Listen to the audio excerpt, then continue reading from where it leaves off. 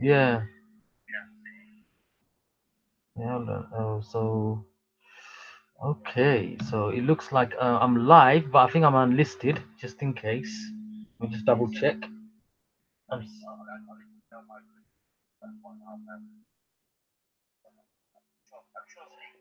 if you send the link here on the Twitter feed, people will just join in. Any troll can just join in.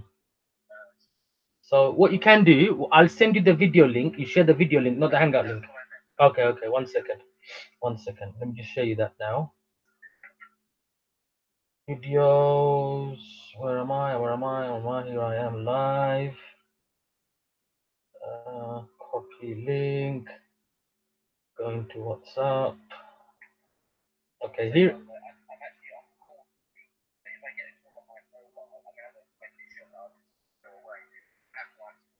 Mm. Okay, just let us know in it, so we'll let the others speak. And okay, I've sent you the link of YouTube on WhatsApp.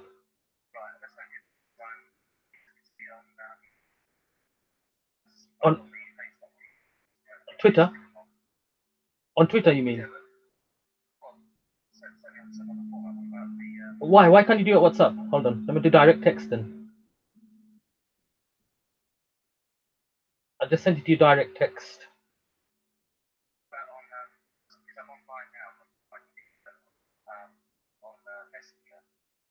Oh, okay. 1 second. 1 second then.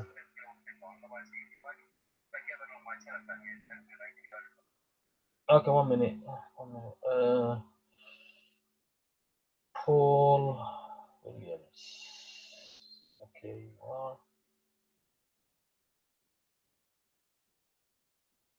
And hold on.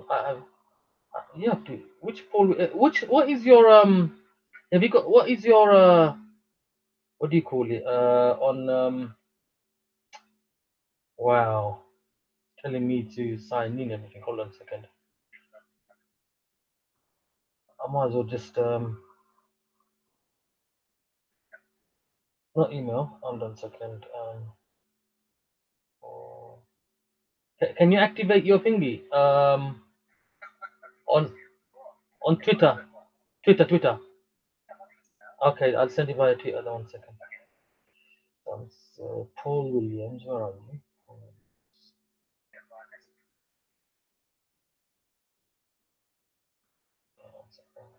Paul. I remember. I'm sending you the YouTube link where you can share to everyone. Okay. Bloody hell, man. That's what happened there. I'm trying to do it.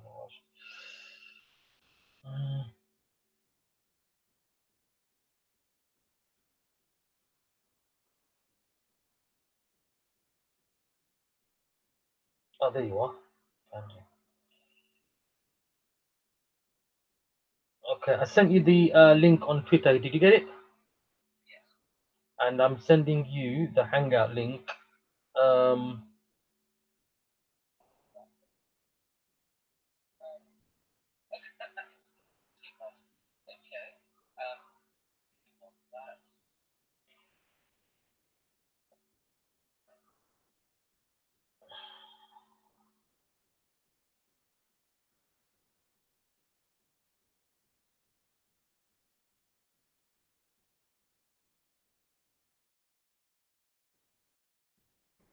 I'll add Pat O'Donnell as well. Yeah,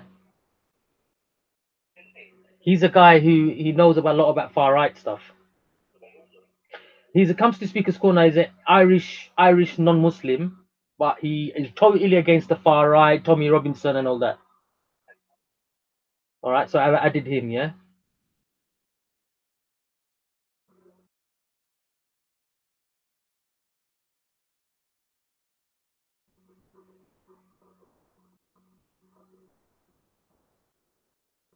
Okay, how are you gonna share the links with Jordan and them?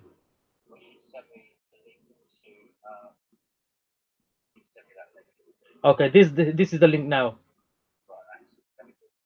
Don't send that link. Share it to anyone else. The second link. Let me see if I can text Brother Jordan the link as well. You do it as well. I'll do it as well. Yeah. Just in case.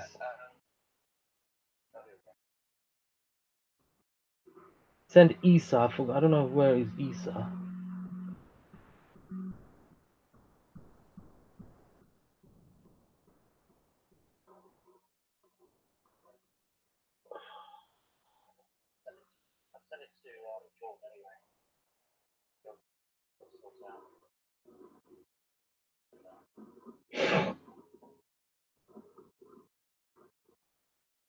Bro, salam. Here is the link. Join us now.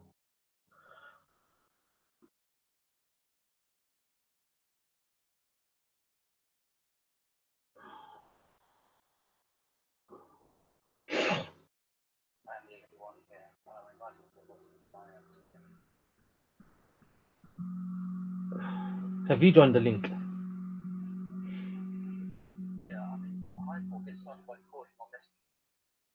Oh, they're in. All right then.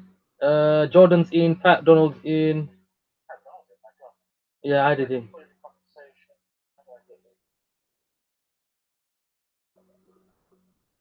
You have to click on the camera icon. Remember? No. Yeah. You have to click on the link that I sent you on Twitter. It will direct you.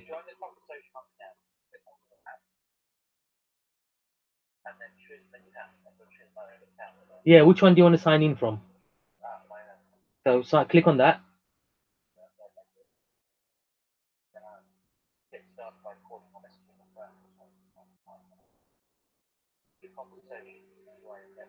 That's the one. You'll enter it. Paul has joined the conversation. That's it 1 minute ago. So then, and now press the camera icon or whatever.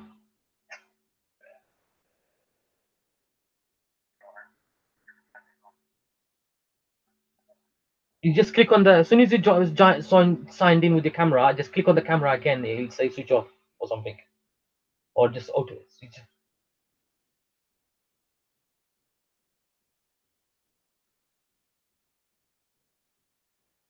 Keep on forgetting how to do this, bro. Paul.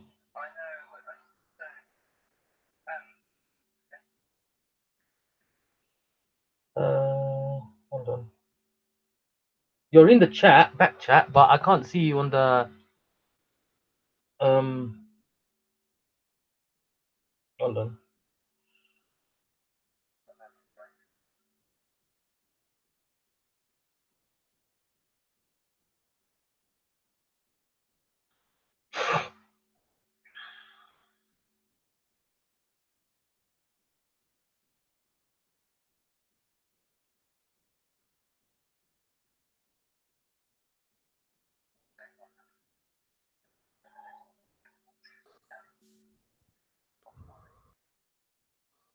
Assalamu alaikum.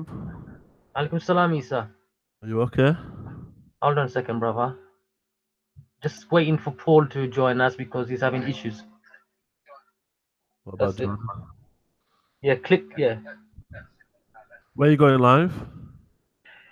I'm already live on YouTube, but it's unlisted for now. I just haven't clicked unlisted yet. So just waiting for the brothers to join. Yeah. What channel? This channel that you're PYM, on? PYM. I'll show you the link 1 second. Yeah, share me Yeah, that. brother. Hold on. No, you haven't even joined. You're in the back chat, but you're not in the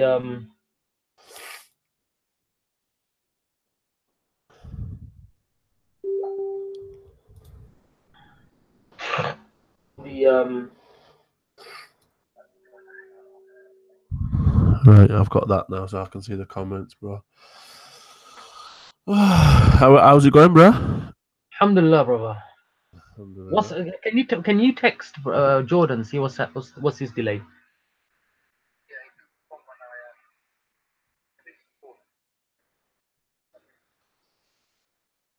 All right, then you call him and you join the chat, yeah?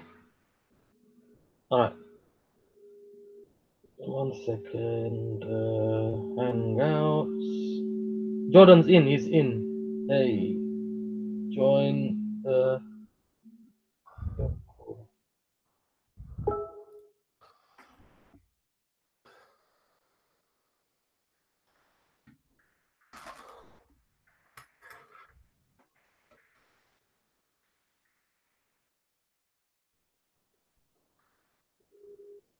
Where is reaction?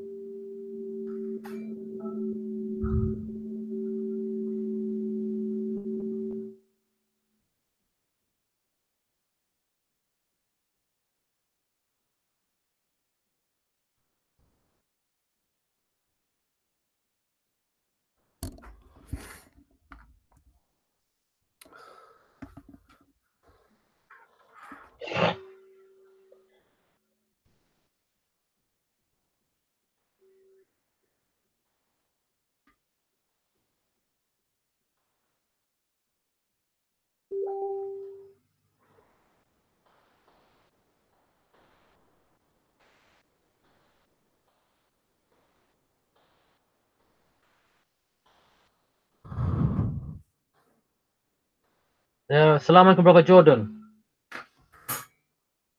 Brother Jordan's in.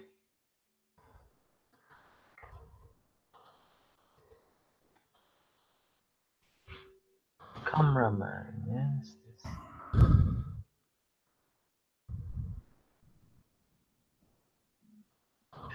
As guests, guests join, hide their audio or video from a broadcast a large video. Let's see my audience, hide their other feeds. New guests in my image. Free plus podcasts are muted.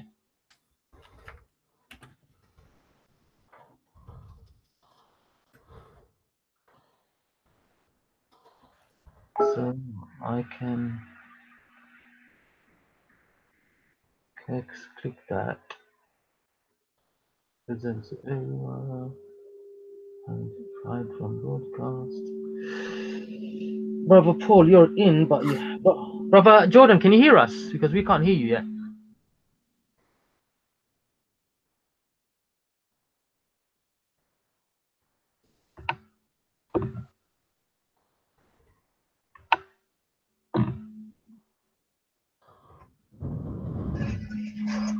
Hello, Sagam. Yeah, 5 minutes. Yeah, okay, we'll wait. Just waiting for Brother Jordan. They're in anyway. All right, all right, all right. Huh? Go on. What?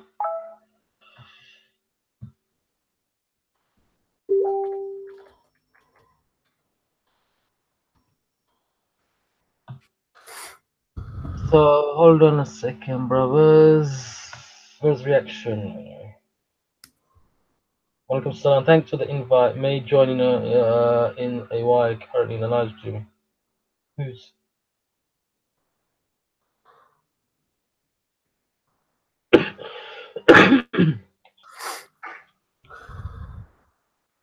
He's gonna join us in 5 minutes. Let me see. Why can't we hear Brother Jordan then?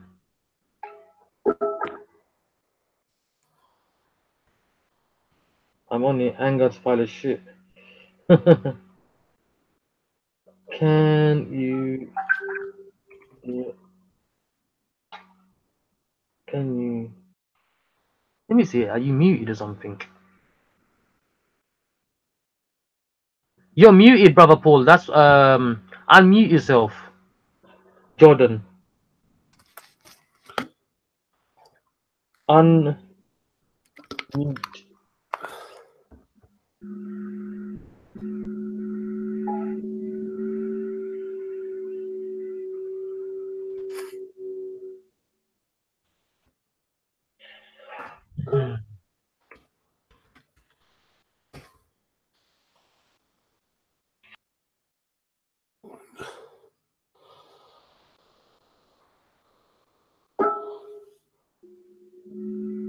I'm not muted. Yeah. No. Now you're not.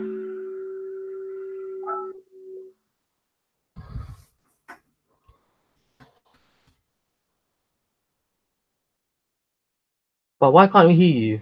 Isa, can you hear me though? Yeah. Yes, I can hear you, bro. Yeah. Yeah, you can hear me. But brother.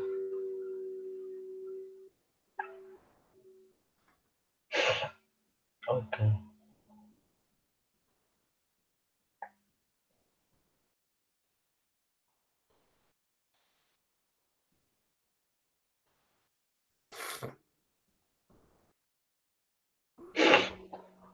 Hi, me man. I can't hear Jordan though. Is Jordan in? Yeah, he's in. He's messaging. Why can't we hear you? Let me call you direct. Let me call brother Jordan direct.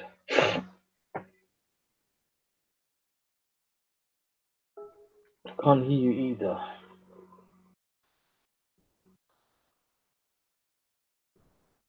Maybe you need to reset your phone. Re. He's talking in the chat there. Yeah, let me call him direct. Hold on.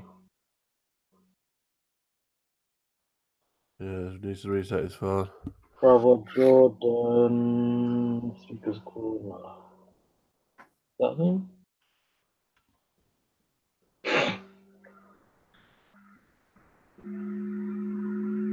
Hello, assalamualaikum, brother. You okay? Yeah, yeah, alhamdulillah. What you need to do, I think, you just switch your phone on and off and join again.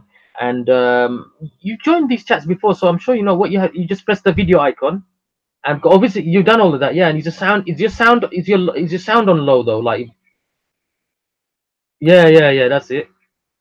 Yeah. What about your actual sound on your phone? It's all up, yeah. Yeah. Then what you need to do, yeah, is just switch your phone on and off. Get basically before you do that, get out of Hangouts. Just like just get out of the Hangouts, and then switch your phone on and off and join again. And yeah, then let's try that way. Okay. Ah, that's why. That's why. What phone? Okay, okay. So you got your new phone, yeah. You probably haven't activated your mics. That's why your audio mic and all that. You need to, that's why. Yeah, go to settings, find where Hangouts is, scroll down and find Hangouts.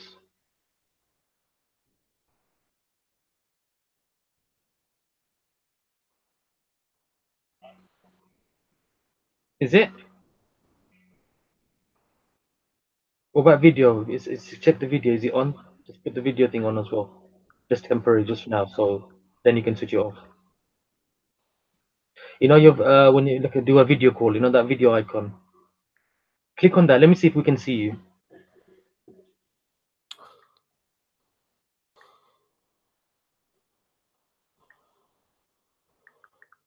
Touch the screen, middle of the screen, then you should come up on the top right corner or something.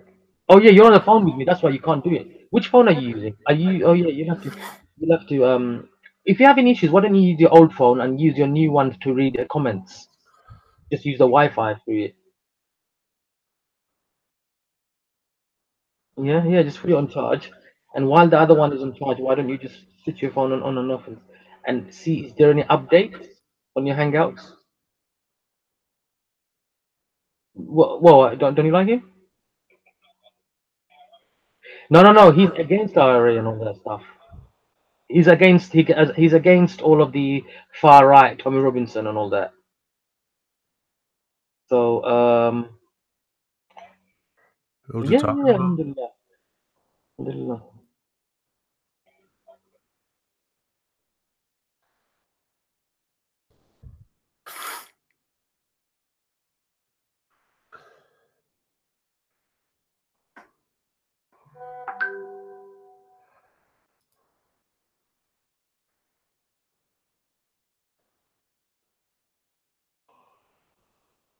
How do you mean when you got in charge? Yeah. You shouldn't do if your phone is in proper dead, yeah, then you'll probably do that. If you just, you shouldn't do really, because that means your battery is not 100% working in peak efficiency.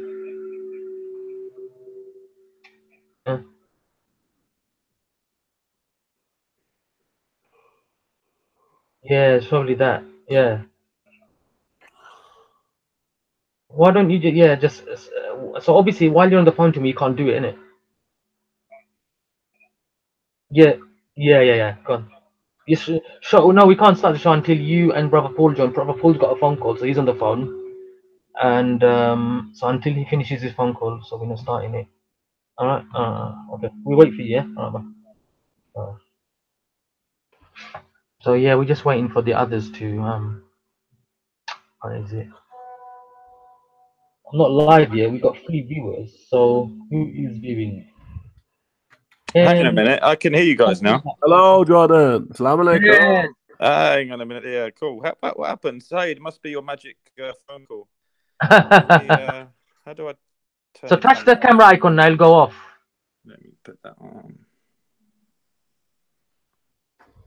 Am I off? No, I'm not. Am I? No, you just flipped the camera. You just flipped it. Ah, That's right. it. What happened? Cool. What did you do? I don't know. Nothing's happened. So maybe when I went in and you did the settings, something happened. Okay. All right. Well done. Waiting for Paul. You're like one of those dodgy technicians, and they come around and say turn it off and on, and it works. You're like, wow. Yeah, that's what it is. That's what it does. You well SYED though, yeah? Yeah. Alhamdulillah, man. I haven't seen you at the park, obviously. Probably. No, I'm just giving it a break. What it is, I've given it a break, and I've kind of like lost interest in it. If you know what I mean. Yeah. It's like it got boring.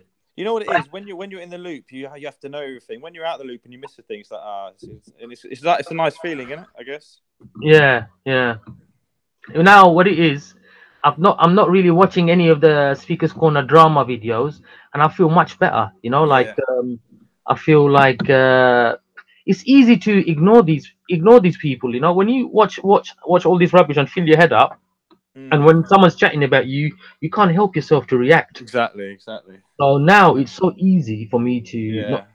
It's just really easy. But none of the senior Dawa figures get involved in any of this, do they? That must be No, that's what I'm saying. Myself, look, they don't get involved, and look how sad it is. For example, even though we're not live guys now, yeah, but when we go live, when this video gets uploaded, everything that we say now will be uploaded. So just wanted to let you know. Just assume we're live anyway now, right? Yeah. Okay, so for example, what I was gonna say was like look at like people like big YouTube figures, yeah.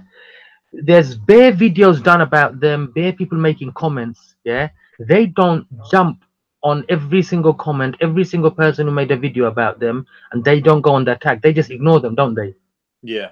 There are some new fame hungry YouTubers like oh, this guy made a comment, or this guy liked a comment that a guy I don't like, so I'm gonna go on that attack on him. Why did he like that comment for? Why did he make a comment on YouTube? It's like free speech, my opinion. Just because I don't agree with you doesn't mean we have to start fighting. I just gave my opinion. If you don't like it, then you don't like it. That's it. You know what a really bad idea is, because if the video of you comes out on the park, and if you come back home and watch it, and if you watch the comment section, it does your head in, man. Because what I do make you feel like crap, even though you know none of it's true.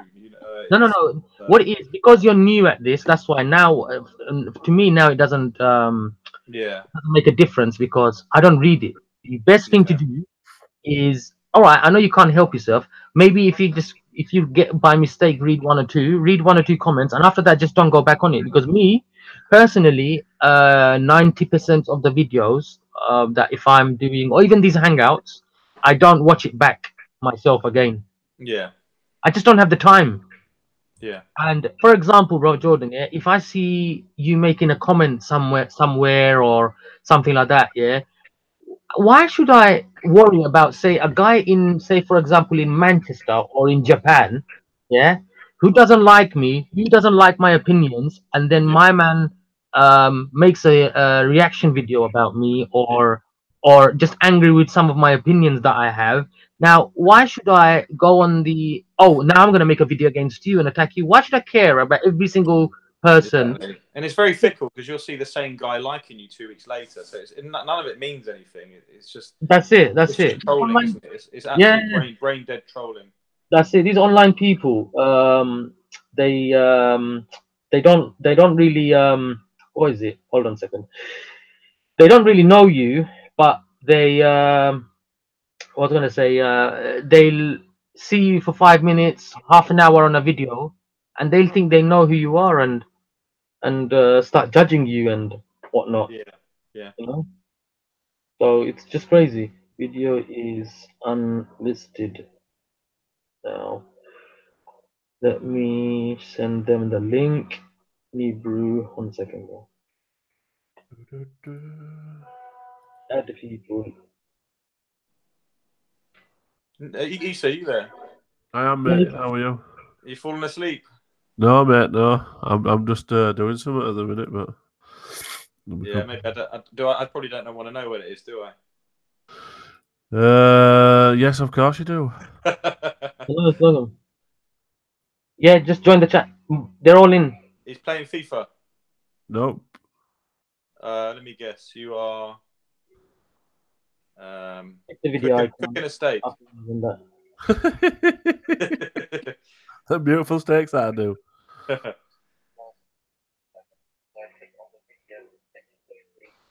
Yeah, there's some nice steaks, them nice cookers as well.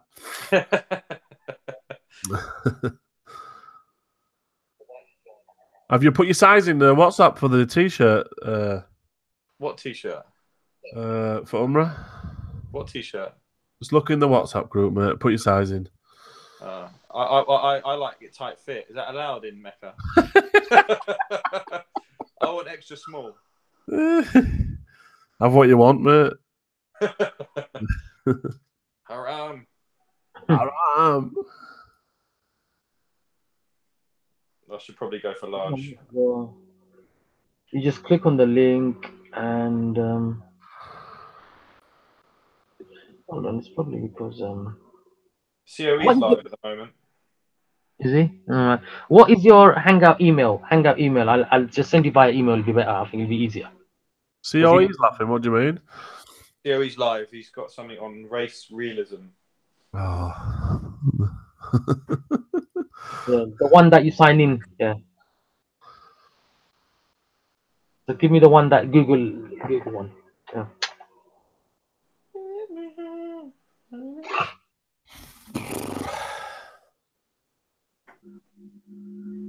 Yeah. Can you text that to me? Assalamu alaikum, there are nibs. You're right. Assalamu alaikum, everyone. Wa alaikum salam. We're not live or anything, are we? Yeah, we hold on, brother Paul. Nibs, we are kind of. We are. Yeah. Just think we are live, all right? Okay. Well, you know what I mean. Yeah. Yeah. Go on. You done know. You're done now. You're done now, brother.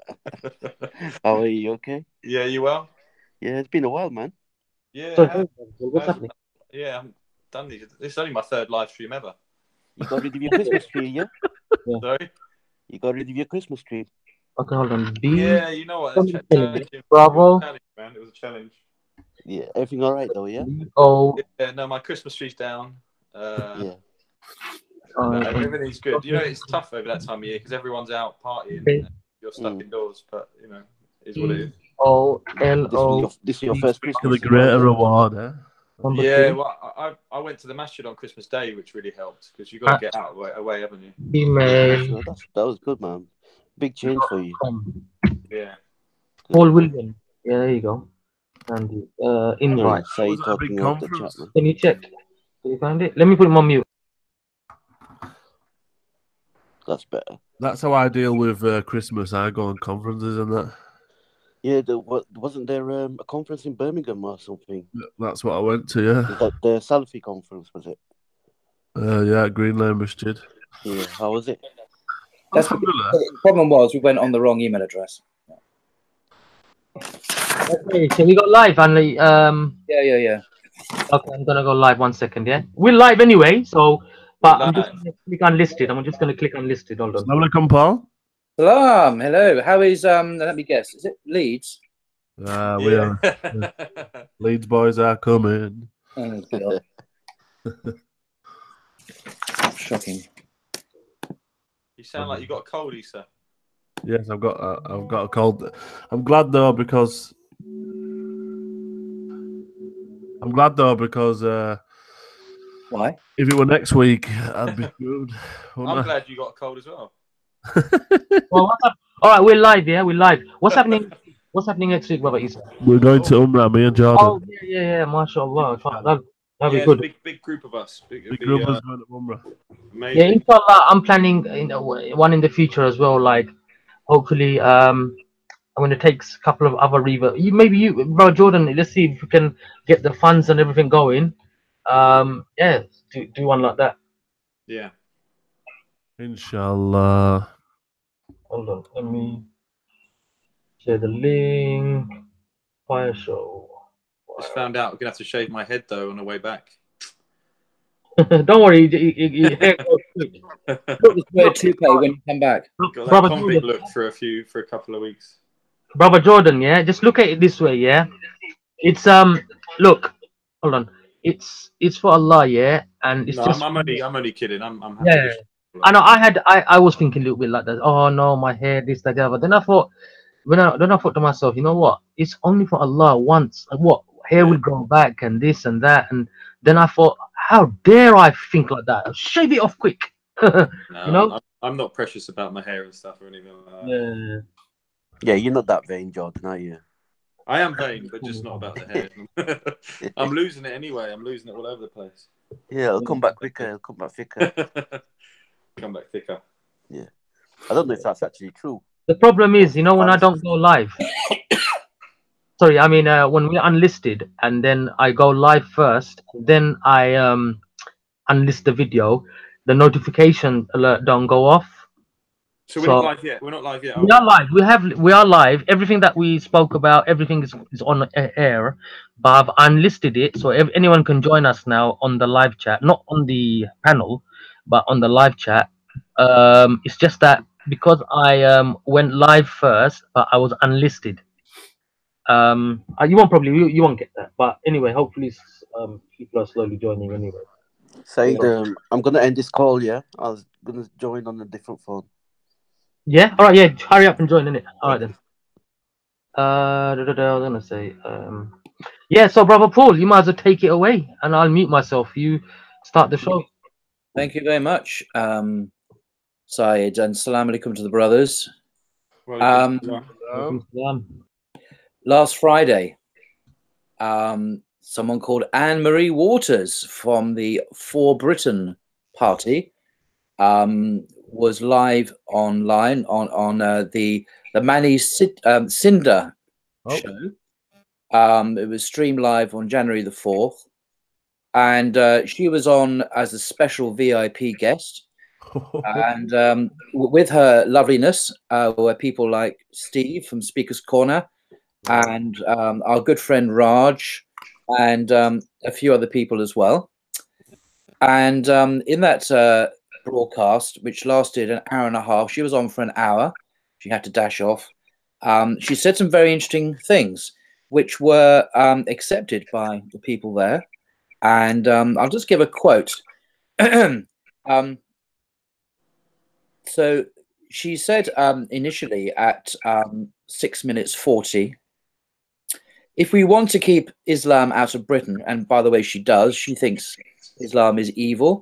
I mean, she talks about Islam the way Hitler spoke of the Jews. I mean, it's impossible to exaggerate how evil she thinks Islam is without any qualification whatsoever. For her, it's pure evil. And that's not exaggerating. That's how she puts it. She says, if we want to keep Islam out of Britain, we must keep Muslims out of Britain. We need to keep Muslims out of Britain. That's at 6 minutes 40. So we know where she's going. Better start packing my bags. Well, the thing is, like you, I'm an Englishman, and she's actually she's not from this country. She's from another country. She's from Ireland. She doesn't even have a British passport, apparently. But so the irony is, we're entitled to stay here as British English citizens. She's not. But that's another thing. Now, towards just after she left, people gave their views of what she said. So, example, here's a quote from Steve, the well-known English guy at Speaker's Corner. He's a opponent of Islam. He makes no secret of that. And this is what he said about all her comments. And I quote here from the 57-minute mark, 57 minutes, 44-second mark. He said this: I don't think I have ever heard her say anything I disagree with. I don't think I have ever heard her say anything I disagree with. That's a verbatim quote from our good friend Steve at Speaker's Corner. He also said that she said good stuff. He said good stuff about what she said. Why does this matter? Well, for me, it matters because one of the favorite tropes of the far right, they say they're against extremism, but we stick up for British values. We stick up for freedom, for liberty. But actually, it's a load of bollocks because they don't. What they want is freedom for them to speak, to mouth their views. But they support causes that are more closely allied to what Hitler did than what true liberty lovers do. He supports a woman who wants to get Muslims out of Britain. Now, that is not a British value. In this country, we believe in freedom of religion. We believe in respect before the law. We believe that different religious groups, be they Jews or Christians or even non-believers, have the right to worship or not worship as they wish. But she and her supporters, like Steve and others, want to silence Muslims and get us out of this country. So I guess what I want to say is we have proof here. It's online. I've written down the notes. We have proof positive of what she has said and publicly what some people at Speaker's Corner have said on the 4th of January. Now, I challenged Steve on this on Twitter and he ran like hell. He did not want to be challenged. He said I was, when I said that, you're far right, I said to Steve, he said, Paul, are you sober? Those exact words. You can see the Twitter feed. And he said, are you insane? Are you mentally unbalanced? That's the words he used about me. I said, you are far right because you support this woman. So just wanted to say that there's evidence that he is far right and even moving towards a neo-fascist position, because fascism in the 1930s, as we know, whether it be in Mussolini's Italy towards the end of the time there, or Nazi Germany or at many other places, they got rid of a particular minority they didn't like, the Jews. First, they tried to obviously get them out of the country, to purge the country of Jews, and ultimately they killed them en masse. And I think we're seeing the beginnings of that in some people, in some movements in Europe. We're seeing the beginnings of that. And people like Steve and others are trying to pretend to us that they're not really like that. They're not really, haven't really got that agenda, but they do have that agenda. And they are dangerous. And I'm sure the authorities know about them. A lot of us are not conned by their rhetoric. But, we can prove, we have the evidence on YouTube of their duplicity, that they talk freedom, they talk tolerance, they say they're just normal, regular people. But in reality, they're supporting ideas which will lead to the same kind of things we saw in the 1930s. And that's not an exaggeration because we have the evidence. So that's just what kind of wanted to share with you. And just to get your comments and thoughts generally about Amory Waters. And can I ask Paul, because I purposely didn't watch the stream because obviously I know she is, I believe she said a few things before, and I can't make back memories of that quotes, but I remember she's the sort of lady that I purposely thought, well, I'm not going to watch that or waste of time. But so she was making these comments about Muslims leaving and getting rid of them. Was she basing her arguments on the actions of Muslims, or was she using Quranic verses, or was she just to get an idea? Because I didn't watch it, just to get an idea of what her narrative was. Because obviously we accept critique of Islam, but obviously this is an extreme. So I'm just interested to know whether she is just purely going after the brown man with a beard and his actions, because that seems to be what it is. That's an excellent question, actually, and I think that's a good question because it helps me to refine and clarify what I think she said. And I encourage you to at least watch the first 10 minutes because then you can see for yourself what. No, I will. Look, I'm not ashamed to admit that the UKIP, as it was when it started, I believe started out. It's the United Kingdom Independence Party. It's set out to break England free from the EU, Britain free from the EU, and I was actually in favour of that at the time. So was I. I agree with that. And that's not racist or fascist. No, That's that isn't a respectable mainstream view, and I don't have any problems with that, although I don't hold it myself. No, No, so I believe UKIP in itself isn't a racist party. It never was set up like that. No. But obviously this Gerard Batten's taken control of it, who says Islam's a death cult. They've somehow got Tommy advising them on their Islamic affairs, which is, I don't know, you can't write this stuff, can you? To me now, they're just the Poundland BNP, which, and you know, I don't understand why anyone would give them a platform. Even if you don't like Islam, I have no idea why you would want someone like Anne-Marie Waters and sort of claim that you're listening to everybody. Well, let me address, you're absolutely right. Let me just address what she actually says. It's important we get her right rather than caricature her or straw man her. Yeah. So she doesn't quote Quranic verses, doesn't quote Hadith, she's not quoting Sharia, fatwa, not quoting any of that. What she says, two main things she bangs on endlessly. Well, one is about grooming gangs. And she says, oh, it doesn't matter if they're Pakistani or whatever, this is a religious issue.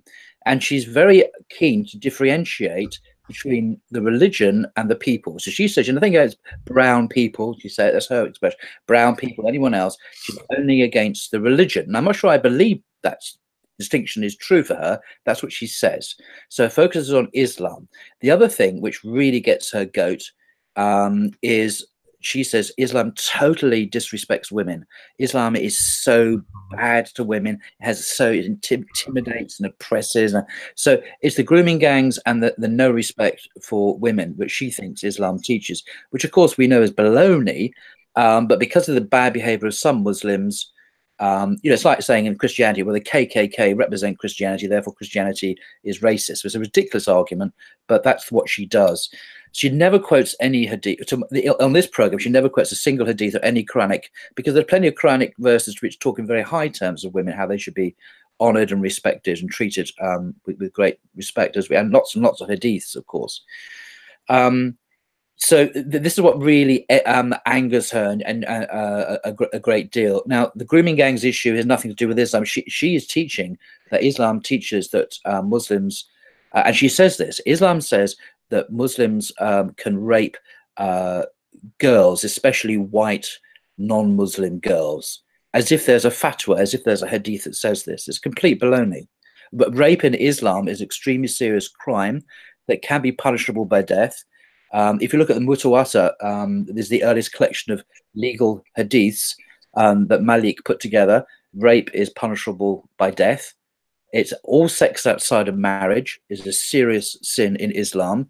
So whether it's rape, whether it's consensual sex, whether it's homosexual acts, whether it's adultery, fornication, it's all under the single rubric, single blanket of haram acts. So for her to say that somehow rape is acceptable, even rape, even having sex with your slave, and the slave objects and doesn't give consent, is punishable. And there's an hadith with Omar who punished someone for doing this.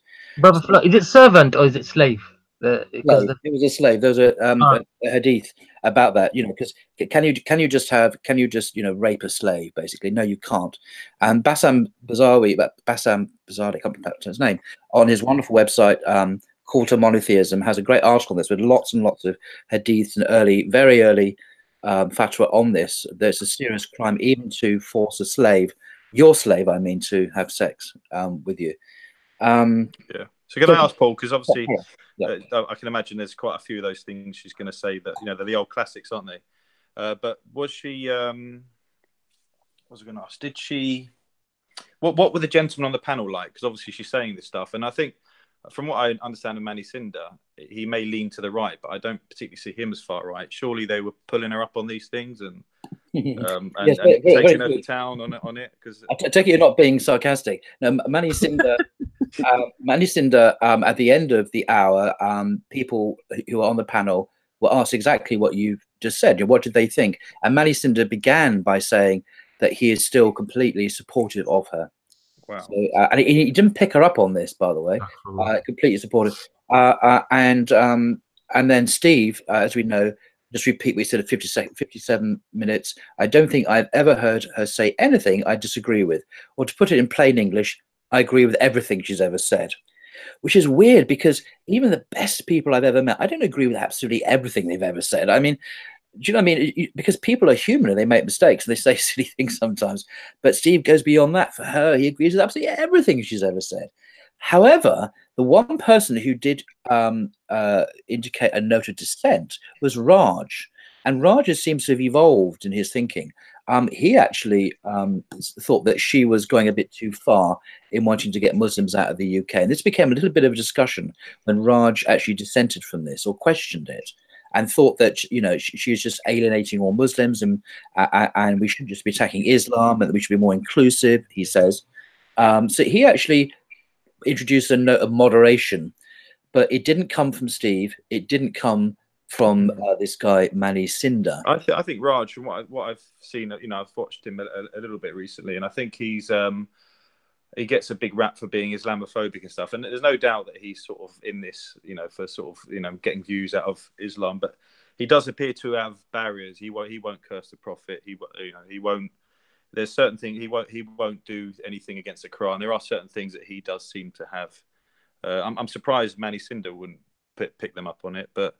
And again, when you know, the stuff you told me about sending people back, to me, that's a clear red light that it's not, you know, because I'm a Muslim. So then they're clearly not talking about sending Muslims away. This is the brown man with a beard. Yes. That's in wrong. And you've got a couple of brown men on the panel waving the flag for her. And, you know, do they think she's going to take them out for a drink when, you know, when all the Muslims are sent back? They'll be next on the train. They'll be next on the line. So, the first time I ever seen Anne-Marie. They might be before me. Just one quick final thing. There's a really funny thing. It's not. They didn't mean to be funny, but it is funny.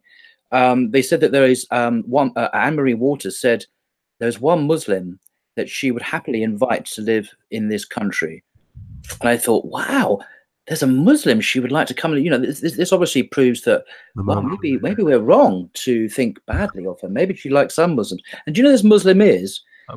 Imam Taqiyya, I bet. It's that woman. It's that woman who came from Somalia. She went to Holland, then she apostatized, and now is living in America. And she is one of the most militant anti-Muslim campaigners and liars around in the States. And she's having a great time in the United States. She stood in the Dutch Parliament, and Geert Wilders was an ally of hers. The irony is, the only good Muslim for Anne-Marie Waters is an ex-Muslim. And the more anti-Muslim they are, the better. But she calls such a person a Muslim. I mean, you couldn't make this up. It was such an idiotic thing to say. And no one laughed when she said it or thought, hang on, how can you say she's a Muslim? This woman is an anti-Muslim. I can't remember, she's a very well-known American. She lives in the States now. But that was the only Muslim, so-called Muslim, that she would name and would have in England. And of course, she is an anti-ex-Muslim. Yeah. The first time I ever watched Anne-Marie was on a program called Radical. If you've seen it, so that explains how the state see Anne-Marie anyway. So what's interesting, obviously, on the panel. So, you know, obviously, me and Issa. I don't know what your views. I know you were Christian before, Paul, but me and Issa a lot more than me have come. I'd still class myself as right wing, so it probably is worth us defining what far right is. But you know, obviously, before I embraced Islam, I did have issues with Islam. So I do, you know, I can relate to why people are questioning it, because it's what you're fed in the media. You kind of think there's something going on in mosques. You hear about grooming gangs. You terrorist attacks are on TV, and Anjem Chowdhury is telling you the next day that Sharia wants to take over the country. So you kind of see why that happens. And obviously, so when Tommy Robinson first came out, I did subscribe to him, and I thought, you know what? Yeah, grooming gangs and terrorism. And to me, even now as a Muslim, I don't want that. So, you know, if that's what it stuck to, that, you know, I would have been supportive of that. So I think when he started out, it wasn't that. And obviously, you know, Issa is famous for being a member of the EDL. So it probably be good to hear from you, Issa, as well about. And I'm just throwing this across because obviously we've come from almost views anti-Islam ourselves. But obviously Anne-Marie Waters seems like an absolute, you know, extreme version of what even probably you were, Issa. I don't know what you think of that. Do you know she was actually a member of the Labour Party? Yeah, she was, yeah. She stood for, I think it was Lambeth in 2010. Okay.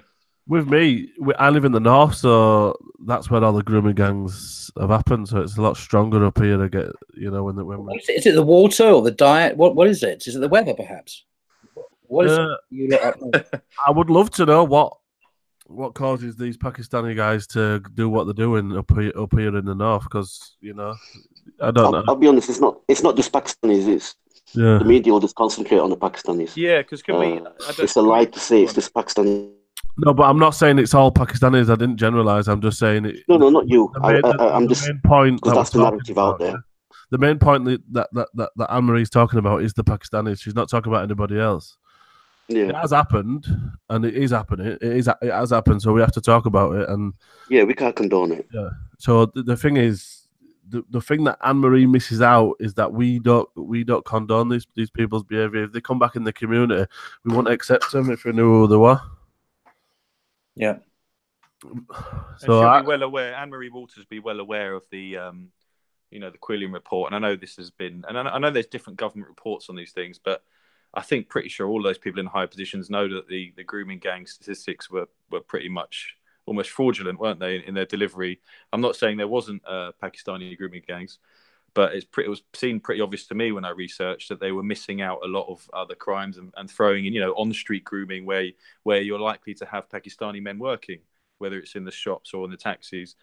And obviously they missed out certain stats. They missed out boy victims. They only cut the ages to a certain sort of 11 to 16. They didn't go in. And they seem to have docked to it from, correct me if I'm wrong. That seemed to be, I'm not saying it doesn't exist, the grooming gang problem. And I condemn it by anyone. It doesn't help when we've got a Pakistani guy in our community who says he's Muslim, giving out statistics what are wrong. So people are like, oh well, if a Pakistani said it, that means it's happening. Then and that's how they're getting they're filling their. Who's that? Sorry, which one was that? Fiaz? No, Majid Nawaz. Yes, Majid Nawaz. Yeah, okay. So he's filling in that gap that for the far right and for people like Anne-Marie to read, and that they'll read that and they're saying stuff like, oh, it was a Pakistani who said it, so it must be true, because I've got a lot of my friends here in where I live who have said this to me. Well, it must be true if your own Muslim Pakistani saying it. Do you get what I'm saying? So we have that problem as well.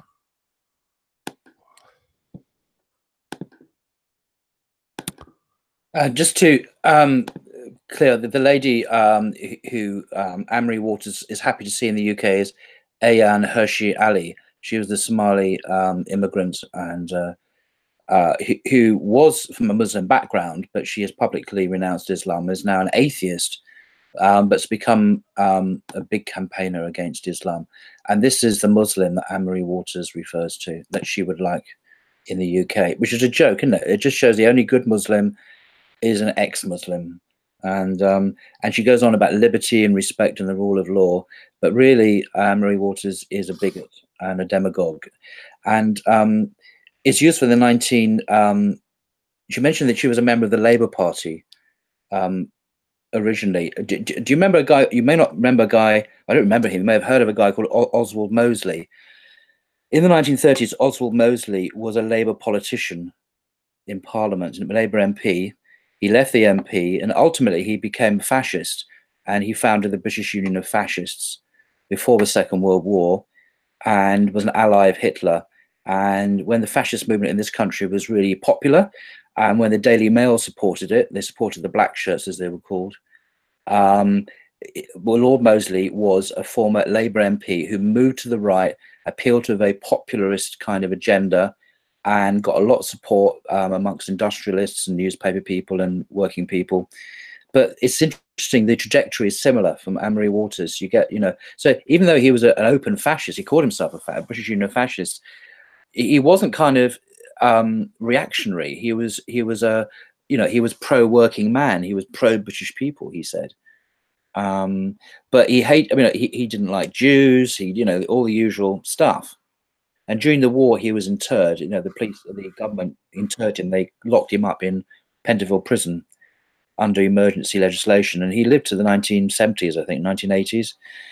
But he was a Nazi eventually. So I think Anne-Marie Waters is moving in the same direction that he is. So the parallels are quite interesting there. That's where the money is, though, isn't it? Talking about Islam is where the money is right now. It is. and the fame and the money. That's what it strikes everybody.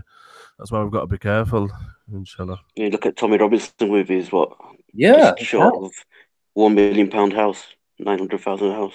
a stunning house. Yeah. Very nice. I think I might change my career. Islamophobia pays, doesn't it? It does. That's what happens when you. That's what happens when you talk about Islam. People start to like you just because you're talking bad about Islam. Anne-Marie Waters going back again. She claims she has 100 candidates ready to stand in any general election that might be called. 100 candidates.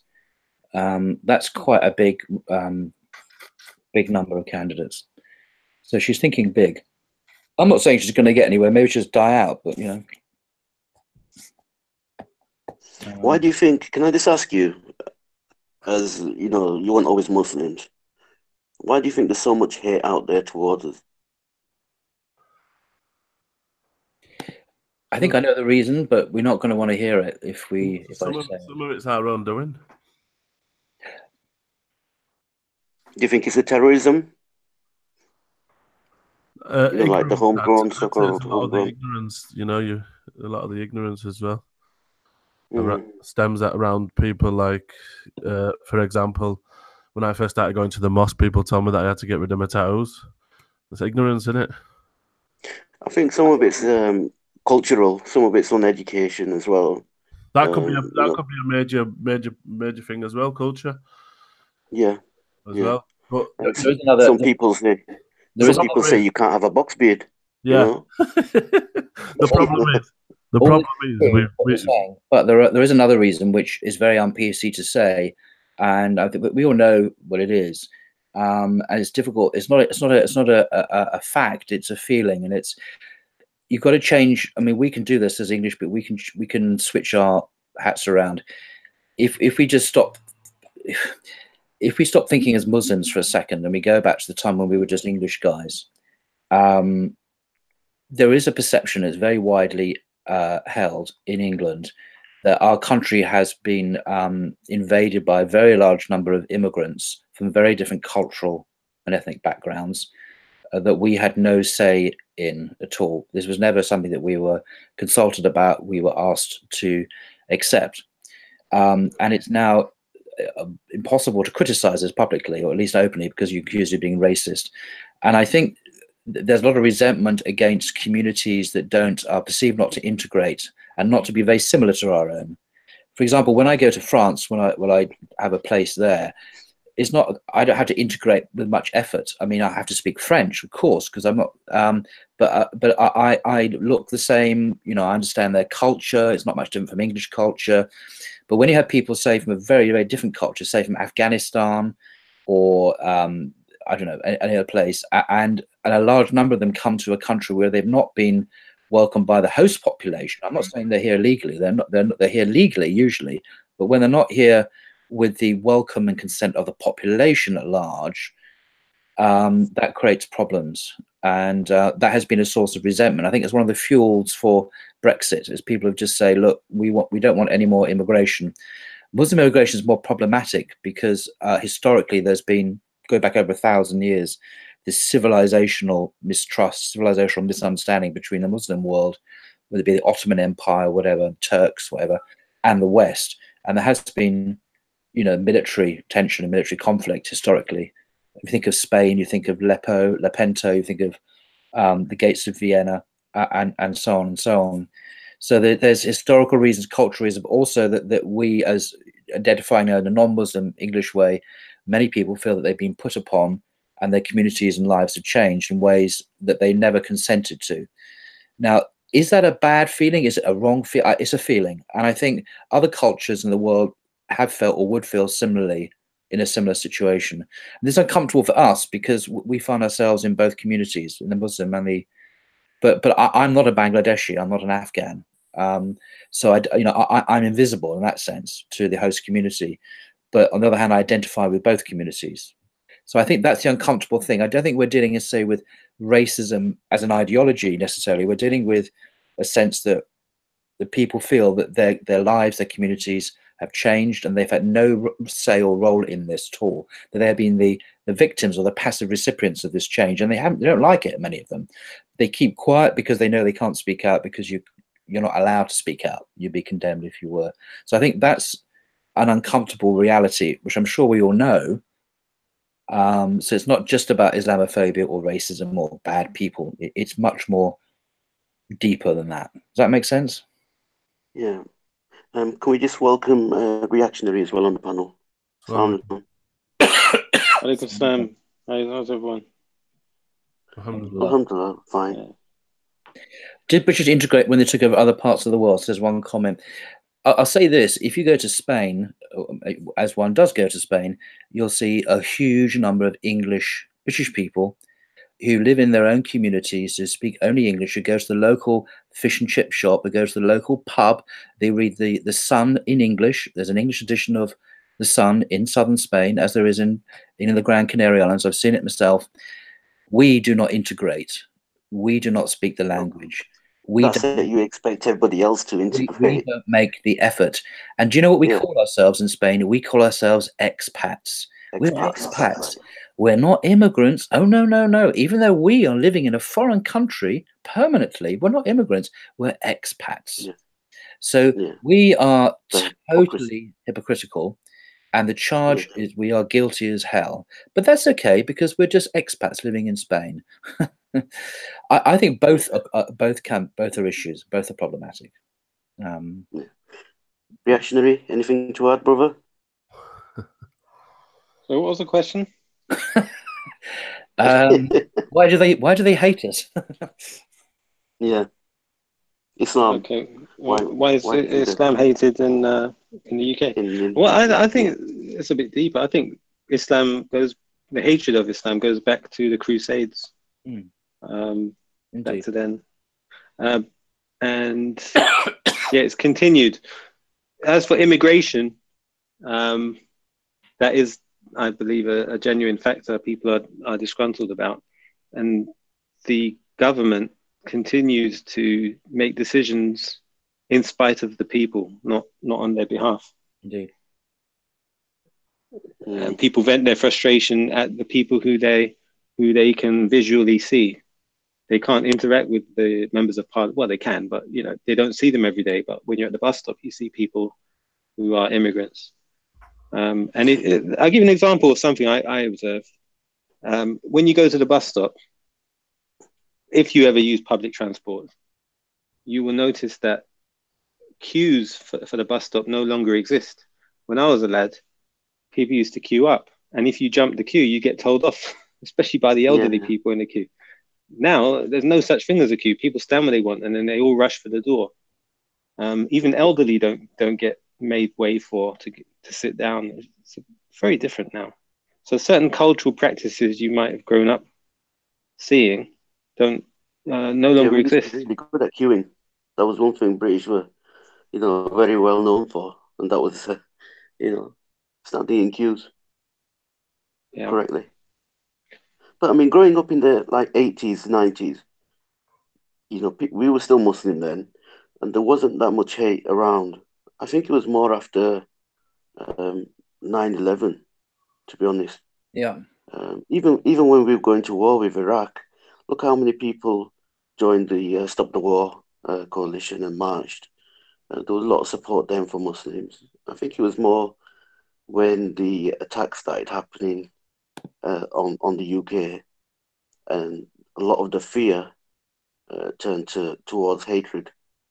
Because when people are scared of something or don't know about something, it can very easily turn to hatred. I think that's what happened. And then you've got the media as well. It's always Muslims this and Muslims that, Sharia this, Sharia that. I think Muslim hatred's always been there, bro. For years. The thing that's changed, I think, with 9/11 is that whereas before they could Muslims were sort of disregarded, now they were in your face. They can't be avoided. And this enemy was pushed in front of everyone every day on all the media stations, non-stop, through this continuous, endless war that's taking place on terror. So it's kind of just taken off from there. It's like At the same it's at time, another level. yeah, Like at the same it's at time, another level. yeah, at the same time though, we say it might feel bad. I met this imam from Kansas in the United States. I know it's a different country, but he was saying how before 9/11, the number of people who converted to Islam in their local mosque, well, I don't know, maybe 3 people in 2 years or something. Mm. And after 9/11, the number shot to like 200 in 6 months. Yes, I remember that. It did here as well. I find that amazing as well. And that proves, great. yeah. So bad. What's worse than bad publicity? No publicity. The Quran Yeah. sold out at that time around the area Yeah. as well. Yeah, I think a lot of people want to know, what is this Islam? You know, what's this Islam? What they're doing? What's it all about? Jordan, East, what do you think, brothers? What was the question again, sorry? About Islam? Why is Islam being hated so much? Why the far right, like, suddenly, you know, hate us and being targeted and all that? I think describe the far right in a little bit more detail might be helpful. I think that if you talk about the alt-right, the alternative right, which has gained a lot of popularity, particularly online, we associated people like Richard Spencer and Ramsey Paul and others, and they're worth reading about. I actually agree with some of their views, and this is a taboo subject. When they talk about the criticism of feminism, the criticism of secular values, the criticism of they're actually quite an interesting, some of the views are quite interesting. The mistake they make, and why I disagree with them, is that they see the solution in terms of ethnic nationalism. So they think having white-only societies in Europe and the States is basically the key solution to all this. And I think as Muslims, we're very much aware of the Akira, the afterlife, and the sovereignty of God. And, you know, it's simply, even if what they said was true, it's only a relative truth. The absolute truth is God and all that. It's not, you know, ethnic nationalism. But they have a lot of hatred for Muslims, and I think the right wing that we see in people like Steve and Tommy Robinson are different from that, because in some senses they're quite liberal. They're all very pro gay marriage, they're pro abortion, they're pro liberal, some liberal values. So they're not really Nazis in that sense at all. I don't believe Tommy Robinson's pro gay or anything like that. It's just a act.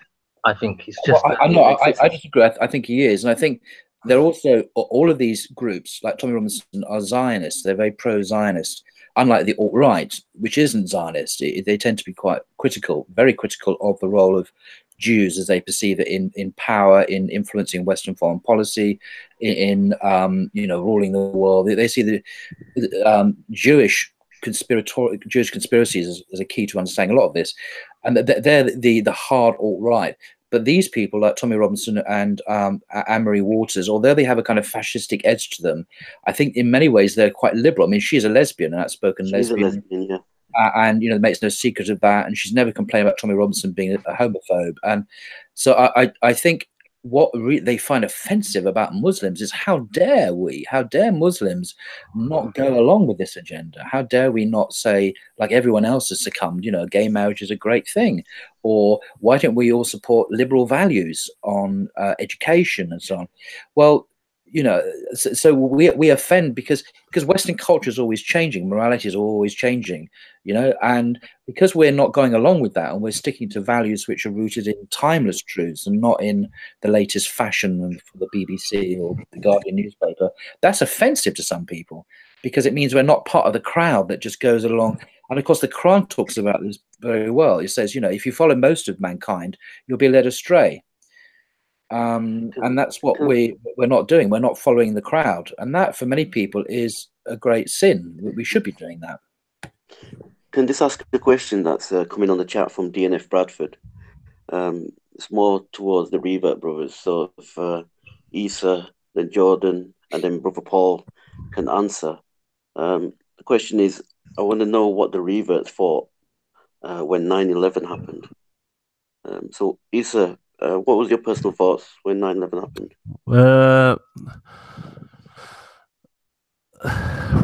I was 13 years old. I I was going through a lot of trouble with the Pakistanis in my community at that time anyway, so I didn't have any good thoughts about the Muslims at that time. So, this is what led me to joining the EDL, all this 9/11, the Pakistanis in my area, and the 7/7 bombings, because I knew some of them from school, one of them from school, and Who did you know, if you don't mind me asking? one of them worked in my fish and chips, and the other one worked in the local school. So all that led me to the EDL. So I didn't have it when it come to the 9/11, the 7/7, and I just thought it was a part of the Muslim religion. Yeah, So that's what I thought. It was. I'm the new leader of it. Now you know that now, yeah. Well, I'm glad you are. You got my support. The new leader of what? EDL. Oh no, I've joined the NDL. Nico's defense. I'm like Syed Syed Syed EDL, so I'm like the defense of the English now. Yeah. Brother Jordan, what are your thoughts? Yes, I was a little bit older than Issa at the time. I think what would they have been, 15, 16. I actually don't remember at the time there being much about Islam at all. I don't remember when it happening around my area. There such, being a big issue with Islam. I think that's evolved into what it's become now. So I remember at the time, obviously, I was aware they were Muslims, and I think it was just the thought that it was I think for me, I remember at the time thinking, this is because they've been bombed and they've come back. There was that understanding, and I think a lot of people did look into Islam for that reason. I don't remember, and you guys can correct me if I'm wrong. I don't remember Islam necessarily being blamed that much for 9/11, but that's just from my experience. It seems to be now. It's evolved into now, where it's grown, hasn't it? Because to me, we're talking earlier about why people hate Islam. It doesn't seem to me that in this country that they necessarily hate Islam, because when you speak to a lot of these far right people, they don't know anything about Islam. It's purely a cover up for the brown man with the beard. Because when I speak to, I met James Goddard at the park, and he was bowling around, he was going up to, shouting at the brown guys with the beard, going, "Oh, come here, mate." And he was going up to them, and then when he came up to me, it was kind of like, "Oh, hello. You converted, didn't you?" And it was kind of like, "Well, hang on a minute. Yeah, I'm a Muslim. Why am I getting different treatment to them?" And it, it's almost a shock in their face rather than. So I don't know. To me, racism exists in all countries, and there's always people under the woodwork waiting to come out. Obviously, the Jews were persecuted with their turn. It's Islam's turn at the moment, but in the future there'll be another. There'll be some other excuse. Because I don't know, to sum it up, I think in general the average person in the country looks at their life and wonders, why haven't I got a job? Why haven't I done it? And it's very easy to blame the immigrants. It's very easy to do that. And then all it takes is someone like Tommy to stir up some hate, and these things can gather momentum. Now, I don't think Tommy's clever enough or even smart enough to take this as far as it has gone in history. And I think the British public don't particularly support Tommy as a whole. But the fact that he's even in politics is like, how's a guy like that, the Islam affairs to the UKIP, which, like I said, it wasn't set up for racist reasons. It was set up to take England out of the European Union. And now it's got, a guy at the head, Gerard Batten, saying Islam's a death cult. It's got Tommy advising them about Islam. And I'm not sure Tommy's ever read the Quran. Honestly, I don't know if he ever has. It's well, I think where the money goes is where people are going to go. That's right. The reason why people hate Muslims is because it's where the money is right now. So there's funding there from. It must be because this week I watched James Goddard talk about that he's been in London since November protesting every day of the week. How does he eat? Where does he live? Yeah. Mate, that guy eats. So every time I see him, he's put on a trouser size. But what I'm saying is how can he afford to live if he's stood with a yellow ivies on, stood blocking the road from like the ambulance and stuff? What I see, and I'm like, this is not what we want for Britain. Imagine if the Muslims did that. Yeah, but even the Brexit vote. So, like I said, that they're clinging on to Islam, I believe. But how, you know, what does James Goddard really care about Brexit or anything like that? But then you see them all, they're clinging on because Brexit's another chance to push a racist agenda, isn't it? Even though, to me, Brexit isn't a racist vote, but you see Bacon Lady, you see James Goddard all standing there preaching about Brexit. They're all stood there day in, day out, and then they're posting PayPal thingies, making up stories saying that there's people sat outside their house and stuff like that. It makes no sense. There's no logical sense in what they're doing. It's not going to change anything. You know, 3-4 people stood outside the government. It's not going to change. There needs to be millions. When I was I was working actually in City Hall in Westminster, and behind my desk, and I heard there was an attack going on in New York, and one of the towers had been hit, and there was a TV in the room because we needed to see what was on television for various reasons. So I started watching it live. We all did in the office, and in the end, the manager said to us, "Just go home." And the second tower was hit. He gave up trying to get us to do any work, and he just said, "All go home." But I agree with Jordan. Actually, at the time, a lot of people were saying that, you know, this was blowback for Israel. That you know, America's support for Israel and what was going on in the occupied territories. We immediately made the connection with not that Israel had done it, but that America. This was blowback on America for its involvement in the Middle East, and this is prior to the invasion of Iraq or Afghanistan. Exactly. So it wasn't seen as you know, Islam as cause at all. It's not. I didn't mean in left-wing circles. It just didn't seem to be the reason at that time. Only later did it become, you know, a big concern. But I remember when I started to take an interest in Islam because of this kind of thing, and I bumped into Yusuf Islam at Regent's Park Mosque, and he was the only guy I really knew who was a Muslim who I could trust, because I didn't know anyone who was a Muslim. So I actually asked him, I said, "Well, what do you think about 9/11, you know, seeking reassurance?" I wasn't a Muslim then. And he said, "Oh, terrible terrorist attack, terrible." And I found that really reassuring that a Muslim would say that, because I just needed that reassurance. So I was that naive. So it was, I think it had a big impact on a lot of us. It led me to ultimately to look into Islam, and then I became a Muslim, of course. And no, it has nothing to do. Anybody else? Anybody else want to add? Yeah, I'll say something. There was a moment a few years back where you noticed that what you might call the truther industrial complex started to come together. It was all these different channels on YouTube started to get congregated and grouped into, or consolidated into one sort of unified agenda. And that was we are changing. Yeah, exactly. They all started, even Alex Jones, who was very anti-government, started to get on board. You had Paul Joseph Watson. You had all these different YouTube channels. They started uniting, and they're following the Pam Geller direction. And this a guy in America called Daniel Pipes. So they're all pushing the pro-Israel, anti-Islam agenda.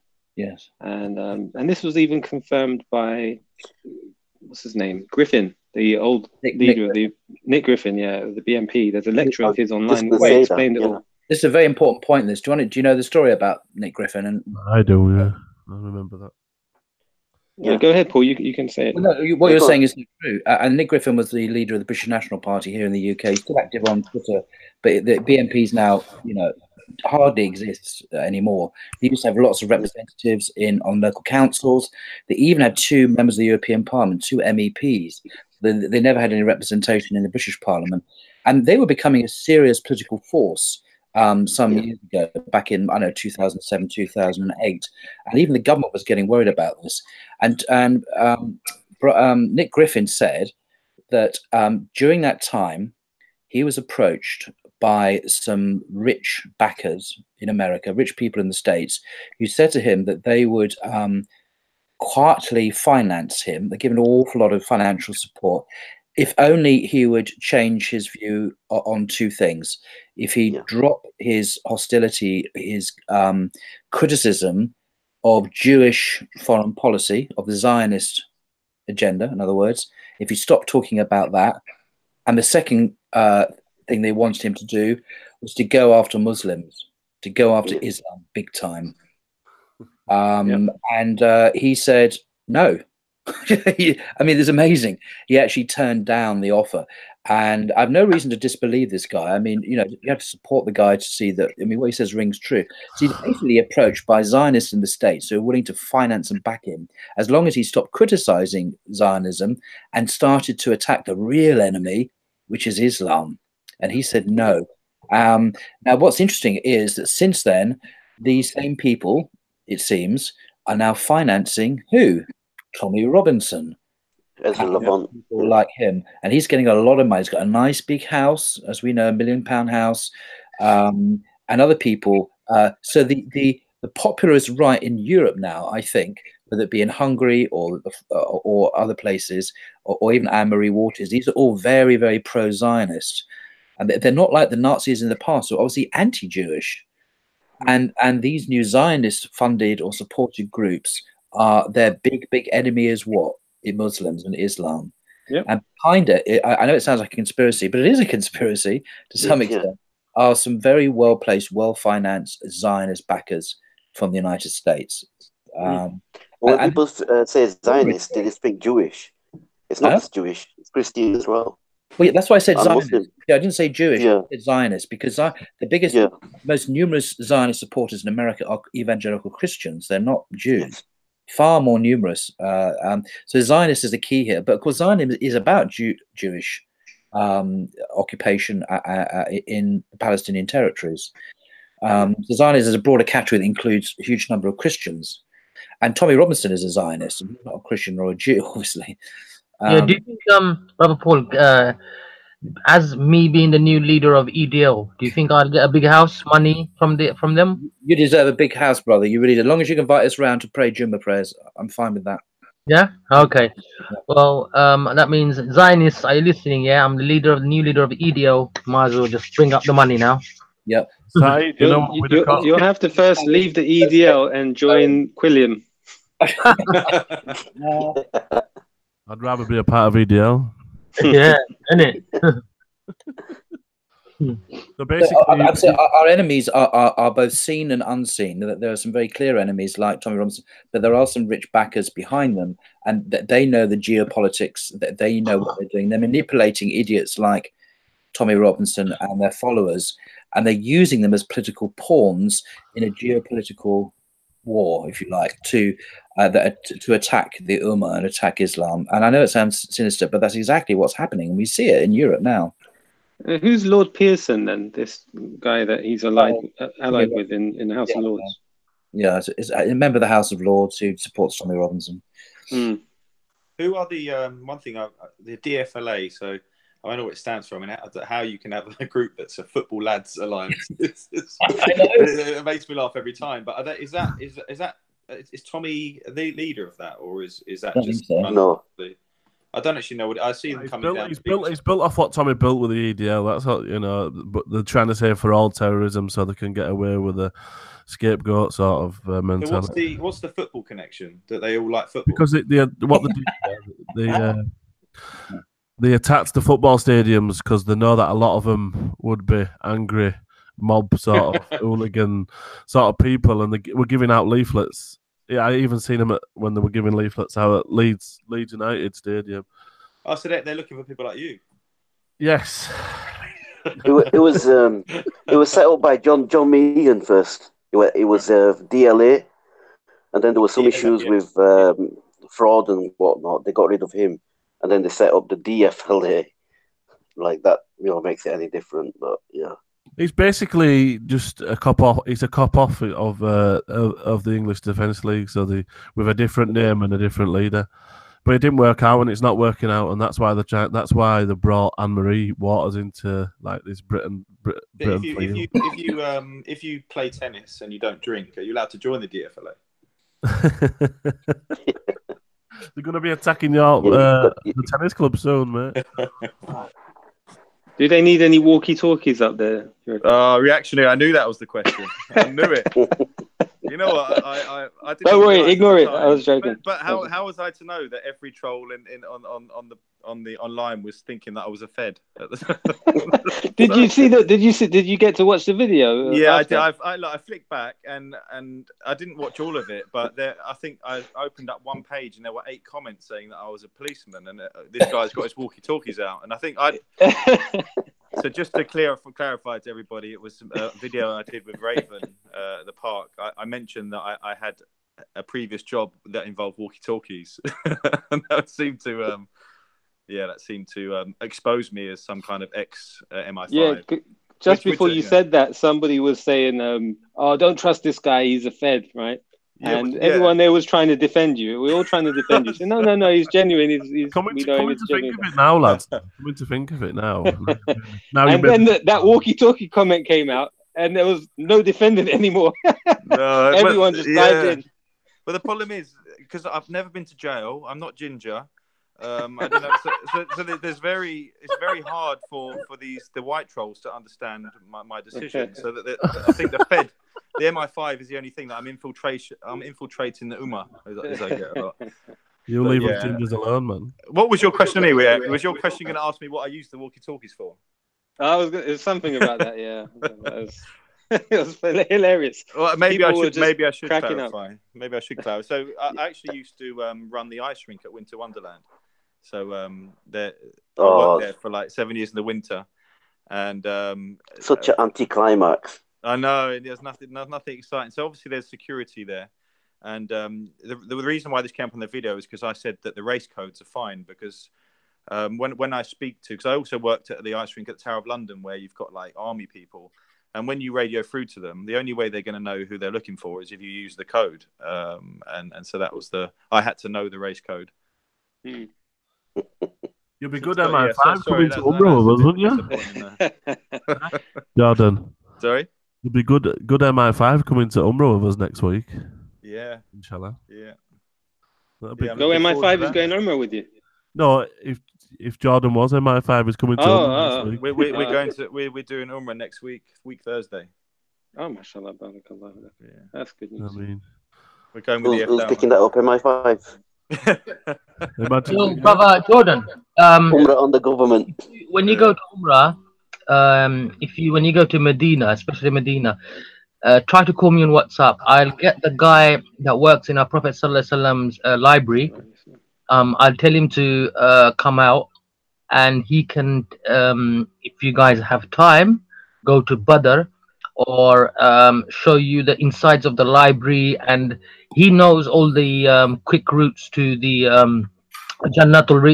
Riyadul Jannah, and the place, that place, that square piece, big piece, a piece from heaven.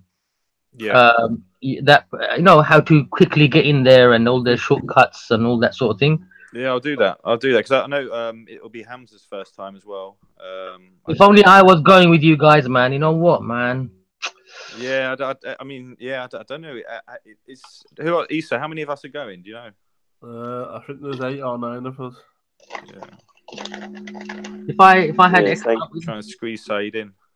Syed's got the EDL business to look after. Nah, man, I think it's done now, isn't it? It's all booked. We're ready to go, bro. Just have to get your suitcase and get your Saudi clothes on, Jordan. My cousin's got they do the packages, innit? All right. Yeah, they book it or do all the packages and stuff. I know Hamza's booked a guide, and I've seen we've got some hotel overlooking. He's gone all out. I think we've got a very very nice, and he's got a very good deal on everything. I think so, because obviously he's spending the money as wisely as possible. But yeah, it looks amazing. What an opportunity for us. So a blessing from Allah, really. I think we're very lucky. Oh yeah, watch. Remember, Umrah is completely night and day difference compared to Hajj. So don't think, oh, is this it? Don't think Hajj and Umrah are the same, because Hajj is totally different and night and day difference. Umrah, you can do it in an hour. Depends on how busy it is, obviously. But Hajj lasts for 5 days. Sorry, can I just say something? Yeah, come. Someone in the chats that said speak about the Chinese people and the plight they've got. Oh yes, yes. That's But another thing. I think you said that you was going to do a show on that. Yeah. So I don't want to just comment on it in 5 minutes and do it misjustice. That Yeah. you know, it deserves a full show to itself. Yeah, So, we will. you know, we've not forgotten about Chinese brothers and We sisters. definitely. Inshallah, we will comment on it. What do you reckon? Like going outside the embassy and going out there and you know, protesting. I don't really agree with protesting and stuff, but what do you guys reckon? What do you reckon, Brother Paul? I mean, yeah, I agree. Protesting is a. So I was just being a bit naughty, and I was just looking at my Twitter feed, and there's just an article gone up on the independent newspaper that Amazon have now started selling toilet covers and bath mats with the Holy Quran on it. What? I know it's I've retweeted it on my. I seen that a long time ago, but they blocked it. There was There's here Amazon selling toilet covers printed with Islamic scripture. How old is it though? That's the thing. I want to know. This was 7 hours ago. The little picture or whatever you saw. I wonder if of it as well. I mean, it's just it says a toilet seat cover and mat decorated with the word Allah, according to Amazon.com. It's actually a photograph of what they're selling. I know that's not serious. It's I know the Chinese situation is appalling. I don't think, regardless of whether or not it's right to protest in that way, and that's a valid point, side. It's not going to change the Chinese embassy. I mean, people have been demonstrating outside the Chinese embassy down the road here near Regent's Park for decades. It doesn't. China, over 1 billion people, and they're an arrogant communist state, and they're not going to give a toss what a few people in London think. They haven't before. Why should they now? They don't care about their own people. Exactly. You know. There needs to be a revolution in that country. I mean, we forget. We don't forget, but it is a communist state, and the communist state in Russia and North Korea. These are nasty pieces of work that I have no regard for freedom of religion, which under Islam is guaranteed by law. You know, the Prophet Muhammad, peace be upon him, in Medina, which we still have. You can Google it and read it. Guarantees and really puts into effect freedom of religion for non-Muslims. But the Chinese state, just you know, and they're saying. I read an article earlier on that they're re-educating these Muslims so that they accept not only socialist values, quote unquote, but the leadership of the Communist Party. The Communist Party is an atheist organization. So you've got to basically subordinate yourself to an atheist state. And, you know, this is appalling that Muslims should be asked to do that. But anyway. Communism is a very dangerous tool, you know. What I find really... Go on, Revert. Sorry, go ahead. No, go ahead, bro. No, what I find really scary from what I've read and from conversations I've had with people is that because of the climate at the moment, where you know Islam is witch hunted, people genuinely they don't support China, but you know generally people that think Islam needs to be reformed and you know there are you know issues with Islam. There are people that do believe that China are justified in doing what they're doing, which is scary. The whole world should really be united, you know, against it, shouldn't they? But it's just you know, an indication of the times they're in, especially all around Europe and stuff. It's but Jordan, it's worse than that, because how many Islamic countries, so-called Islamic countries, do we know of that have publicly spoken out against China? Yeah, no, you're right. Yeah, I mean, even Pakistan. Pakistan, they just said the other day, look, we're not going to interfere. Yeah. That's China's own policy. I thought that's disgusting. Yeah, I think that might be another. That might be another angle, actually, whether, you know, protesting outside Chinese embassies is not going to make a difference. But what if we protested outside other embassies, like, you know, because Pakistan do a lot of business with China, and put pressure on those embassies, those governments, into, you know, calling them out or, you know, making a statement. I think maybe there's a problem here. I mean, it's a problem for me. I mean, I need to address the problem in my way of thinking here.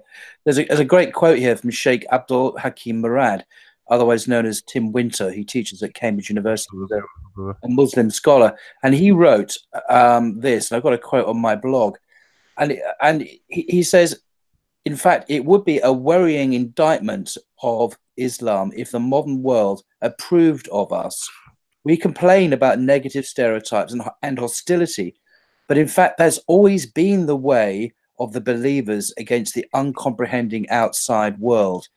That's a sign of our legitimacy. Those religions, and presumably he means Christianity and others, that are approved of and patted on the head by secular, consumerist, capitalist modernity, are by that very same token a source of worry from the point of view of, you know, the Islamic perspective. So he says we should be proud that the modern world doesn't like us. It's a sign of our authenticity. And I like the point he reminds me that it's always been the way of the believers, this experience of hostility against the uncomprehending outside world. It means that we're getting it right. Do you know what I mean? That we should expect it, and there's always the way. It's funny. I was thinking something similar the other day, and obviously I don't want to make it sound, you know, obviously condemning all the actions of Muslims suffering, but the fact that Islam isn't a fashion, you know, like Buddhism's a fashion. Everyone wants a bit of Buddhism, you know, go and do a bit of yoga and things like that. The fact that Islam is so I don't know what the word is, but the fact that it's, you know, so difficult to choose Islam, it really means you're only going to get the strong people coming across. And I'm not saying that I'm a strong person. I'm just saying generally a revert in this country, if they're choosing Islam, you know they're going to be serious about it, because they're in their life, they're actually probably going to be sacrificing a lot of people around them. And it's I don't know if you get my point. I think that sort of goes along line with what Tim Winters is saying. But we never want Islam to become a fashion where, you know, secularism gets hold of it and starts, you know, toying with it. Islam is there. It's not going to change. And whether people like it or not, it's going to keep growing. I think that's the point. So the bad news is, folks, that this is the way it has always been. It's the way it is. God has made it. And as you say, it's a sign of our authenticity. And if we were at peace with the world and the world loved us, then that would be far, far worse for us than, believe it or not, than where we're at the moment. I think the problem is, I mean, putting the world aside for a minute, we need to be at peace with ourselves, because I think that's the problem with Muslims. We're too busy fighting amongst ourselves. I mean, you just look at the chat room and everyone's fighting with each other in the chat rooms, you know, whether it's today or any other day. There's no unity. And well, we're not fighting. We're not, brother. We're not. Not us. I mean, in the comment section, in the comments. Okay. But the thing is, everybody else knows. All the other countries know that these Muslims are never going to get together. They're never going to unite with each other. We can do whatever we want, you know. And it is, you know, can you imagine tomorrow if all these Muslim countries, you know, stood together and united? Can you imagine what would happen? Yeah. You know, it would be so powerful. And I don't know. Paul, going back to your chat about obviously originally you brought up Steve on the panel with Manny and things like that. Yeah. Have we defined far right yet? Because obviously, you know, do we consider Steve far right? You know, obviously I've got my opinion, but I wonder, someone like Steve, I've never met Steve, so I don't have bad words to say about him. All I can do, I saw him frothing at the mouth when the Muslims were praying the other day and looking like he was going to have a stroke. But I didn't. From what I've seen of him, I've never seen him back up the Islamic side. But I've never seen him do anything extreme either. He does seem to back extreme people. And so, yeah, I guess, you know, it'd be good to hear from you, Paul. I've got my definition. What is your definition of far right? I think the commonly accepted definition is, I mean, we're not talking about the right in terms of British politics like in the Tory, but we're talking about something beyond that. We've got the alt-right, which I say is a new thing, which is hugely fashionable in America and throughout Europe. And key figureheads like Ramsey Paul and others that are all very popular online. And these are white nationalists, basically. They believe that European countries should be white in their dominated by white. They're anti-immigration, and they have their roots, some of them in National Socialism as well. And they are many of them are quietly fascist. Then there is, as Nick, as a former BNP leader said, that there is the other kind of far right, or just right wing, associated with people like Tommy Robinson and the populist parties like in Hungary and other countries, which are very pro-Zionist, anti-Muslim, and they can be quite pro-gay, and they're quite secular. They're not at all obsessed with Jews. The Jews are good guys. Israel's good. And people like Tommy Robinson and all the other usual suspects are like that. And so the far right, if you like, is there are two bits to it, as Nick Griffin rightly said. There is the old far right, the white nationalists, and then there's a Tommy Robinson and all that. And Tommy Robinson is not a white nationalist. I don't believe he is. I don't believe Steve is a white nationalist, but he is far right in that some of his thinking is so xenophobic and so hostile to Muslims and so extreme that he's part of the far right in some of his thinking. But on other issues, he's very liberal. So he'd be liberal on gay marriage and things like that. As is, I know people disagree with me, but Tommy Robinson is as well. He's never said anything negative about gay people or gay rights. On the contrary, yeah. So there are two different kind of right wings here. There's the old white nationalist, and then there's the new populist, pro-Zionist, anti-Muslim, obsessed with Muslims. So people like Anne-Marie Walters, who is, an outspoken lesbian, and I don't think she says she's not racist. She's certainly not a white nationalist, but nevertheless, she is far right because she bangs on about the usual issues to do with Muslims. So she's against immigration from Muslim countries quite openly. So I think that's how I put it. I mean, if we're asking about the far right, sorry, someone turn your volume down, please. If we're asking, is so far right, we need to know what it means first of all. So I just looked up the terminology online. It says far right politics are politics further on the right of the left-right spectrum. Remember, standard political right, particularly in terms of extreme nationalism, nativist ideologies, and authoritarian tendencies. So really, they all fit into it then. If you look at Tommy Robinson now, compared to how he was 10 years ago when he started the EDL, there's no doubt, you can't deny that there's a lot of money and investment that's gone into Tommy Robinson. Yeah, in the way that he dresses, the way that he talks. He's being trained to be more media savvy. They've invested a lot of money, and he's definitely the poster boy at this moment in time. I mean, when have you ever heard or seen outside the Old Bailey in London, they've allowed anyone to erect a platform in the middle of the road, right outside the Old Bailey, where you can give a speech? I've never ever seen that. The only time I saw that was on this Tommy Robinson thing. So Nibiru, you would definitely class Tommy as far right. Yeah. And what would it be? What would it be that he said or done that you would class as far right? That is against me. Is against Muslims. Okay. These kids. I mean, Tommy. Let's not forget about Tommy. Yeah. Tommy was first of all in BNP. He was in the National Front. Yeah. And the National Front. Then he went to BNP, and BNP went to EDL, and now he's. All they're doing is they're changing the word. They're becoming more media savvy. Yeah. Let's not forget what BNP were. BNP were against, blacks, Asians, Jews.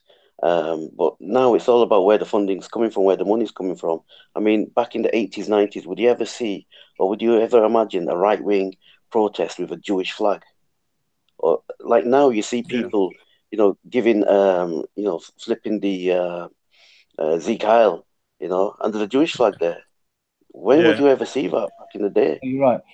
Crazy. I just wanted to stress, I don't think Tommy Robinson anymore is putting forward a BNP agenda. I think that's a mistake. He's not a white nationalist. He's not promoting white nationalism like the BNP. I don't think Tommy was a white nationalist when he joined the BNP. Indeed. I think it's a mistake to think that the far right are all just the same. That they're not, in my view, at all. There are white nationalists in the National Front and BNP, but he's not one of them anymore. And I think that what was the reason why he left the BNP is because one of his black mates went to the meeting with him and they didn't allow him in. But I think what Jordan is getting at, if I understand rightly, is that just criticizing Islam, disagreeing with Islam, is not far right. Yeah, it's not far. Yeah. Right? I mean, all of our Christian friends who know anything about Islam are going to reject Islam because they're Catholics or they're evangelicals. That's not Islam. That's not Islamophobic or far right. It could be, but it's not in itself. What makes it far right is when you are so intolerant of Muslims and Islam that you want to kick them out of Britain, or you want to restrict their rights, or you condemn them on, that's when it becomes authoritarian and xenophobic. That's far right. Not disagreeing with Islam in itself. That's not far right in my view. I agree. Go on, reactionary. No, I agree with that. So, for example, in Israel, for example, you've got a large number of Arab Israelis. Okay, the problem for the Jewish state is that the Arab Israelis are growing at a larger rate than the Jewish population. So in a few years' time, having a democracy means that eventually they're going to vote for an Arab Muslim leader, and they'll make the country Muslim again rather than Jewish state. It will lose its self-identity. And then with the so that leaves them two other options. If they don't allow that free democracy to preserve the Jewish state, they will have two other options. One is to implement apartheid, in which case they won't have a democratic free state, or they will have to do ethnic cleansing, and that means get rid of the Arabs. And so for me, far right is people who follows those two options of getting rid of anyone who's ethnically different from your country, or using violence. And the other one was having a different set of rights, one for, let's say, indigenous, native people and immigrants. So that's basically what Paul said. So, and I think the far right can go, like, and I agree with you, Nibiru. I would class Tommy as far right. The reason why I ask is I think he's very careful not to say anything far right. He's very. You don't hear him quoting like Amory Walters. You don't hear the quotes of saying "send them all back." He's very, very media trained and clever. That's right. And he's hitting all that. But yeah, I do think we need to sometimes be careful as a Muslim woman not to jump on people straight away and label them far right, because there's nothing wrong. There are going to be people out there that have been fed rubbish about Islam that are going to have genuine concerns, and if we just shut them straight out and say you're far right, you're Islamophobic, you can't call everyone racist just because they disagree with you. Did you see the video? Sorry, did you see the video of Hamza talking to Steve at Speaker's Corner a few months ago? That was an interesting chat. So that he was Hamza was confronting him about something that Tommy said about in the street, wasn't he? And Steve was supporting it or something. I think was a few things, because I think the week before there was a video of Steve really going in hard against Abbas, like really being very not violent but almost violent with him. And when he was speaking to Hamza, he was all soft and timid. And Hamza was pointing out to him that what's your issue with Muslims? And he started going on about Muslims in a certain way. But then he had to point out to him, but don't you realize I'm a Muslim as well?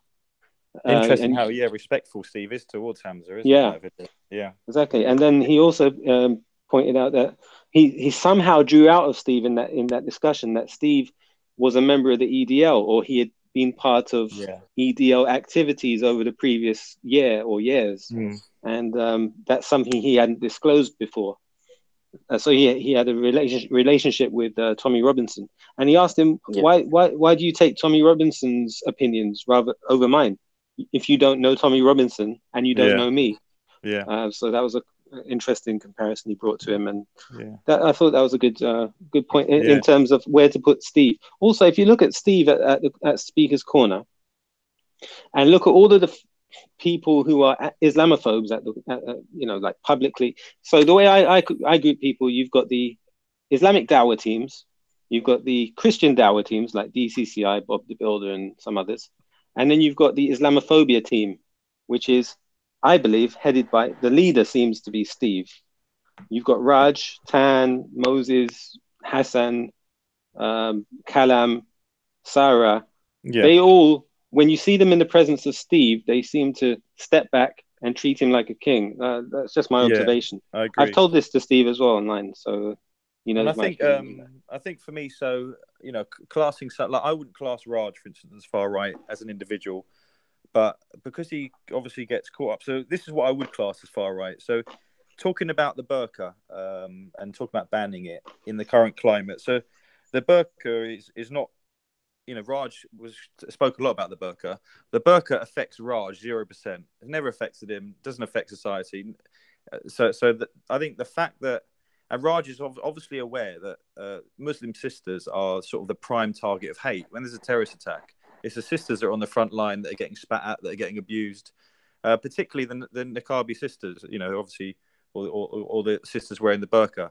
So for me, it's far right to bring it up in this time. It's almost it's a far right decision to start talking about it publicly on camera and try to tell people things where I think he was talking about social cohesion. Is that right? Social cohesion. And he sits on live streams for like 8 hours with a picture of him holding up a gun. You can't see his face. You can't see him talking. Absolute rubbish sort of arguments towards it. So for me, I wouldn't class him as a far right individual, but I think someone who's not far right can do far right actions, and like you say, I think you hit the nail on the head, reaction. I think they're sort of following a crowd, following a narrative. There's almost a topic that comes up against Islam, and they all jump on it, and suddenly they care about it. When in reality, it's nothing they've ever thought about. Yeah, I think. And also, it's getting fame as well. You know, get the name out there. Yeah. So go on. I forgot what I was going to say. Sorry.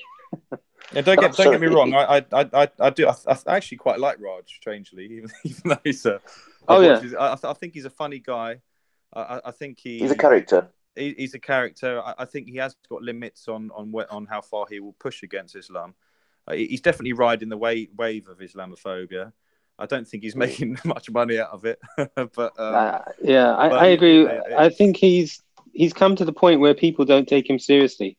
Interestingly, if you get a chance after you come off of this chat, there's a content over everything live stream happening, and he's actually going in against this new right racist guy, Indian. I don't know if you've seen him, Ralph. I've seen he's him. actually going in on him. A clown, man. So surprisingly, and also the past few days we've had a few interactions with Raj, and he's been quite respectful. So I think that's an interesting observation, because that's the Raj of old. And in a meeting that you had with on YouTube, he was the one person there who sort of spoke more moderate sense. He did himself from Anne-Marie Waters' comments about getting rid of Muslims in the UK. So yeah, there's been a change in him, and that's good because he's moving back to sanity, I think, after a period of insanity.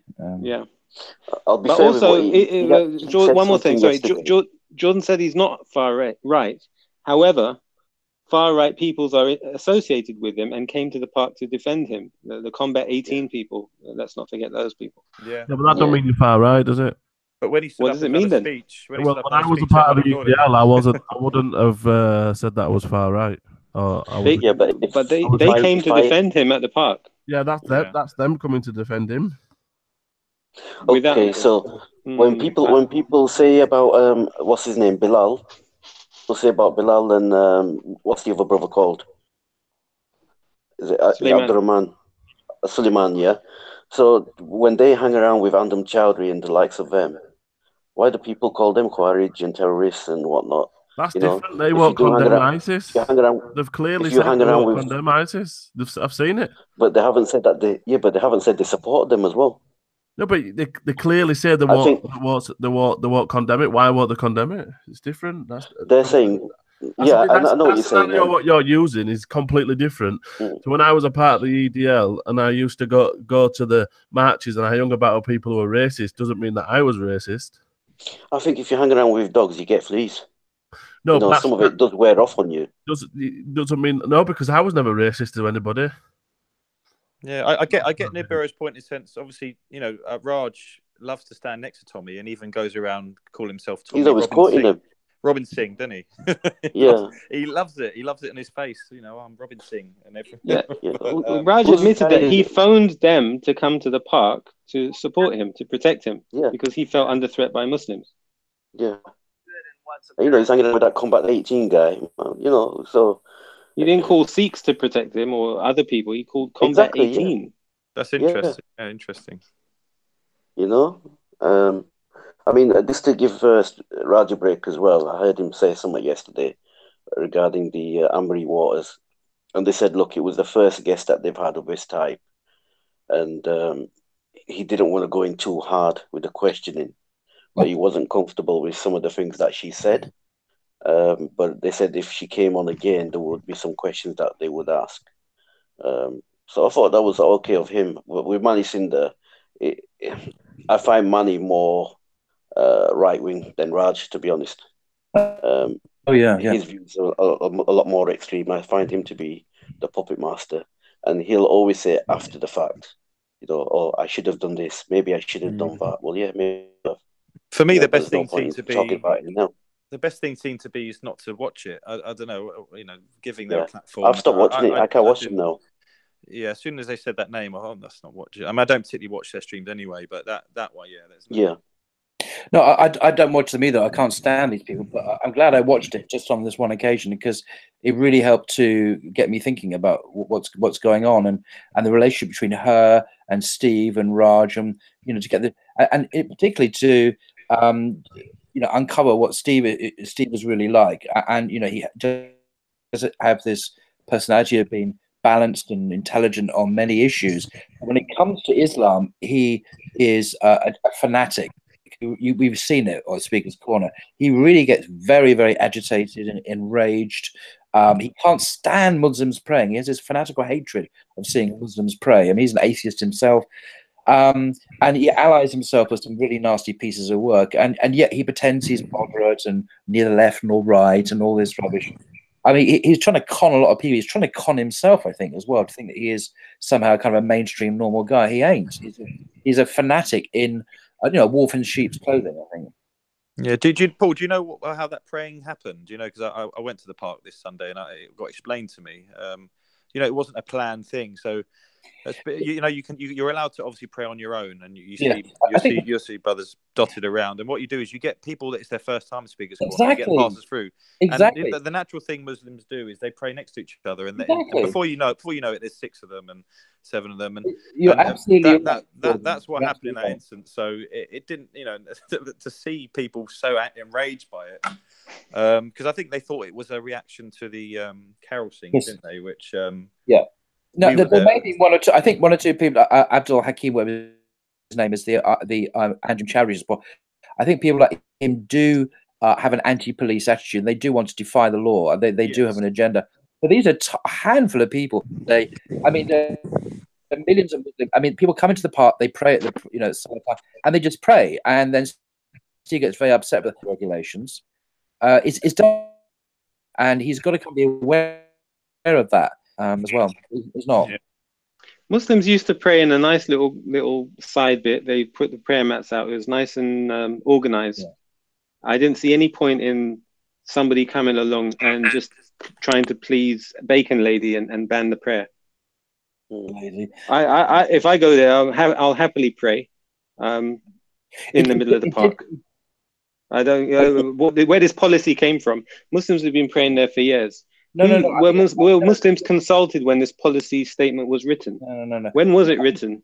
I think it's a mistake. There was I remember a year or two ago when Zachariah became a Christian, then he became a Muslim again.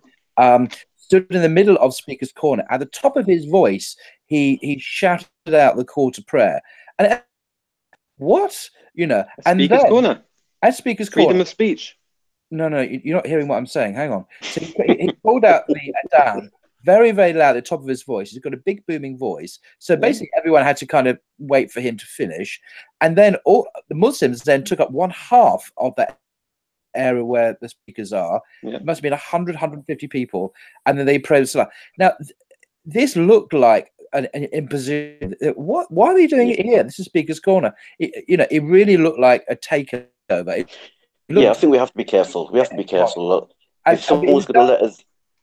Now, the park regulations hadn't been enforced at that time because for being plain Salah hadn't been a problem, but it became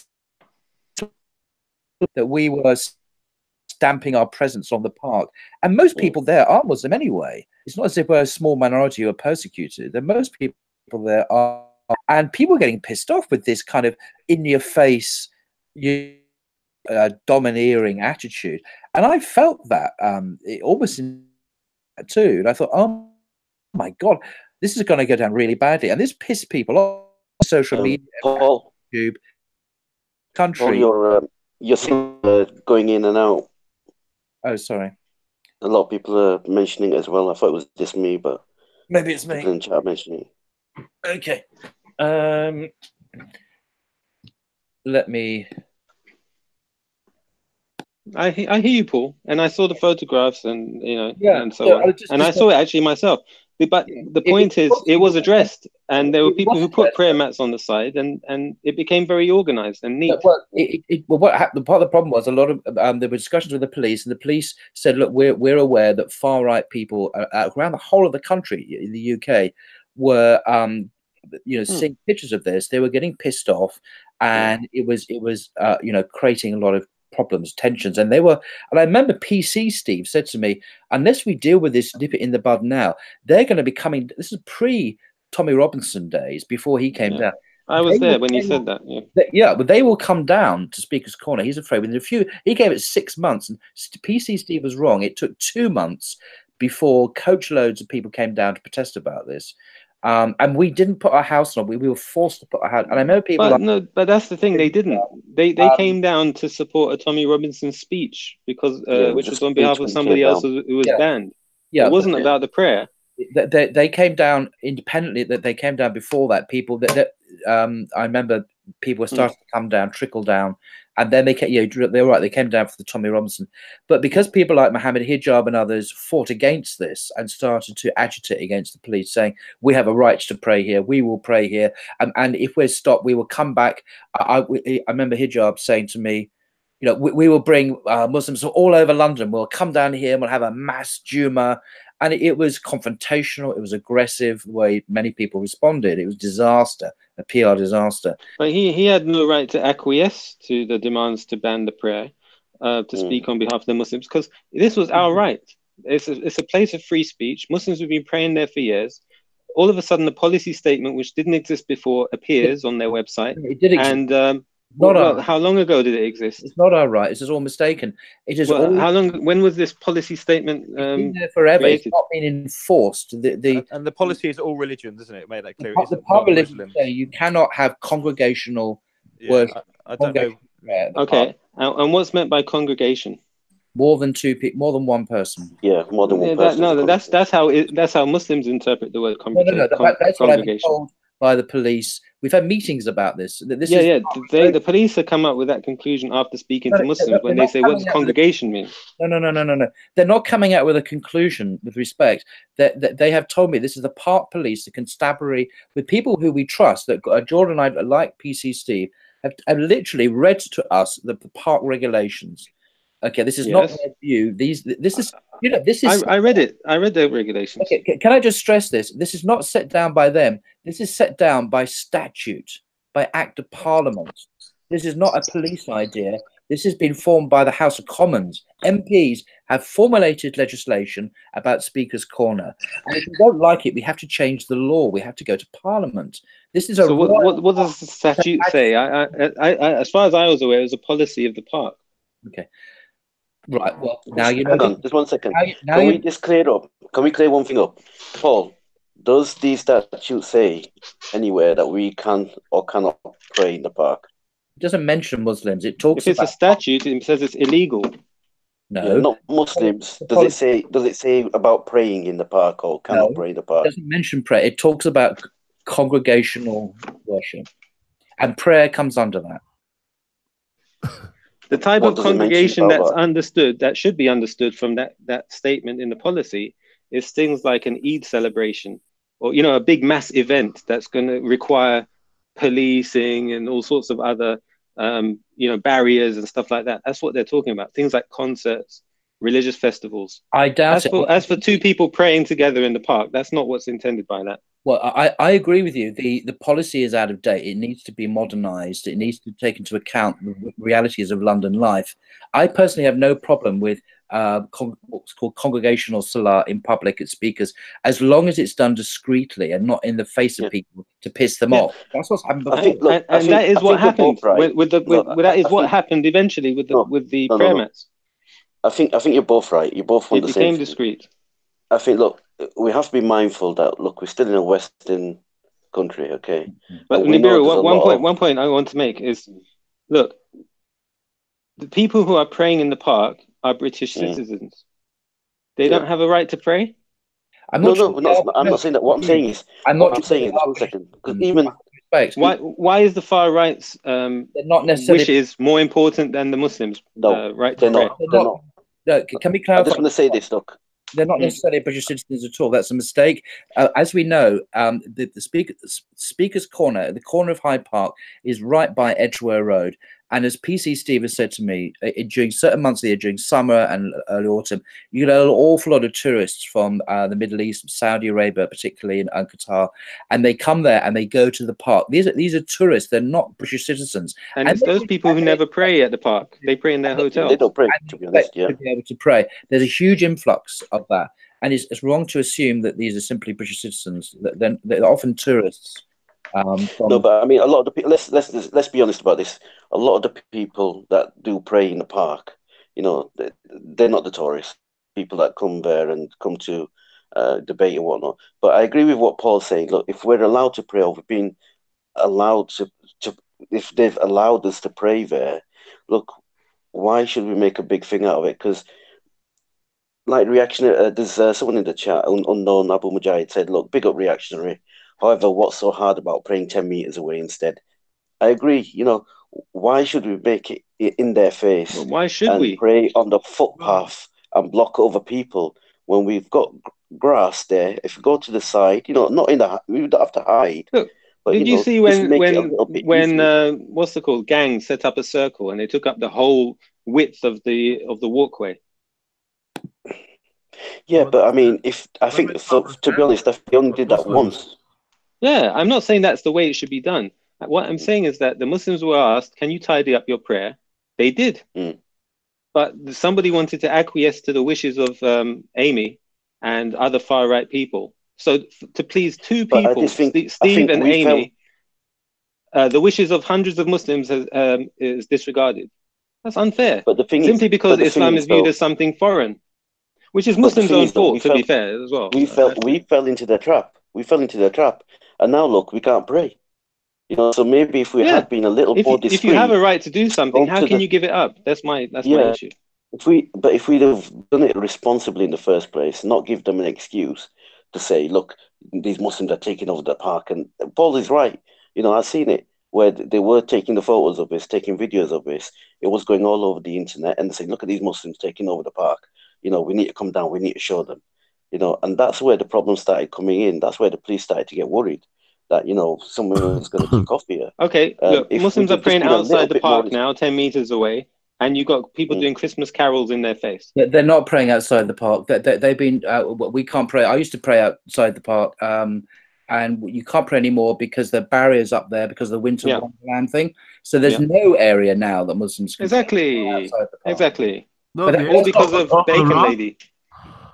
No, it's not because of Bacon. It's the security reasons to do with the barriers going up. No, I mean the Muslims wouldn't have had to go out there had it not been for Bacon Lady. No, Muslims wouldn't have gone out there if they had been a little bit more sensitive to the context that they were praying in and not do it so defiantly, publicly, in the faces of other people that piss people off. There's a lack of sensitivity shown by some. But Paul, have you seen where they've put us? So you know, What, by the entrance? Yeah, I prayed there before. No, well, actually, this may be because Winter Wonderland's on, but it's now next. You know, you've got the busiest road where everyone comes across. I mean, I was there on Sunday, and I'm sure there was a group taking photos of me. You know, see the white guy standing there. But you're not supposed to pray there anymore because it gets in the way of the barriers. It's supposed to be free of any. Yeah, well, my point is, I haven't been there for a couple of weeks, so I haven't. It's over the road now. Is it? Yeah, so it's over the road. It's oh, there. Oh, sorry, you mean there? Yeah, I know what you mean. Yeah, and it's in a really busy place where people. Yeah, which is there's no good place basically. Do you know there are actually mosques nearby? I know it does sound like a reaction. Yeah, but in the winter time, how long does it take to walk to the mosque and come back, and then you have to go back again for Asr? It's just and then Maghrib. Summer as it is in the winter, but there's the Qatar mosque, part of the embassy in Park Lane. It's actually very nice, lovely carpets and wooded facilities. Yeah, by the time you walk there and pray and come back, and then you have to walk back again, your whole day is spent at the mosque. No, it's not. I agree with what Reactionary is saying as well. Do that. I know Nazaf, a friend of mine, goes there, and one or two other Muslims do make the effort to go to the local mosque, actually. I do as well, but my point is, I shouldn't. If I want to pray in the park, I had a right to do it, and now, on behalf of myself, other people spoke for me and agreed to the policeman's request to get rid of it. And I'm afraid is that never had the right. There's no right that I've ever heard of the park has ever said people had the right to congregational worship in the park. Never had that right. So if I'm with my wife having a picnic, I can't pray with her. You know the answer to that question. Okay, guys, just want to read some comments. Yeah, because that's not congregation prayer, is it? What is it then? Two people praying together? Read some of the comments, please. Is it? Well, that's how it's been accepted. The definition has been accepted by our brother here. No, yeah, that wouldn't be allowed. That's not exactly. Just want to read some of the comments, please, if you can just give it a minute, yeah? Instead of complaining about it, why don't you guys go to the court and file a request to rewrite the park rules? Great News says next week we should all pray in the park. It's not to do with the park. I'm happy guys, we've already had this conversation. If I can just read the comments out and then we can talk about it after. Just give me 1 second, please. Next week we should all pray in the park. Praying is unity, and Satan hates mankind to worship Allah in Salah. Free speech. Guys, let me just please read the comments out. These are acting like praying at Speaker's Corner gets you more reward, like at the Kaaba. Lul. Childhood supporters were leading the prayer. Illinois says rewrite the rules. Once they abolish prayer, they divide us. We don't pray to keep the British happy, Paul. Someone said Paul is wrong. Why should Muslims be sensitive to people that hate Muslims? I'm not a Muslim. My son is a revert, and the right-wing idiots need stopping. There are some extreme right-wingers in the background really stirring things up. I get that, brother Gray. Actually, no, I'm not going to read that. Wow, there's a masjid nearby. I think a lot of people didn't know there was a mosque nearby as well. Regent's Park Mosque. Is that the mosque that's nearby? No, it's the Qatari Mosque in Park Lane. Okay. It's a very, very nice place to go. Okay. It'll take you 1 hour to go there and back. No, it doesn't. Nazem does it in 35 minutes. It's still quite far away. Mr. Abdi, honestly, I'm talking. It takes 30 minutes to walk there, 30 minutes to walk back. Who's saying there's a perfect solution? I'm saying there is a local mosque. That's all. Well, you can pray in the park. Well, we've already been guys. I don't want this to turn into an argument. So if we can, we'll go on to another question from this. To be honest, there's no real reason to pray in the park if it's a mosque or a place of worship. Exactly. If it's not allowed, then we shouldn't go against the laws. The world is the masjid. You can pray anywhere. No, you can't pray in a toilet. You can't pray on a grave. There are places you can't pray, I'm afraid. Yeah. Is the park a toilet or a grave? No. Okay, guys, come on now. We're being silly now. Exactly. You can't pray. Can I just say something about this? We forget who we are. Reactionary, are you a revert, by the way? Are you a revert? What? Oh, why? What difference does it make? Because I'd like to know. Are you a revert, by the way? Well, I'm English and I'm Muslim. I have a right to pray in my country. Wonderful. Are you a revert? Doesn't matter. Brother Paul, brother Reactionary, because he wants to keep his identity private, he doesn't answer certain questions, so But that's I'm why. not going to know his identity by knowing it was a Revert, am I? I know. I'm same here, but that's why. I assume he's not, because otherwise, because this is a Revert's forum, and if he's not a Revert, then that is a relevant factor actually, because that's It's not actually a Revert's forum. This, to be honest, it is. Why is that relevant? Because it is a Revert's gathering. That's why I requested this evening. It's a Revert. Oh, okay. No, I was asked to come on the panel. Now, I might be a Revert. I might not be a Revert. What difference does it make with regards to my opinion? You would have said that wasn't a concern on other topics. No, on this topic, whether I'm a Revert or not is important. It's not just a Revert's gathering. That offense to that. But it is. I thought it was a Muslim gathering. I didn't realize that non-Reverts were here, to be honest. Syed, because when we said yeah, sorry. Wait. Do all Reverts have the same opinion on this? Hold on, Brother Paul. Are we different? I have the same opinion as Paul. Do you, Jordan? Are we different? No. Are Reverts better than people born Muslims? Wait. Isn't Abdul Hakim a Revert? Not us. We don't. Wait, isn't Abdul Hakim a Revert? And Suleiman and Bilal, are they Reverts? I don't know. I can't speak for them, as you would put it. So I don't know. My point is this. I can. They are. Well, you can speak for them. That's really great. And they choose to pray in the park. My point is wrong this, intention. that we. So you're trying to pull the Revert card to shut down my argument that we have a right to pray. I asked you a simple question, and you very defensively refused to answer. Which tells my position online is that I don't self-identify. So I might well be a Revert. Are you a Muslim? He's a Muslim, yeah. I am a Muslim. Hang on, That's something I do identify as. You just identified as something. Yeah.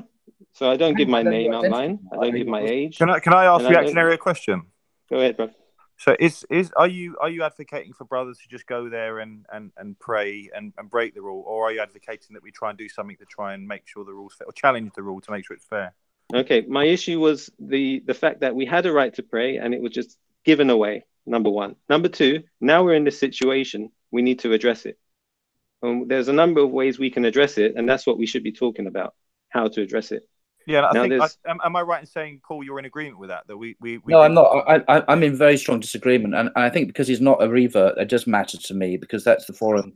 So let me explain why. Because if we are Muslims in this country, and again, this is going to sound like I've been accused on the comments of being far right, and I'll say it again. If it's a far right comment, I'm far right. Is this: we are not the British people. We are living as guests in this country, whether or not we're Revert or not. We have to abide by the law of the land. If we go to a royal park, which has its own unique regulations, which it has, we must obey the rules of the park.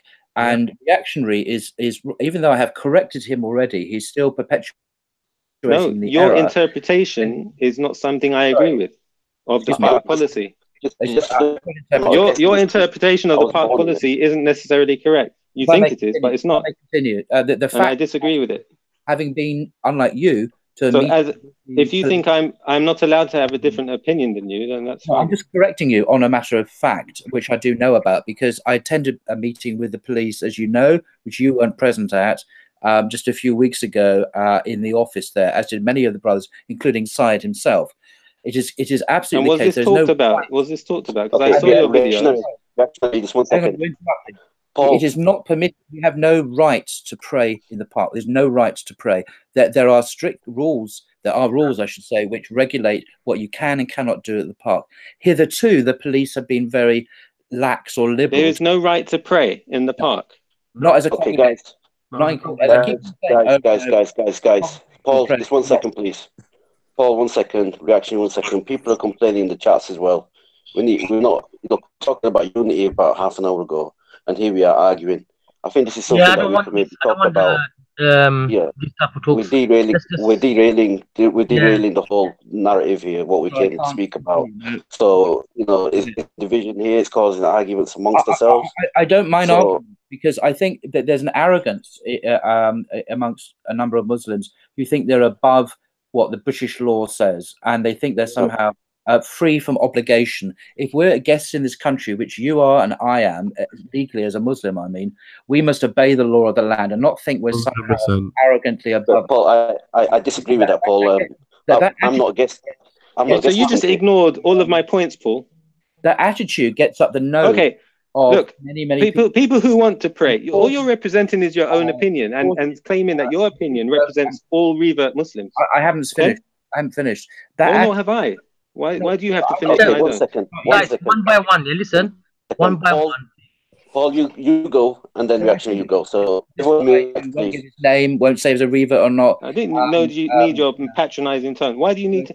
What if I'm not even a Muslim, but I have this opinion? Well, I don't know. Many Muslims have the same opinion as me. Many non-Muslims have the same opinion.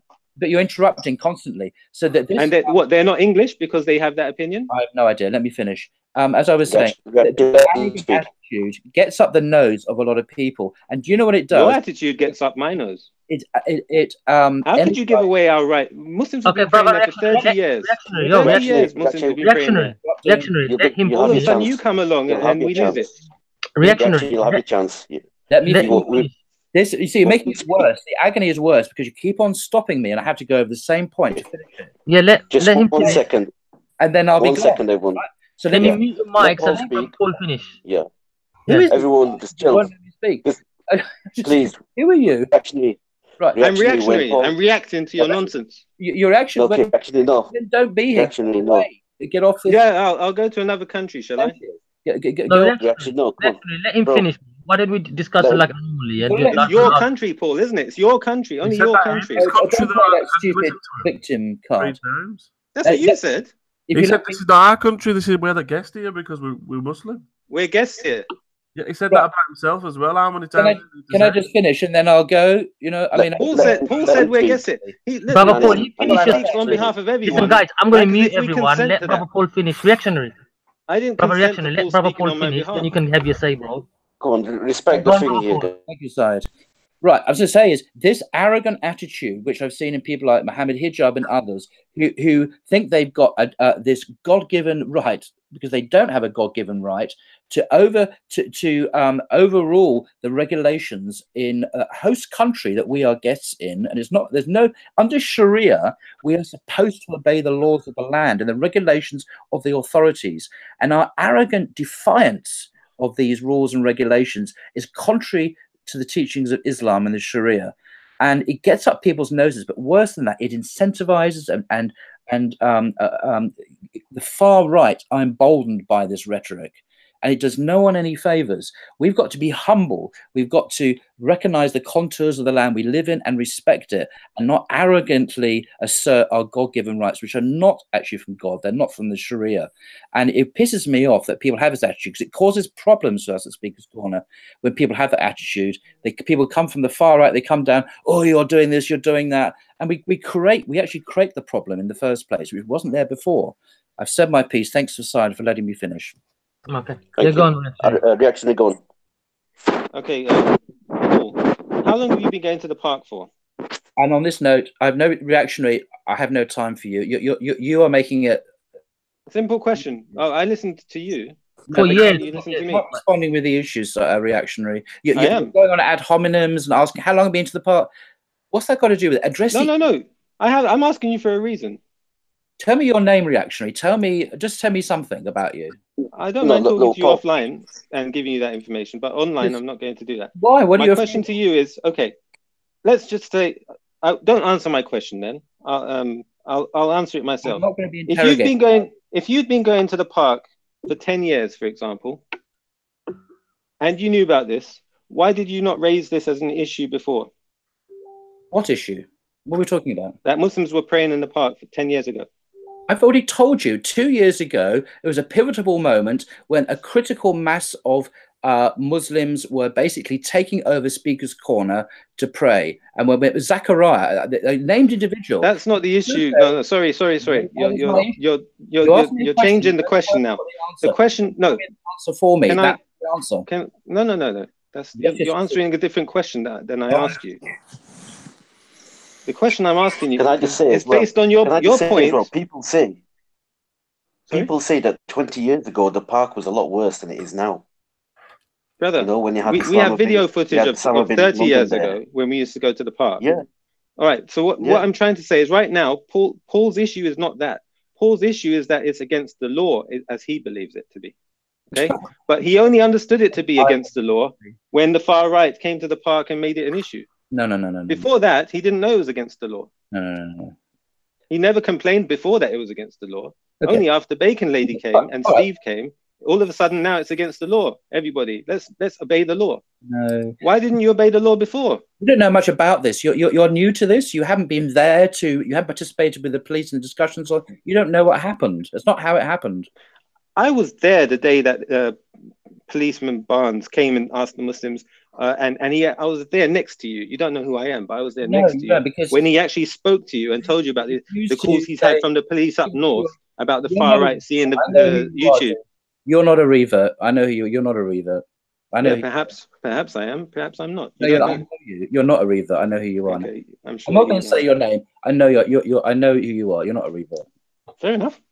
Fair enough. So, but what is the importance of that, whether it's a revert or not? Can I just ask? That's what I don't get. What difference does it make? I just wanted to know. Exactly, because you want to categorize. So it's just what non-Muslims do. They say, okay, he's a Muslim. That's why he says such a thing. I'm looking at the people who are in this panel. I can have an opinion. Revert, and Syed, who's the host, and then someone mystery guest X. Okay. I'm not a revert. And I'm wondering. I'm just saying because hi, Mr. Reactionary, are you a revert? Oh, I can't answer that question. It would identify me. Well, no, it wouldn't identify you. I told you I'm happy to take you for dinner, and you'll know everything about me. Online, I prefer to keep my identity private. It's not revealing your identity to say if you're a revert or not. Well, there's certain information I'd like not to be known. I can understand that. Paul. You can respect that. I don't give my identity out. Some of us are professional, and some of us, don't want to keep a private life separate to this thing. No, it's not a question. It's about this is a reverts forum originally. I know there is a big thing about discussion. It's not a reverts forum. He says it on the title. That's what he means. He can say whatever he wants, but it's not right wing extremist in the UK. It says revert Muslims discussion. Look, okay, so reactionary. Paul and this chap, I don't know your name. It actually says that on the description. Your point is I'm not allowed to have an opinion unless I'm a revert, and because I'm not willing to tell you if I'm a revert or not, then I must keep my mouth closed. What I did was your opinion is much more important. But I invited them. I should have. Yeah, Syed, why did you invite me for? It was my, I didn't think I just thought do you understand Muslims like you thought, bro? So yeah, exactly, let's not make a big deal. Because my channel is actually non-revert phobia now, is it? No. Don't play a victim here. Let's get Raspberry to make a record for us. Guys, let's change it. Let's change the subject now anyway. I was just I wanted to move on to the Chinese thing actually. What can we do for the Chinese Muslims? And we answered that, and there's nothing apart from praying for them. Nothing we can't do. We can't do nothing. Well, we talked about this on one of your previous shows. Am I allowed to give an answer on this? Yeah, of course you can. Or is it only for reverts? No. Well, welcome, but apparently it's no longer the case. Guys, Paul, you're winding me up now. Paul, it's not supposed to be for reverts, okay? How about converts? Are converts allowed? Yeah, go on, say that again. Nothing. So, all right. So when we talked about this on one of your previous shows, Paul, I've given you a lot of respect. I've given you a lot of respect, but you've been very disrespectful, towards here as well. So, we're all Muslims here. How's this become reverts versus Muslims? I don't know it's become a bit. Paul did it exactly, but it was Paul, yeah. Well, should we clarify? This is officially a reverts discussion group. If you look at the title. There you go. The reason I'm here, I've got people here who refuse to say for bizarre reasons what they are, and I find that a bit odd. The main thing that's important is that we're all Muslims. Fair enough. Let me acquiesce. Paul, you're welcome to run your channel, and I'll come off. No, reactionary. It's not a channel. I was invited here. I didn't realize what the title of the topic is. Obviously, it's my reactionary. I was in the wrong place. No, reactionary. Potentially not being a revert. I was invited here as well. You just have to say if you are or not, but it's quite rude to even say if you are or not. It means there's an element of secrecy and covertness about that, which is not very friendly with other Muslims, to be honest.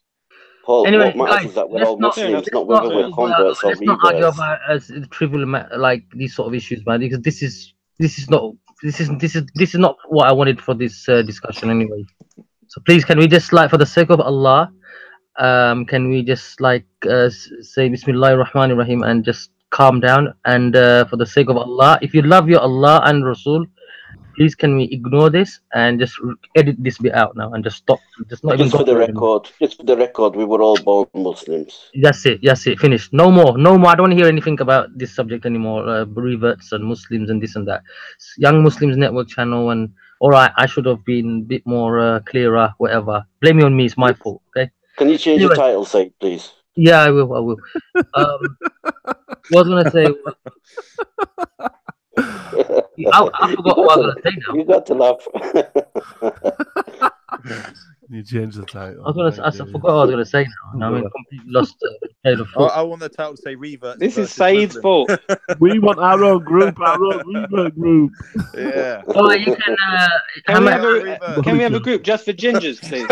Lash me. Do you want some lashing? Will you be happy if you give me a public lashing? Public lashing? Put me on where shall I go? Middle of. We'll make a video about you, Said.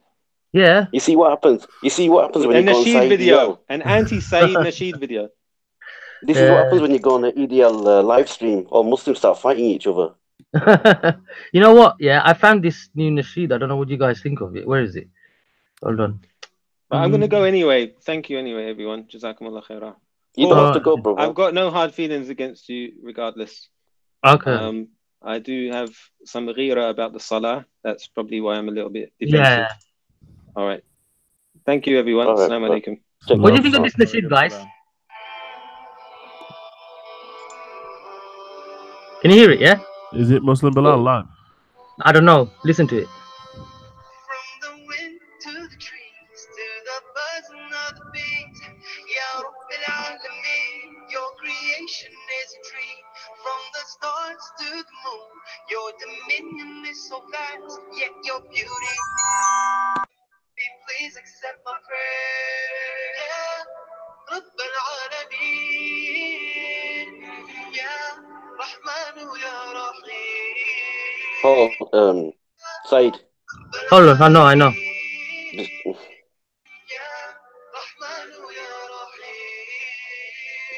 لا إله إلا الله محمد رسول الله عليه صلاة الله عليه بركات الله لا إله إلا الله محمد رسول الله عليه صلاة الله عليه بركات الله. I like this one. This is quite nice. What do you guys think? Very nice. I think Paul didn't like it. He left. Paul didn't like it. Paul's gone, yeah. Nah, I heard his fault. He told me as well what it is during the call, during this live stream. He did tell me, so let's not jump to conclusions. He's got work, and he said he'll get a call. Bro, you say salam. He'll drop out. Salam. I mean, no. When the phone call comes, bruv, it's gonna cut off. Do you understand? Oh, right. Okay. Fair enough. Fair enough. Okay, so Fair let's enough. not. Fair enough. Conclusions. I mean, Fair let's enough. not. So, Do you want to hear about my comments on the praying? Yeah, go on, bro. Bro, Yes. you're a convert. Who cares what you think? Yeah, no, exactly. I think Revert group, get out. Leave it.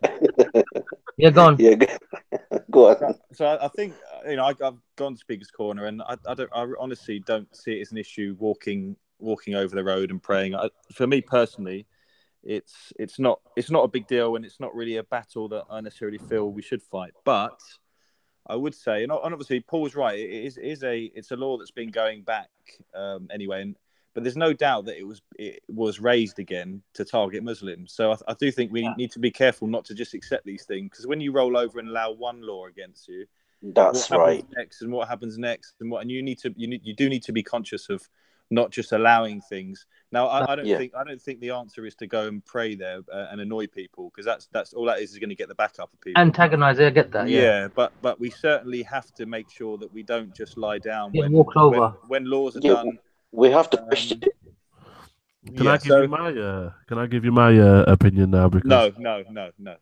You're am I ginger? Am I not allowed to give? Convert, and you're a ginger as well. I'm ginger, so I'm not allowed to give out now. My opinion is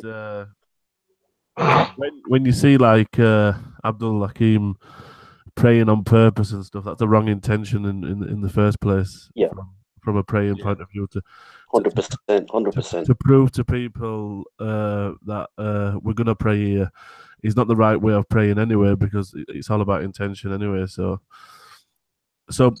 walking a bit further down to a guy who's got water there so he can make wudu it don't bother me one little bit, because it keeps everyone happy. Do you know what I mean? There's not just us Muslims in the park. There's the Christians, there's the atheists and stuff like that. So we've all got to live as one, as people.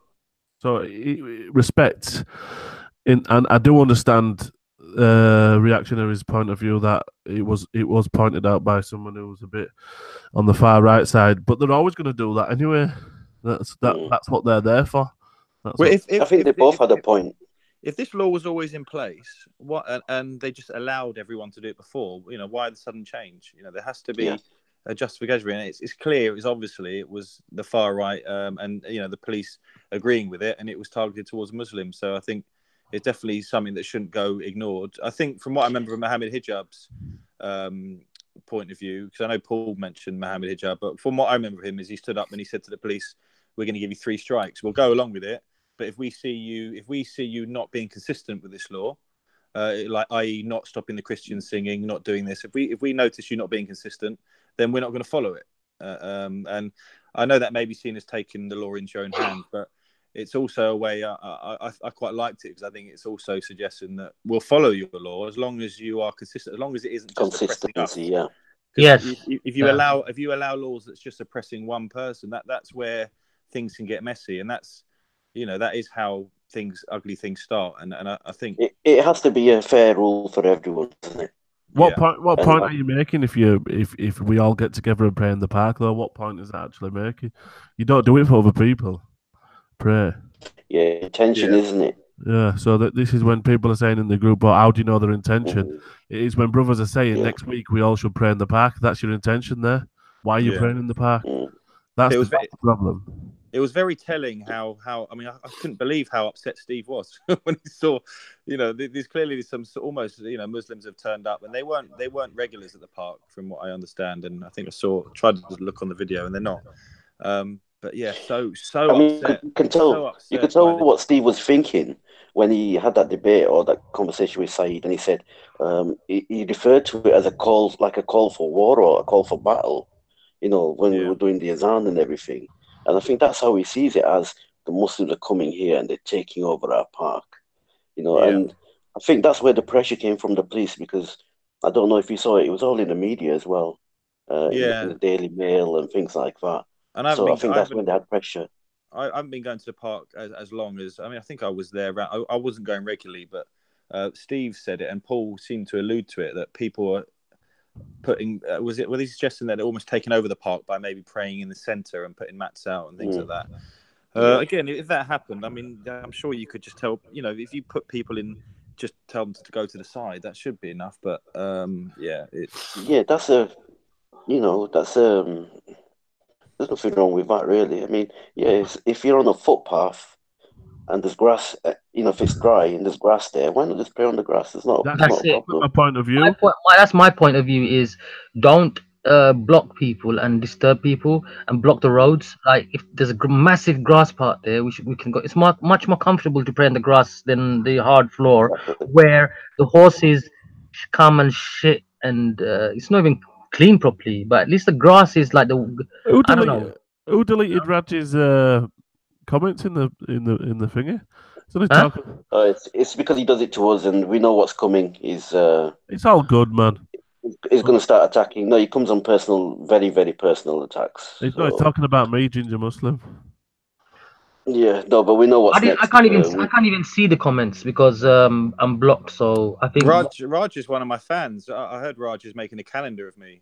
Yeah, so I heard. That's what I heard. Guys, listen. Look, from that police meeting that we had with Steve, I told him after that day that I will never talk about or mention or anything like that. So I've kind of kept to that. I'm not going to even talk about.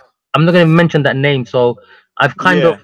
So I'm just going to. When the time comes. Just 1 second. Syed, 1 second. What I will honestly advise, I always advise you the right thing. Yeah. and I've told you, don't talk about this guy. He's not worth it. But Yeah, I'm not. from what That's you what I'm saying. I'm not. I'm not. That's what I'm saying. I'm just reminding everyone that I don't want to talk about this But the thing person. is, what I would do is I would go back to that Steve, that policeman, and I would tell him, look, I've lived up to my side of the bargain. I haven't talked about this pigeon, but he is still fantasizing over me every day and night. You know, he's got this fantasy about me and 10-inch dicks as well for some reason. He keeps mentioning my name and my family's name. You know, you need to take some action against him. You know, whether that it makes it, whether that means banning him from the park, then fair enough, because that's what you know. You told me that the policeman said. Yeah. So if he's not living up to his side of the bargain, you know, expose him.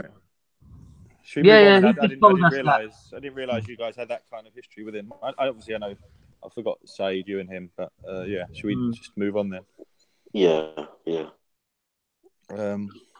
We originally it was a far right topic, wasn't it? So it was we've kind of defined what we thought the far right was.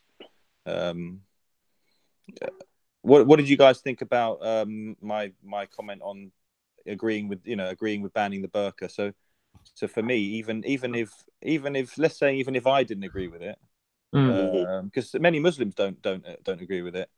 You know, if I was to, I didn't get that. I didn't hear that bit. Hold on. Say that again. So I was saying, you know, I made the comment earlier that we described what the far right was. So the far right is obviously an extreme. So it's not far right to critique Islam, but if you say something like, let's get all the Islams out of here, like Anne-Marie Waters apparently said, I didn't see it, but that's what Paul said she was saying, that we classify that as far right. But then I also brought into the equation that people may, you know, if people are talking about the burqa, so like I said, the sisters are on the front line of all the hate at the moment. The burqa sister, the Niqabi sisters aren't hurting anyone. There's nothing that you can say that they've done wrong in society. They just get on with their business and they don't break any laws, anything like that. So my comment was just talking about them now in this climate and trying to almost support the ban, to me is far right, and people may disagree with that, but I think people need to be very, whether you're a Muslim or a non-Muslim, you need to be very conscious of what's going on at the moment.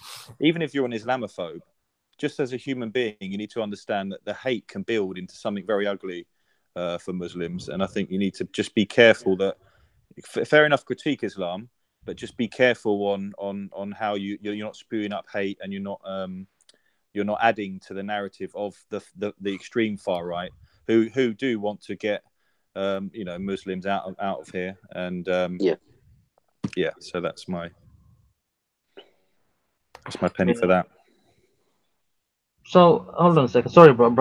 I was reading some comments. So did you say you had a disagreement with the burqa or something? Did you say, or the?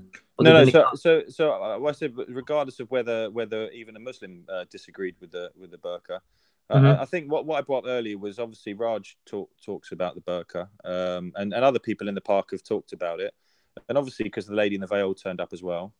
But what I'm saying is by suggesting that you want to ban the burqa, even if you don't agree with it, is a far right decision.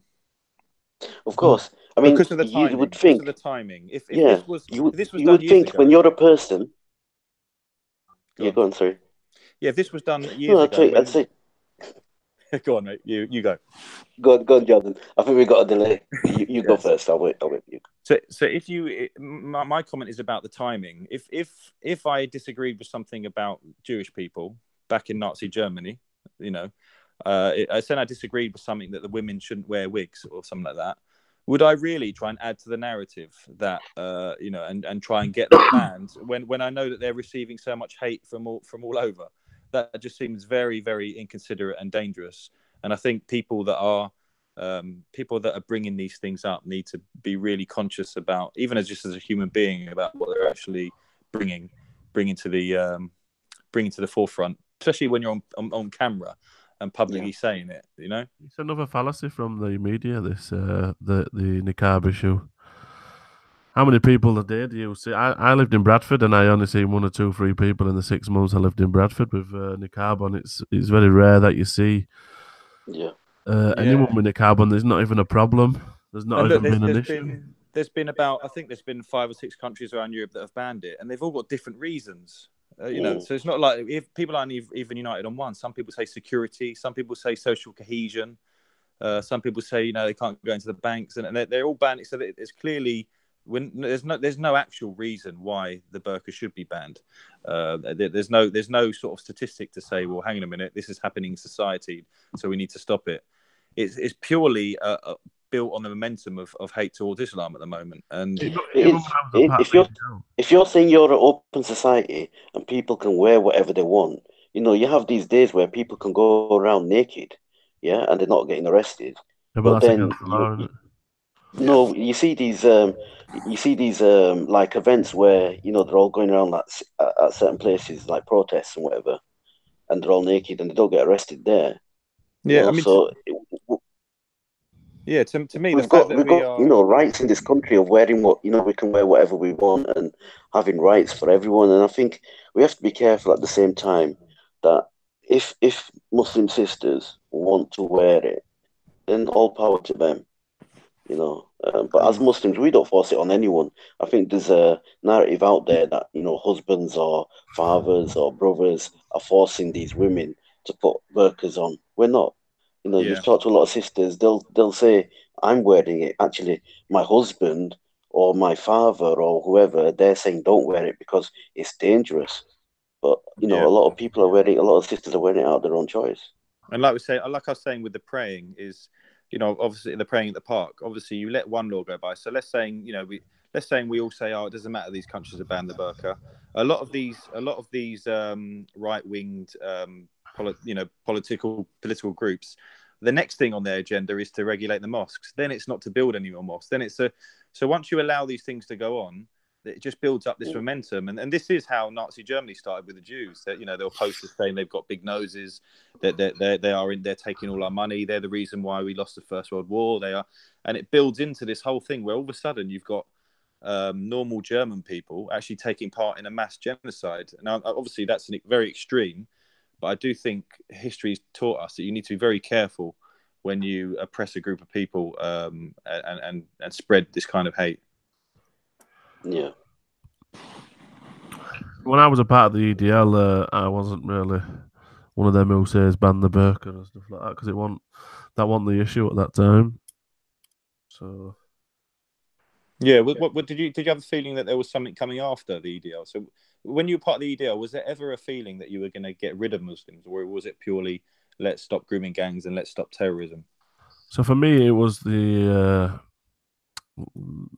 to stop this radicalization sort of thing coming to because obviously I thought Islam was not something else. So what I thought Islam was totally not what it is. So I didn't want that what I thought it was to come here to take over. Yeah, there was a big feeling in a lot of my friends that Islam is here to take over, and you know, it doesn't help when the brothers are stood there saying that they want Sharia here and stuff like that. You know, it makes it even. But, you know, the only people that you hear or you'd hear at that time were idiots like Anjem Chowdhury and his gang that would say, you know, we're going to have the black flag over Downing Street. And Sharia, this is blah, and blah. burning poppies and stuff. So when you're seeing this as I had a bad time with the Pakistanis in my community, so I already seen these bad things. So all I seen was these bad things happening. And the next thing I'm seeing on TV, Anjem Chowdhury talking about this, and then I've seen, you know, burning the poppies, and you know, it kind of radicalizes the young English guy. Yeah, I think we can thank Anjem Chowdhury for the birth of the EDL, to be honest, because that's how they started. He was the birth of the EDL. Anjem Chowdhury, even one of my friends, even Umbal, who was one of the regional managers of Suffolk. His story is based around he was radicalized by Anjem Chowdhury. Yeah, exactly. Anjem Chowdhury. I remember the soldiers were coming back from I think Afghanistan, and they had a counter demonstration, didn't they? And they had the signs up saying, they had the demonstration saying burn all poppies, insult all those that kill all those that insult Islam, behead so and so, and so obviously people took offense to that. Yeah. Someone's just said that Belgium recently banned halal and kosher. Yes, I know, I've seen that. That's quite scary. That can't be true, can it? Because surely then you'd have to just. Well, I guess you just not eat meat, wouldn't you? But that would be. There's already in the EU. There's already an EU directive that all the meat has to be stunned. Apparently, so if it has to be stunned, how's that halal? Yeah.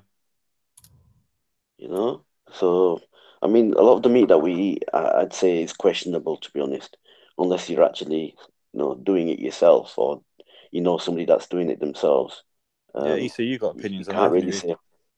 Say that again. You've got opinions on that, haven't you? That says From Abdul Rahman Green. Yeah, I'm not using that opinion though. I don't use that opinion, Jordan. No, I'm not saying you're using that opinion, but he made the point, didn't he, that you don't actually know 100% if something's halal, do you? It's kind of a that's what I'm saying. Yeah, which I think what Nabiru was saying. Yeah, you do. So basically, Sheikh Abdul Rahim Green said, if you want to live a good halal lifestyle here, it's best to eat vegetarian food, because you don't know whether you're eating halal or not. But it's down to the person who provides it as well, though. That it's on them as well. I know a lot of the brothers in Huddersfield area in West Yorkshire, they do a lot of the slaughter themselves. So that there's a lot of farms and stuff you can go to now. So a lot of farms where they have because it's not just about the halal itself; it's about the tayyub, which is the living of the animal as well. So there's two parts to it. So it's not just about the slaughter; it's also about how the conditions of how the animal lives. So it's the welfare of the animal as well, isn't it? So if you're putting them in cage and putting them on antibiotics, chickens, then this is not halal. I'm sorry to tell you, brothers and sisters. When you get those chicken legs that are full of water, where you can't have caged eggs. Caged eggs are not. They're around. Yeah. I've got a question. It's probably going a bit off topic, but going back to the far right. So you've obviously been there. Nabiru, do you go to the park? Yeah. I haven't been, like I say, since Raj came. Have we met? Have we ever met? No, we haven't. No, we haven't. What I say is, obviously there's a lot of far right characters that come down the park now, to sort of antagonize, and it does sort of a lot of Muslims react to this. That's why I can't come. Yeah, how would you suggest, and what is the right way? Because I'm not saying the best way is just to be passive and let them walk all over you, but then equally you can't. We're not supposed to show aggression. It's an interesting one on how people should deal with it. I mean, I personally would obviously always say, you follow the example of the Prophet, peace be upon him, don't you? And you hear stories about the man urinating in the mosque, and you read how the Prophet actually treated ignorant people with patience and with. But I think there's a difference between ignorant people and people that are purely out there to get you, and I think they antagonize and cause you damage. Yeah, I think it's a difficult one at the park, because you've got a mixture of the lot, and it's hard to sometimes distinguish: is this person out here to actually try and really harm Islam, or is he just here with genuine concerns and he's a bit ignorant? I stopped coming to the park when Tan appeared and Raj and all them lot. I couldn't go, and when all that business started. I mean, I give a lot of respect to the brothers that were there when Tan did whatever he did and said what he said about the Quran. Slipped if I was there, to be honest, and I'm glad. But do you think Tan represents for me? So Tan was at the park for a year, spewing awful stuff about Islam. So he even said he masturbated on the Quran, didn't he? And he threw it down on the floor. Yeah. He openly said he wanted to reduce the Muslim population. And to be honest, my understanding is Tan only received a push and a kick, and maybe someone put his iPad in the bin. And he was allowed to be at the park, and no one reacted. No one ejected him. As soon as he stood up and said the N-word and started attacking other people, he was removed, and within 2 weeks we didn't see him again. I thought it was an interesting two-way thing, because firstly it showed that, well, most people say that Muslims will kill you if you say something against them. Well, that clearly wasn't the case. And the other thing is, the other thing is why it also shows in society how it's acceptable to insult Islam in a way, because if I saw somebody calling somebody else the N-word, that offends me, and I would hope to protect that person. Why is it when the person standing up and saying that he wants to reduce the Muslim population is A, is he getting support, and B, people are just ignoring it and just saying to Muslims, leave him alone. You're by gathering around him, you're just giving him power. Just walk away.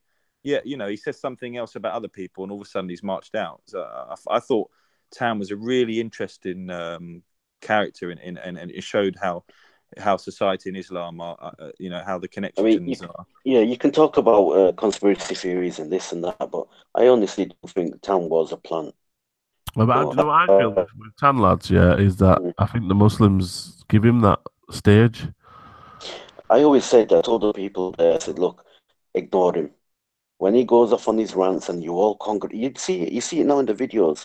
Like all these Muslims would go around, they'll go around smiling, chuckling away like he was some pop star. You know, if they'd have ignored him, like with Raj as well, not give him a time of day, they wouldn't be who they are today. Yeah, good point. You know, but we gave them that. Yeah, you know, Raj says every week, that if the Muslims left him alone, he wouldn't do what he did.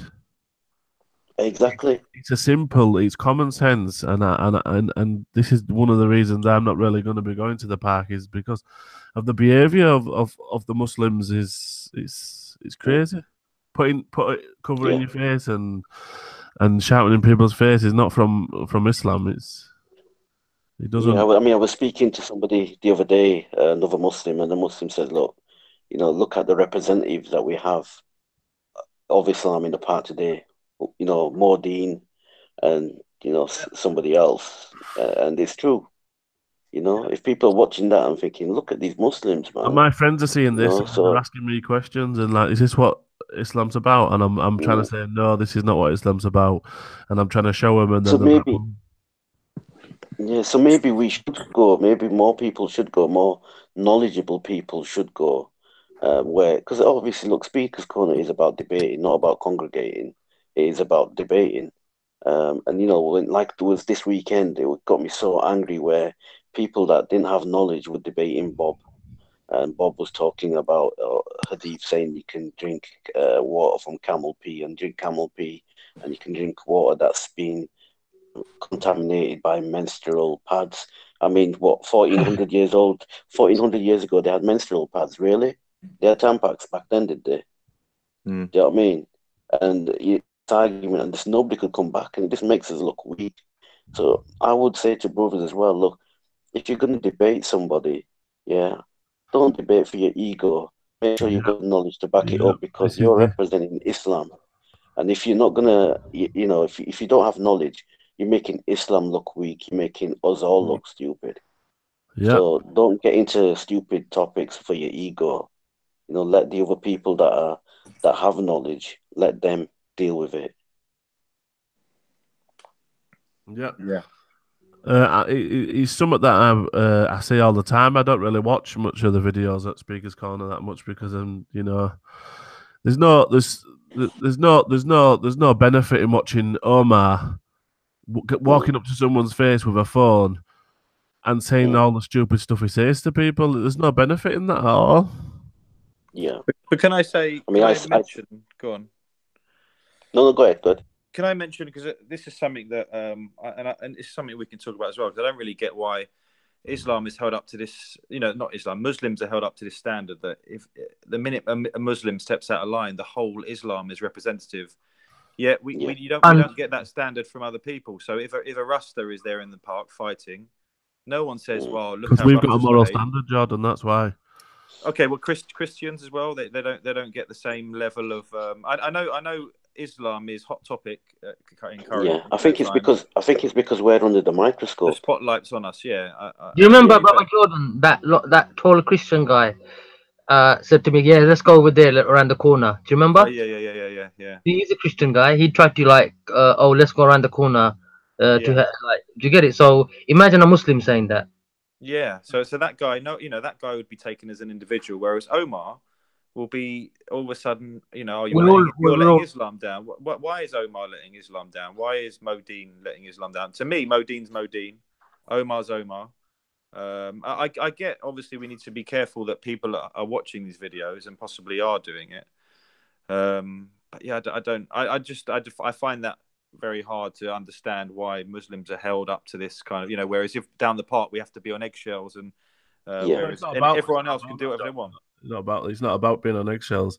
It's more to do with is that we have a moral standard. We're trying to live by the Prophet ﷺ, but you've got one brother saying, "Oh, I'm a Muslim. I live by this standard," and the next thing is putting a phone in someone's face and, you know, going all mad ones. What does that show people in a dawah aspect? Paul Williams is here. He disagrees, saying Christianity has been criticised for centuries. What, Paul, come back on. Well, that'd be good to actually speak about. But yeah, maybe, but you know, you don't see. Look, you don't. I don't guys. see any Muslims. 1 minute side. I don't see any Muslims going to the park and dissing anybody else's religion. Do you? I don't see anyone else, you know, dissing Christianity or Judaism. Yeah, you're right. Just like people do with Islam. Look, I think people get Speaker's Corner mixed up. You know, okay, freedom of speech, but freedom of speech is not freedom of hatred. You cannot say whatever you want. How many times do you hear the Prophet, peace be upon him, being called a paedophile? How many times? Exactly. Nearly every time. And you know, and they'll come back and say, yeah, but you say Jesus isn't God. Well, that's the belief. That's logical. Not, you know, and Muslims don't criticize. All right, listen.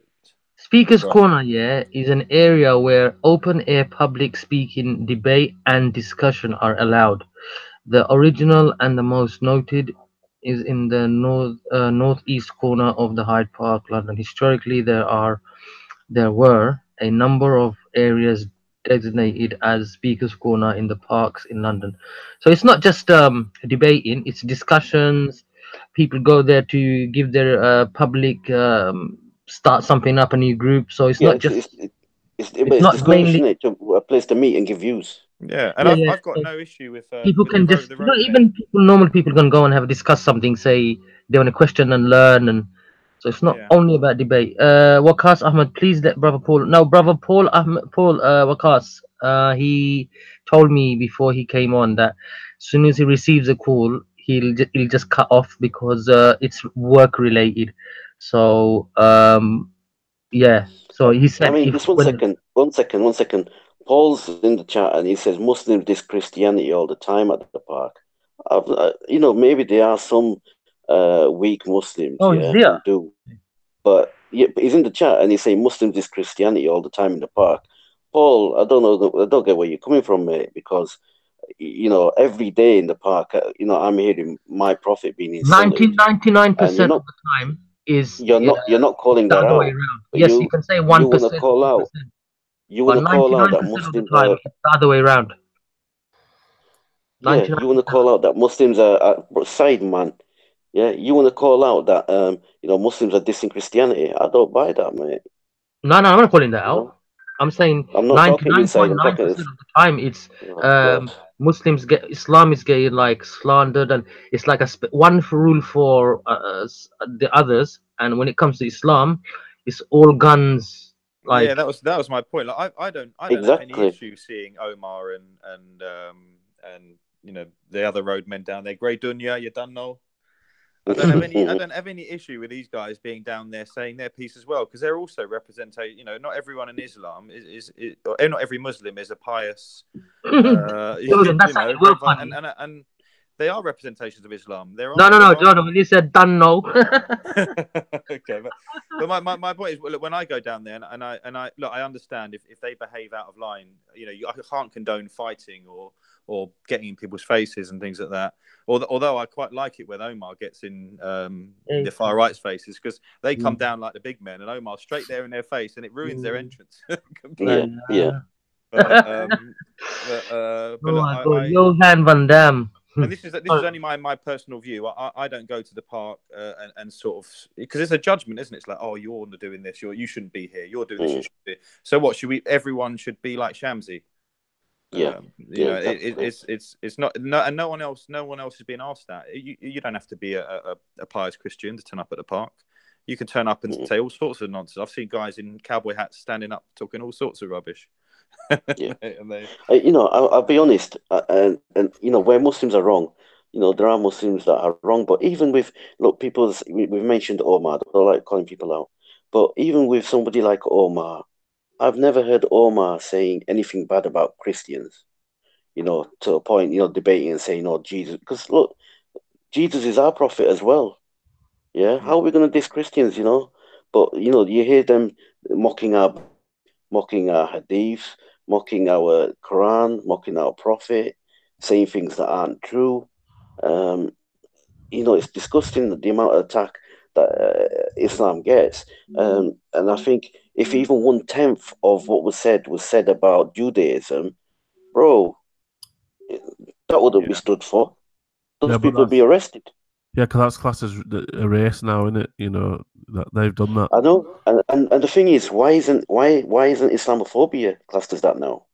Why is it that, you It's know, some of that they're doing now, isn't it? It's some of that everyone's coming together and working on. I've seen a lot of stuff recently. yeah, So, you'd think it'd be a lot easier with a inshallah that, Muslim you know, the What it is, brothers we just have come the together.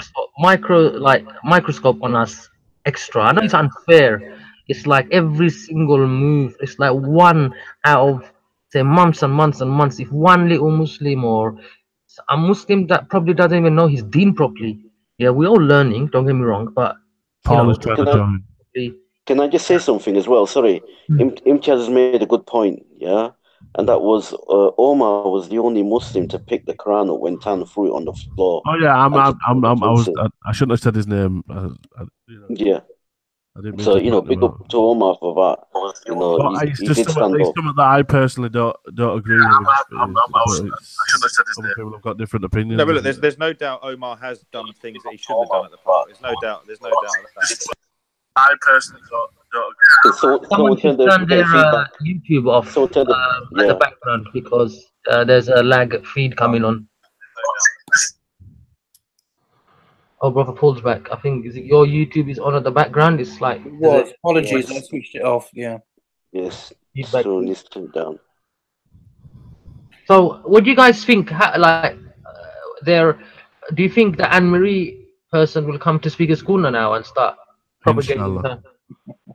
No Right. chance. Alive if she No did. chance. But why? Why no chance? Why do you think there's not? Because I think she'll be advised not to go because she doesn't have knowledge of Islam. She'll be exposed Yeah. to somebody who doesn't know anything, and you know people know that there's good, you know, especially the dawah teams. People know that if you turn up there without knowing your stuff, you're walking away looking like a fool. There's nothing to gain from going there. Tommy ain't going to be there debating any of them either. Can you imagine Tommy trying to take on Hamza?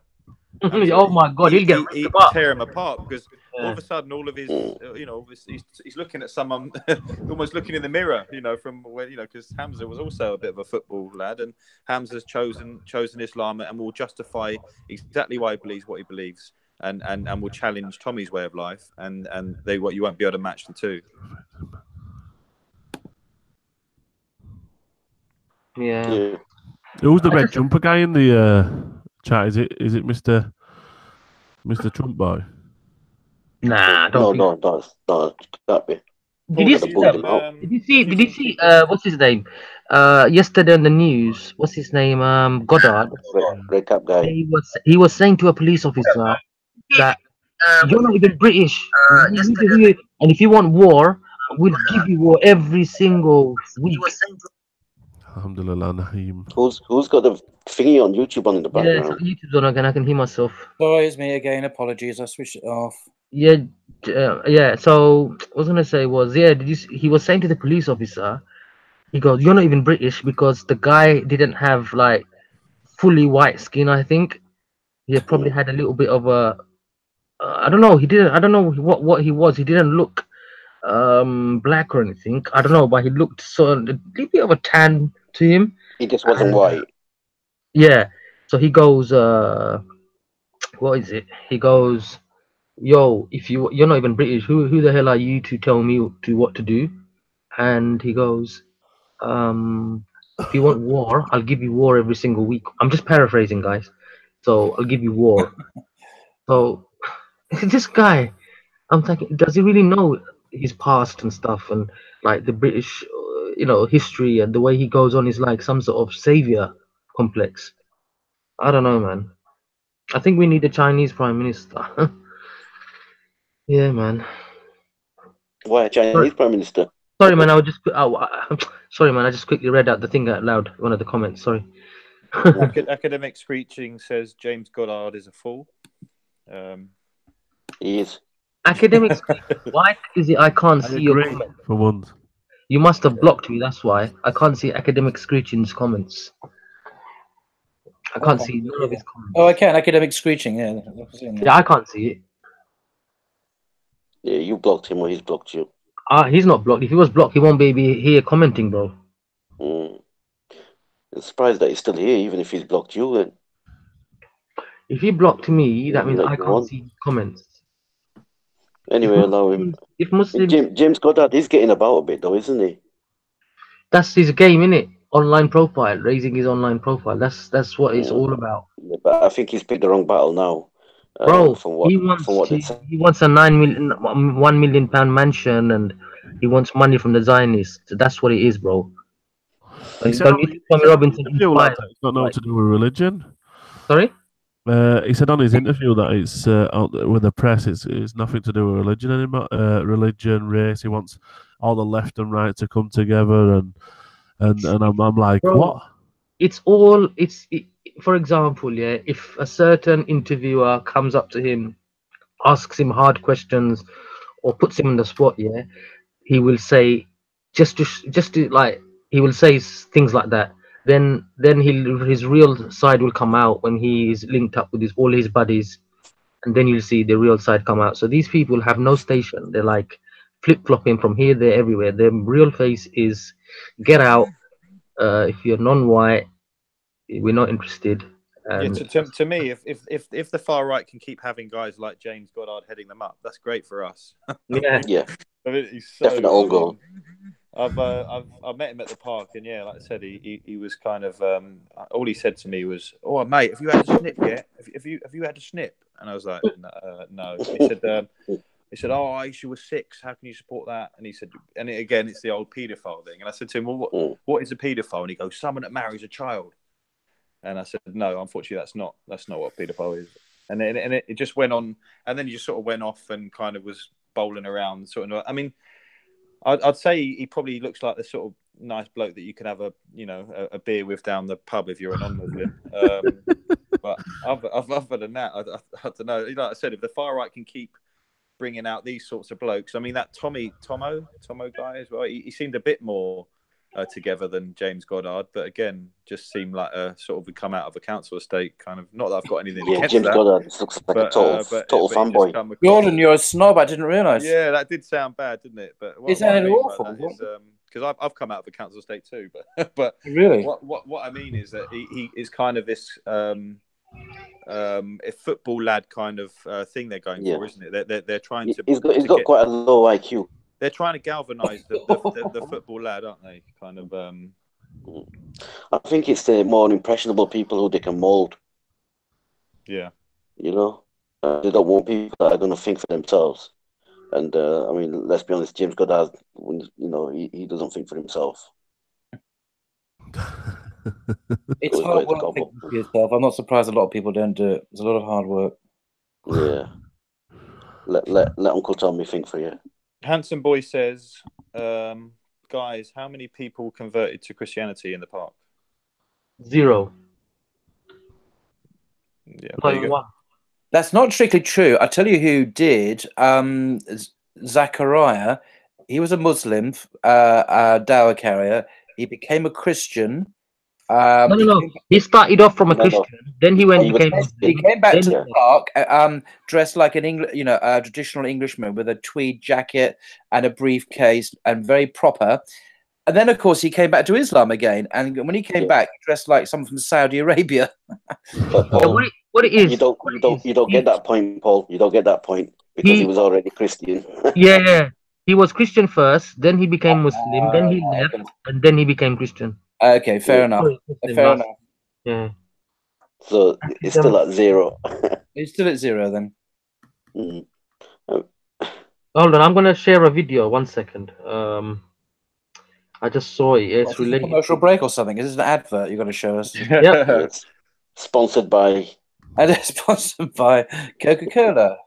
Zionist UK.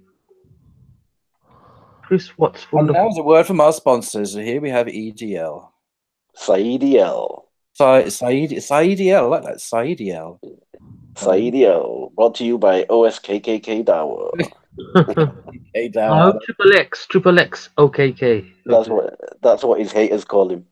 Well, that was a good video. I enjoyed that. Hold on. 1 second. Yeah, it was guys. happened so quickly, I missed it. You have a longer version that lasts more than a millisecond. I'm just trying to find the video so I don't have to do this like while I'm online. Hold on. So, Red jumper guy. Yes, Paul Williams is a Muslim. Yes, he is. Yeah, he is a Muslim. He's a Muslim. Well, because I don't sound like one, do I? That's right. Yeah. Salam alaikum, Nisa. I speak with an accent. I can't really do accents. where is that video, man? Oh, found it. Here it is. Here it is. Saeed, What do you people think of derailed all Muslim the Bilal's talk. new track? There? What do people think of Muslim Bilal's new track? Which one's that? Live. He brought it out yesterday. No idea. No idea. Mm. What is Say it? that again, bro. I didn't hear that. I don't even understand the question. It's called Live. You know Muslim Bilal, Paul? Have you know Muslim Bilal from London? Oh, yeah. I know. That's We're the gone. chick. He's brought a new nasheed out called Life. Oh, Nasheed. And No, I haven't. it opens out to the roadman. You don't know. You don't know. You are screen sharing. Can you guys see my screen? Yes. Oh my god. Hold on. Alhamdulillah, Nisa, I'm good, bro. I'm going to Why Umrah is it next week. with all the time Inshallah. call every time on it? So come and see me I don't know, but wait, this that week. guy We'll keeps do on. He needs to get his head up off the ground. He's been in that posture for about 3 hours now. It's gonna... I'm going to Umrah week after, bro. Paul Williams, you must Oh, have yeah. an Look at my Arabic new accent. outro, guys. Look at my new outro I made quickly. Oh my god.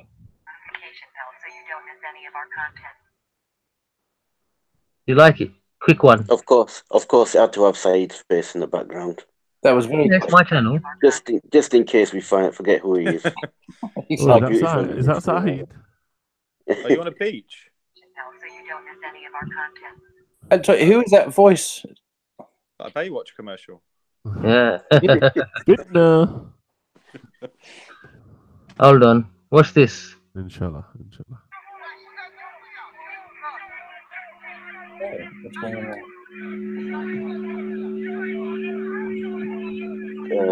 Is that side being arrested again? There's feedback coming back on the mic. Hey up. Is that the Brexit thing? That's the Trump little boy. But is he that when they block the roads? Yeah, it's outside Parliament. Yeah. Oh yeah, St. Margaret's. Saeed, the video is not being played. What? We can't see it Why on do they YouTube. Why do they need 6 policemen to take that little runt away? They can see it. I could have taken him out. I could have put him on my shoulder. I'm That's taking him on coming my up. shoulder. I bet bigger for my breakfast. Red cat boy.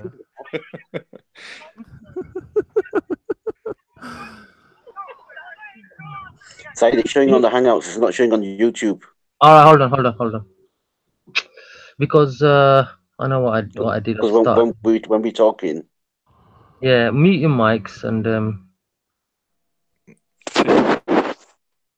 See your lives in the chat. Salam. Salam alaikum, see ya. Okay, let's see. Okay, what about now? Would you guys say Sargon? He's a liberal. Sargon Avadkad is a proper liberal. Can you guys see now? Yeah. Did see the screen? Like, loads, did he talk yes, at Tommy's that's rally? cool. All right, listen to this. Watch this, yeah, guys. Yeah, but he didn't agree with some of the stuff that Tommy was saying. Yeah. I got to say, I don't find him particularly. Oh, sorry. Can someone talk us through what is happening on this video, please? Who doesn't know? What is It's that happening? red cap boy is being arrested by the police. For what reason? I think he was outside Parliament yesterday when that What? Sudbury MP. Why is he being arrested? Because they were calling her Nazi. I see.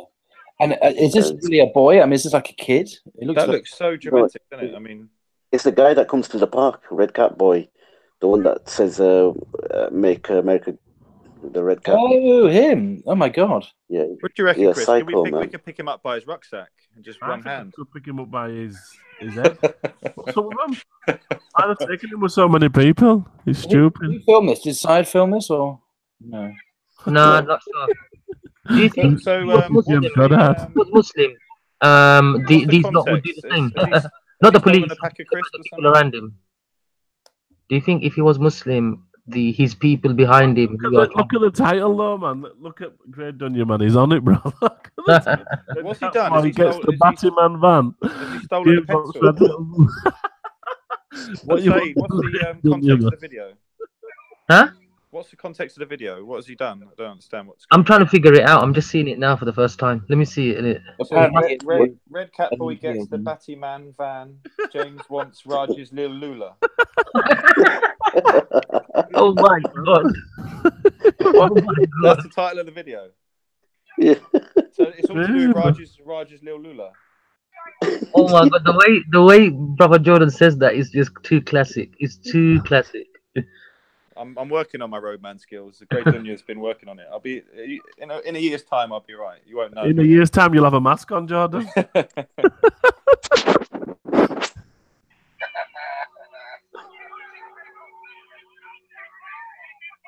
So what happened was with this, yeah, yesterday that I think it was Anna Sudbury, the MP.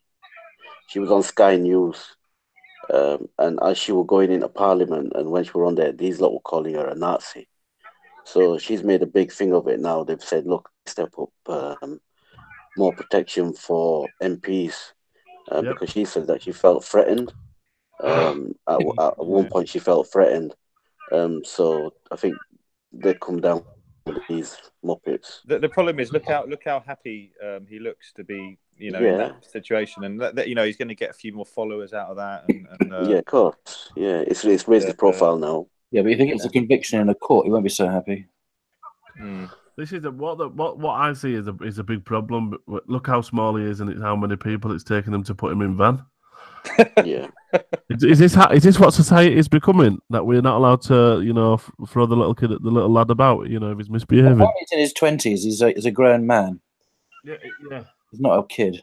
But looks like a little kid, doesn't he? Well, in the camera he does, but in real life you might look a bit. I've met him in real life. He doesn't really say much when you're in front of him. Academic Screeching says James Goddard and Red Cat Boy confronted British politicians and called them Nazis. Right. Okay. You go up to MPs and you start calling them Nazis, it's asking for trouble. Yeah. While being Nazis. I thought they loved the British. Whilst being Nazis, exactly. That makes it even worse. Yo, guys, have you listened to this story? Amazing story. It's 11 minutes long, yeah? Oh, no. Brother Jordan, I really want you to listen to this, yeah? And Brother Easter and Brother Paul, everyone, yeah? Just listen to this. It's quite amazing. Listen to this. Hold on. It's amazing, guys. Hold on. That means it's not. Yeah, he would, red jumper guy. Listen. Robert Davila. You know what that is? Is that a real name? Yes. It's my brother, Saladin. Is he ginger? 3 months ago, I gave khutbah in Fort Worth. He's ginger. I haven't been to that masjid in 4 or 5 years. And they invited me for some reason, and I went. And I gave khutbah there. My khutbah was about dua. An Egyptian fellow comes up to me, a young man came up to me afterwards. He goes, Allah fulfilled my dua today. And I said, what's your dua? He said, my dua was that Nu'man Ali Khan should meet Robert Davila. Are you Robert Davila? He goes, nope. I've heard this before. Robert Davila is It's a nice story. Heard it before. fulfilling my dua. Yeah, so it's not amazing, Syed. Want to know? Robert Davila is a young man who lives in a town 40 minutes past Fort Worth. He was a farmer, young guy, and he was hit with some sort of genetic disorder that kicked in later on in his life, and he became paralyzed from the neck down. And he lives in a nursing home. Most people in that nursing home are 90 years, 100 years, they're really old people. And then there's, you know, his room where he's paralyzed neck down. He's the only 30-something-year-old that is in the nursing home, okay? And he's been in that nursing home for the last 10 years. Are you really going to play this for 11 minutes, Saeed, on a panel? Yeah. You know what I mean? Voice activated so he can Said, get 11 minutes a bit long, you know. Hold on. I agree, and I've seen it before. Yeah. I'm interested in the story though. What happens? Watch it after. Alright, just watch it. They all live happily ever after. and things like that. And his best friend was in the bed next to him. One of his best friends. He became best friends because he met him at the nursing home. This person was also paralyzed and he needed a new liver. He speeded it up. Liver transplant. He was waiting for a liver transplant. And they used to talk about, you know, God, things like that all the time. Finally, his best friend got a call that there's a donor available for him. So he's so excited. He goes, Robert, I'm going to miss you, but I'm going. I've got a donor. So they take his friend and they go Say on. people in the chat are saying allow it, man. 11 minutes. I know, allow it, man. Now his friend Don't know. was also a Isn't Christian. it? Your panelists are saying that. People in the chat are saying that. Amulet of his friend, a crucifix. That was Ginger Said, Convert's go good. to the toilet. Good jump Reminder again. of your old buddy. So he hung it on the side of his hospital bed. Yeah, good night, that Which is jumper about guy. a pretty decent life in there. The nurses take care of him. He's a happy guy. And one day he goes to sleep and he sees a man in his dream. Is that Sheikh Hamza Yusuf? The man says his name is Muhammad. No. And he says, pointing at the crucifix, God did not send messengers so they would worship the That messengers. sounds like Sheikh Hamza Yusuf. So you could worship God. And Jesus was just a man. He walked in the market and he ate food. He walked in the market and he ate food. And the dream stopped. He Oh, only it's knows Norman Ali Khan. the man. He knows there's a man that's named Muhammad that said that to him. He said that messengers came so people could worship God and not the messengers. This is all he knows. So he starts Googling Muhammad. He finds Islam. He takes Shahada. When he takes Shahada, he wants to learn about the Quran. So he goes on these chat sessions and finds somebody needs to teach me Quran. He finds a brother in Egypt that he gets together with on Skype to try to learn Arabic. Learn the Arabic How long's alphabet. left? Once he learned the Arabic alphabet, he learned to recite the Quran. He memorized 10 surahs from his hospital bed.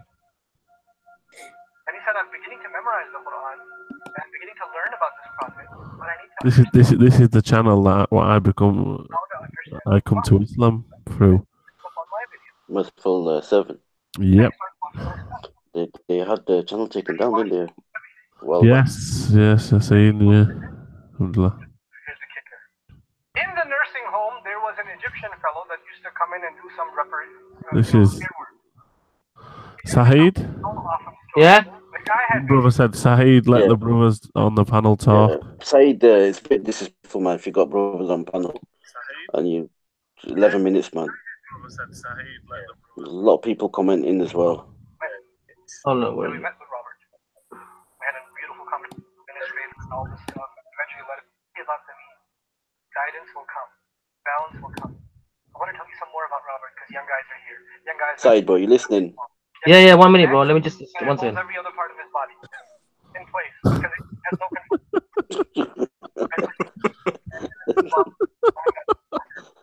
For the next 6 months at least. That is, he went to Jummah prayer. And he told me about the Jummah prayer. He said, I've never felt more peace.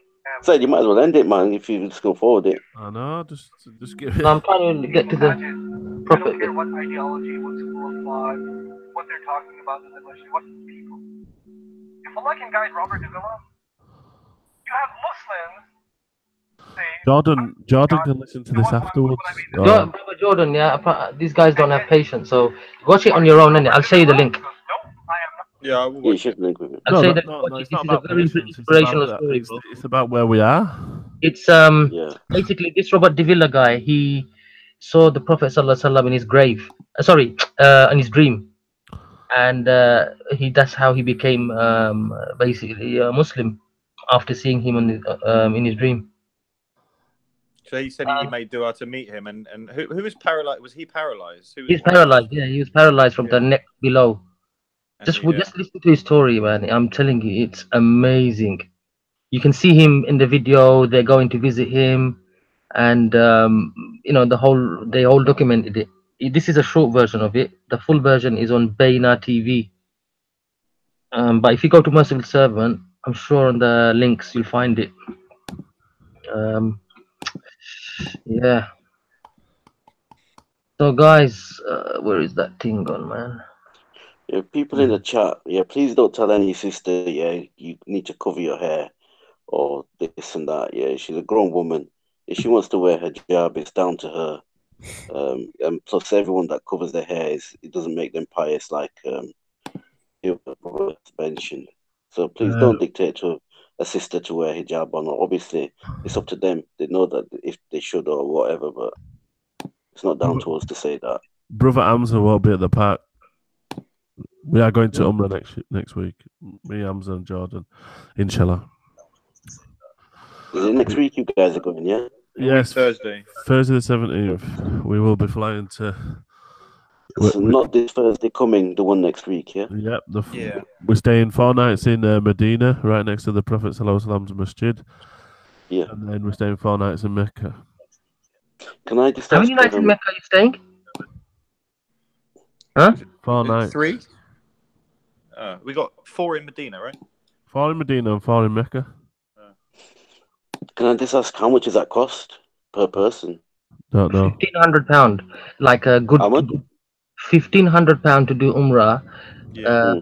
Okay, and staying in a decent hotel, like a decent hotel. You can do it for about 1,100, but yeah, you can do around 1,100, but 1,500, you can stay in Clock Tower or one of the what's it called, the other hotels? You know, the top hotels there. I forgot the names, man. We're staying in the Millennium, the big one. Which one? Millennium. I think that's a decent hotel. That's a decent hotel. It's very decent. I think that's next to Clock Tower, bro. So if you're next to, right next to the clock tower, you can see the clock tower in the picture. Oh, then if you can see Clock Tower, then you're right next to the Haram. We've got a McDonald's. I'm telling you now, yeah. Oh, look. What's that? New Muslim convert, my journey to Islam. If you this is my brother from Leeds, the 2 white Muslims. To him, yeah. Yeah. Well, that guy there. Yes. Oh wow. Mohammed, he's been Muslim 27 years. What's a liberal, Paul? It's Paul liberal. Yeah, someone's saying, is Paul liberal? I'm thinking, what does that mean? What does liberal mean? I'm gonna watch that. It's liberalism. You can do whatever you want. It's 2 white Muslims. They're very good. I mean, I'm a liberal. I'm in the wrong religion then. Mohammed. MTS says we're very lucky. I agree. Mashallah. So you know, hold on. Let me just. Unite upon Huck's in the house. Who? Good brother. Unite upon Huck. Oh, Jamal, yes. He's there. So what I was gonna say, try your best to make this intention when you're at when you go there, to pray as much as you can, 5 times a day, every single prayer in the Haram. I'm sure you would, because Brother Hamza will do that to push you guys there. Try to avoid much as you can praying in the hotel, because what's going to happen is, obviously the food won't agree with our British stomachs. So what happens is you'll be in and out the toilets and stuff. So best thing to do is try to eat dry food much as you can. Keep to, the dates. Keep eating the dates and the Zamzam water. Oh, guys, you're going to love the Zamzam water. You're going to love it. Watch the taste of Zamzam. Anyway, once you just keep on having dates and Zamzam, my advice, and have dry food, not like curry type. Have like what's that thing called? There's a biryani type of chicken type of thing. Biryani. Try not to have curries and stuff. Try to have dry food so your stomach can take it. Basically. What about McDonald's? What I had him for years. Sorry? That's what you want, innit? You go to McDonald's.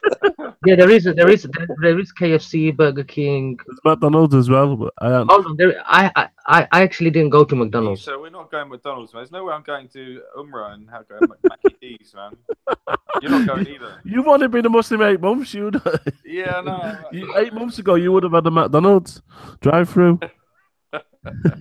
That's what Eastern's itinerary consists of. Now, what I'm saying, so what I was saying here McDonald's, a Burger King. make sure try to pray all your salah in the haram. Don't make that mistake that I did when I went umrah.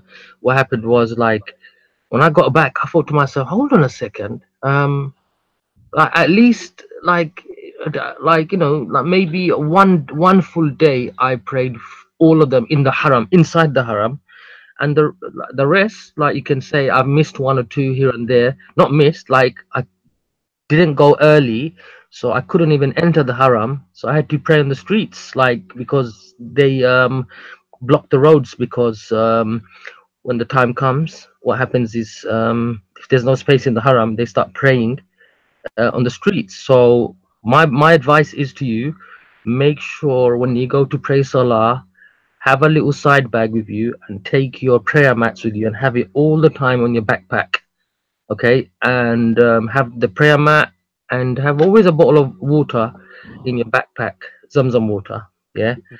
And try to have the intention. Huh?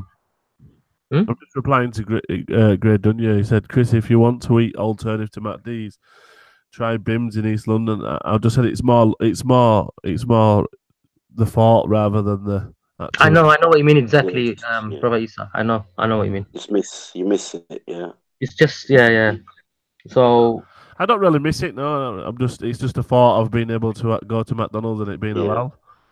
Yeah. Because I don't really eat anything from McDonald's anyway. I'm probably we won't even go anyway when we go there. It's just a laugh. It's like when I went abroad, because we never had KFC before. I wanted to know what this KFC tasted like, because it's never halal here, you know what I mean? We have halal KFC here. There are some, but I still don't trust them. No, this one is certified. It's HMC. Even still, yeah, I know what you mean, yeah. McDonald's is Grey Dunya's fitna. I don't know what to say about that, man. What was I saying? It better be fillet of fish, mate. Yeah. That's all I'm saying. None of that Big Mac business. Oh man, you know what? You're making me feel thingy, man. Because I was thinking of going to Morocco soon, but now I'm thinking, shall I just go Umrah, man? This is a once in a life opportunity for myself and Jordan. Guys, listen, brother Jordan, yeah. After when you do Umrah, inshallah, if you want, even Isa, if you plan to do Hajj, just let me know, man. Because we do the package. My cousin does the packages. And I wouldn't mind going, man, with the group. It'll be fun. It'll be real fun. Yeah. Going to Hajj is a lot more pricey than Umrah, is that right? Yeah, you're looking at. It cost me. I think it cost me about £7,000. What? Paul, have you been to £7,000? That's a lot of McDonald's. Hajj for Hajj. Yeah, but still, 7,000 is a lot, bro. Paul, have you been to Hajj or Umrah? Would you stay in a palace? No, hold on. I'm trying to think 1 second. With the ticket expense, I'm talking about everything. My pocket spending money, food, everything. Still, bro, that's a lot of money. £7,000. I think my package was 5,800 or something like that. God. And how does Saudi sleep at night? How do the leaders of Saudi sleep at night, charging people? Yeah, it's right. It's about 5K. It's between £3,000 and £5,000, man. No, not 3,000. Earn that a year. Yeah. Hajj is 5,000 to 5,500 to 6,000. Depends on what package or hotel you stay in. So that's it, yeah. Hajj every year the price goes up by £500-600. It doesn't stay the same. That's another stupid thing as well, yeah. So basically, £5,000 will get you a wooden bed with no mattress. That's wrong. That is wrong. That.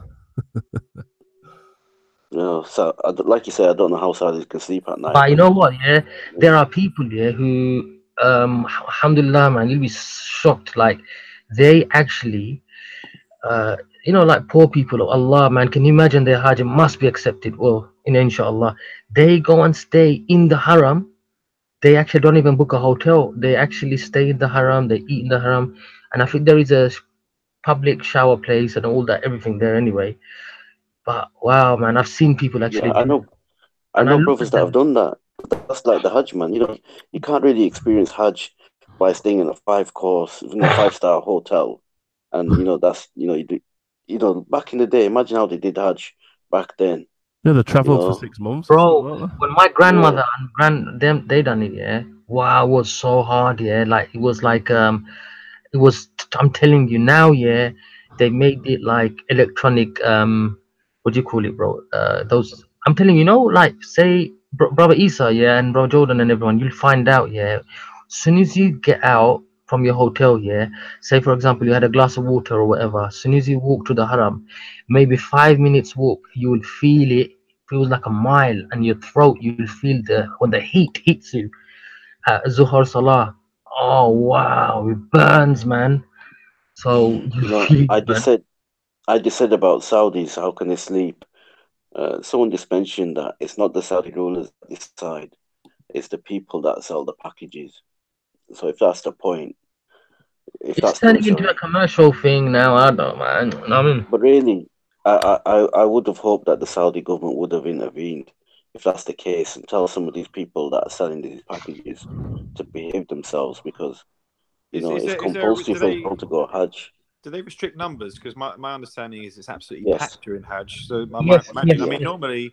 normally prices are put on things to try and stop the numbers going. Yeah, yeah. There That's a is. good point, that, Jordan. I read that. If it was cheap, I mean, I don't, some people do it over and over again as well, don't you? So it seems, I don't know, maybe they should Well, limit for people to Umrah, that. far as I remember, like I'm talking about Umrah, like I said, in it 1500 to 1100, 1200, 1300, 1400, depends on your package. 1500, a nice clock tower, um, hotel and everything. Yeah, but there's a place. If you, as long as you stay around Misfala, there's a place called Misfala, Ibrahim Khalil Road.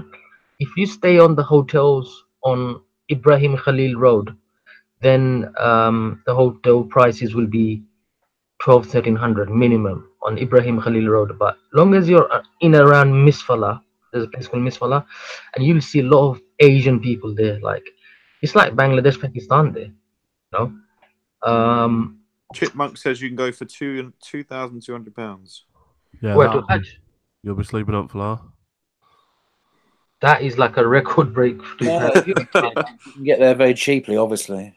Yeah, So are you so you you'll know be getting you Ryanair brothers to are going, Saudi.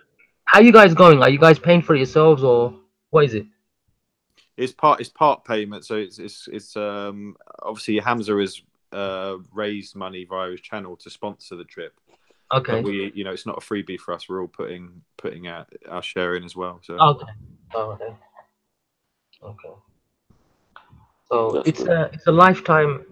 You'll watch how you feel, man. Once you go there, your iman levels. When I first become Muslim, I got offered to go to Hajj by a sponsor, an Irish guy, but I couldn't do it because my dad just fell ill at that time, so I didn't go. But one of my friends went, Wayne, and he inshallah, he gets accepted for him.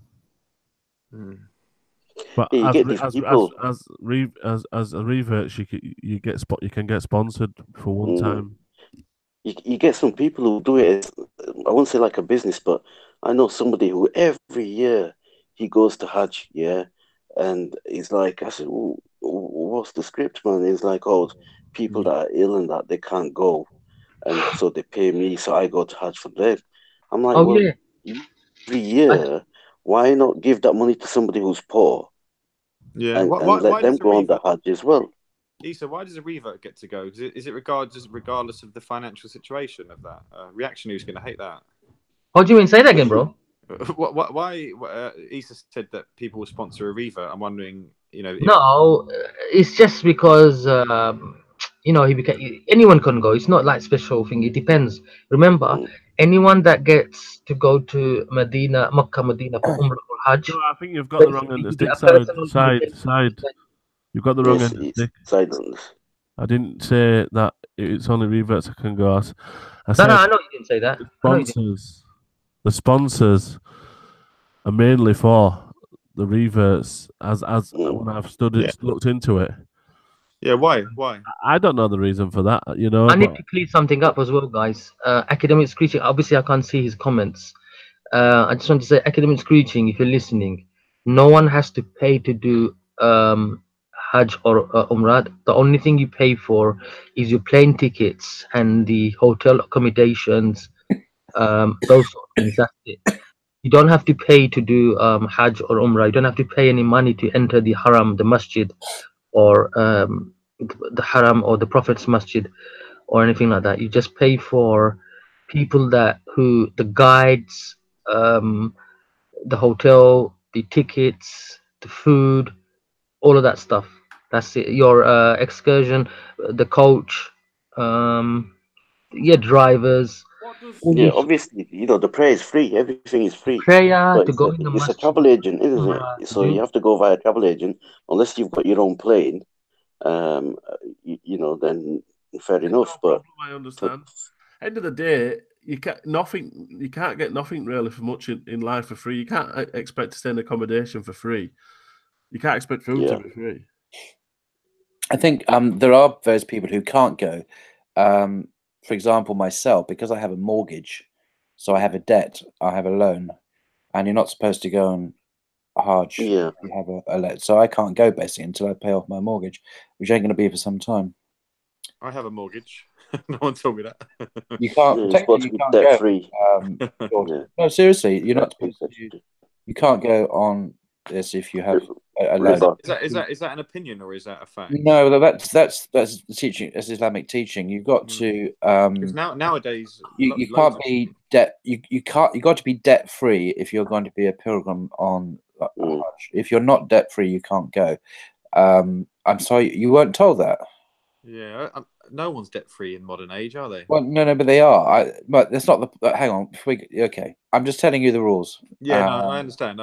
I think it's an opinion. I don't think it's a. It's not a. I'll find out. Like you said, sure it's not people I know have got knowledge say this is the Sharia ruling. I'll find out, and I'm not going to. No, Paul, I appreciate you bringing it up. Which is why I don't even think about it. I mean, I know when my debts will be paid off, and they're not going to be paid off for quite some time. So I just don't think about it. But I think with it being a pillar, one of the main pillars, of Islam, it shouldn't be a reason to stop you from going if you get the chance to go. Well, I have. I've been. I mean, like I've been given the chance to sponsor people as anonymous sponsors. I get this from Regent's Park Mosque. It happened 2 or 3 times now, and I've had to say no because, in my view, I've been told by scholars that you can't go if you unless you're debt free. No, it's not. Paul, I'll find that out for you. It's an opinion. There's a lot of people in the chat as well are saying it's an opinion. And on hadith, it's not just just a bit of gossip. It's No, we're not saying that, but a lot of people are saying it's an opinion. I've looked into this in the past as well because I had an uncle that said the same thing. And it is an opinion. It's not. Well, you're saying it's not. Scholars who can go to Umrah, Hajj, and you're not debt free. Is that what you've heard? Well, look, it's a main pillar of Islam. I've never heard a scholar say anything other than this. It's not a view that I've ever heard a scholar say anything other than this.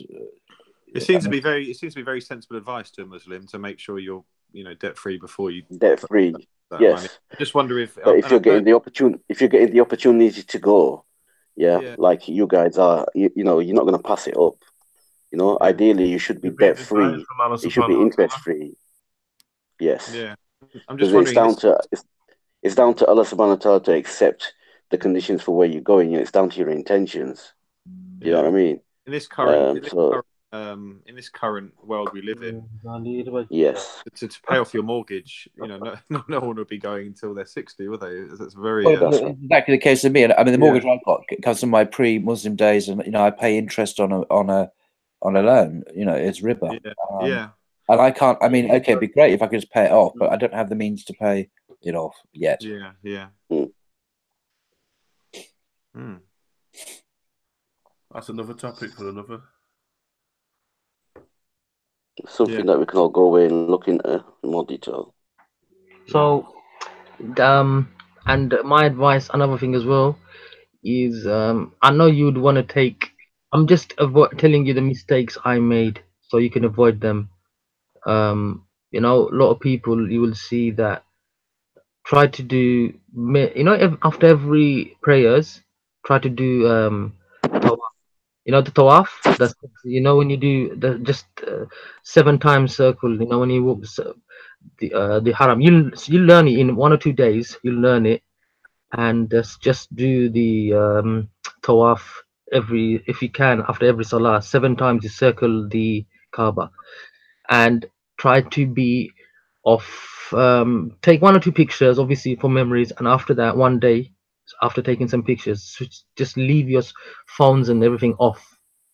If they're going to be documenting it, then let them do it. You guys, my advice is just make the most of your time while you're there to pray in the haram, because every single prayer that you pray in the haram, it's multiplied by I can't remember the numbers. 10,000, is it?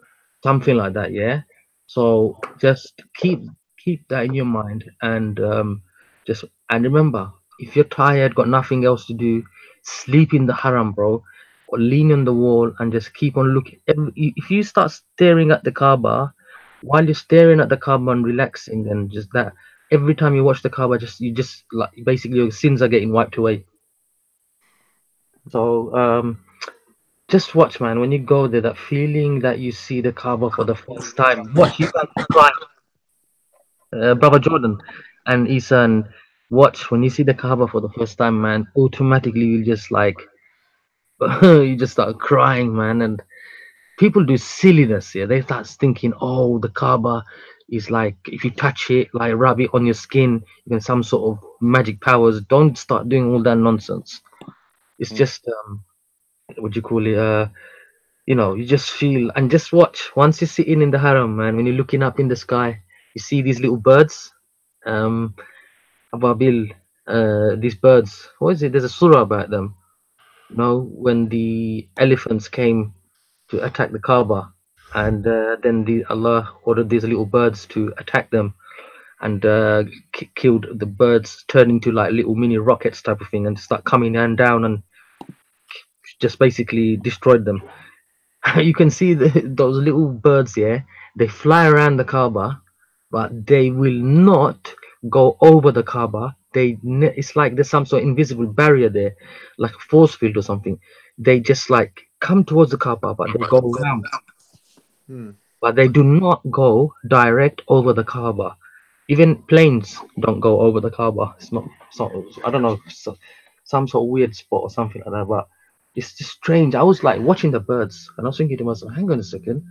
I just saw the birds here. They just it's like they hit something, like a invisible force field, and they just come crashing in, and then bang, they turn around and go round and round." And then I asked someone there, and they say, "Yeah, they never go over the Kaaba. They just go round and round." It's just strange.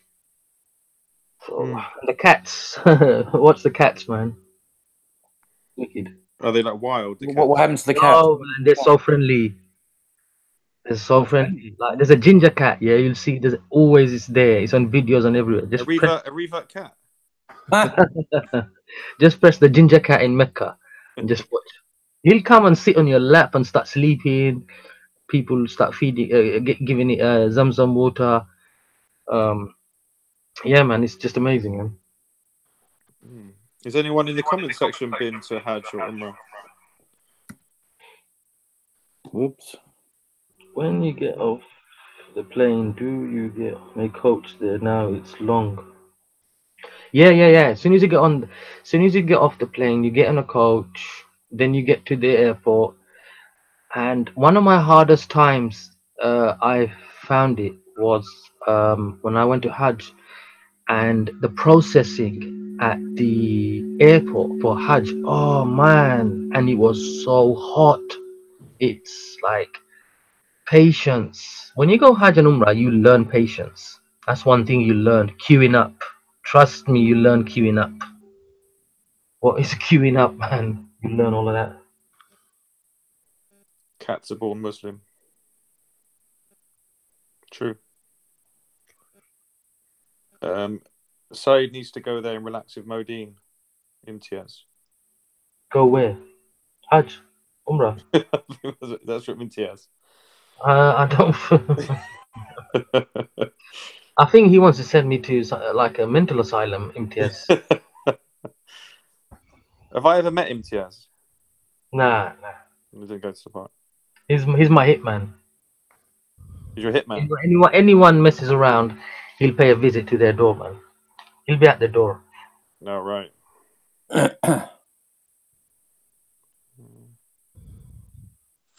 Allegedly.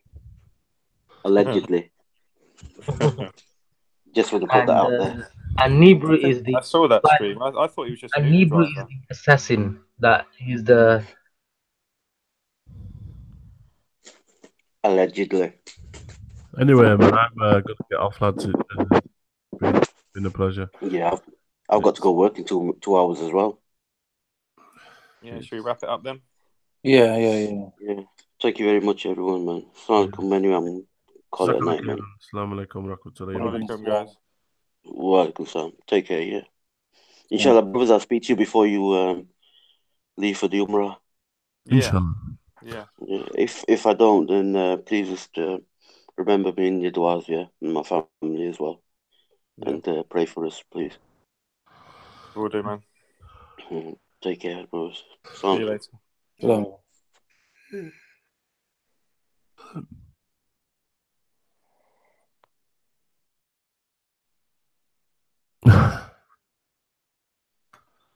And then there were 3. I can't find the button to leave. Yeah, we're trapped. How do we get out of this button? Right, I'm going to go to bed because it's late. Paul, 3 o'clock in England. It's been a pleasure. Assalamu alaikum. It's been emotional. Yeah, it was interesting towards the middle of that. I now know why they call him reactionary, I guess. But he's an intelligent guy, isn't he, that reactionary? Yep.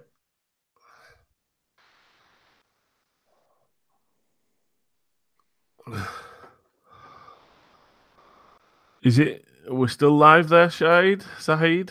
Sorry.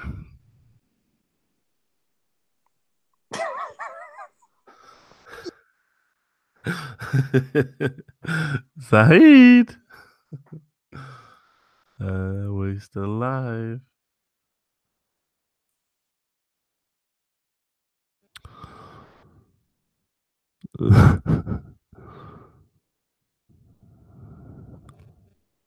Yeah, we're still live. Academic screeching. Who is that? Is that? It's meant to be Raj, isn't it?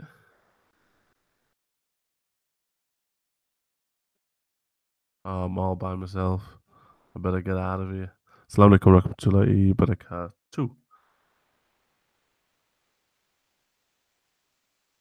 Yeah, brother Isa.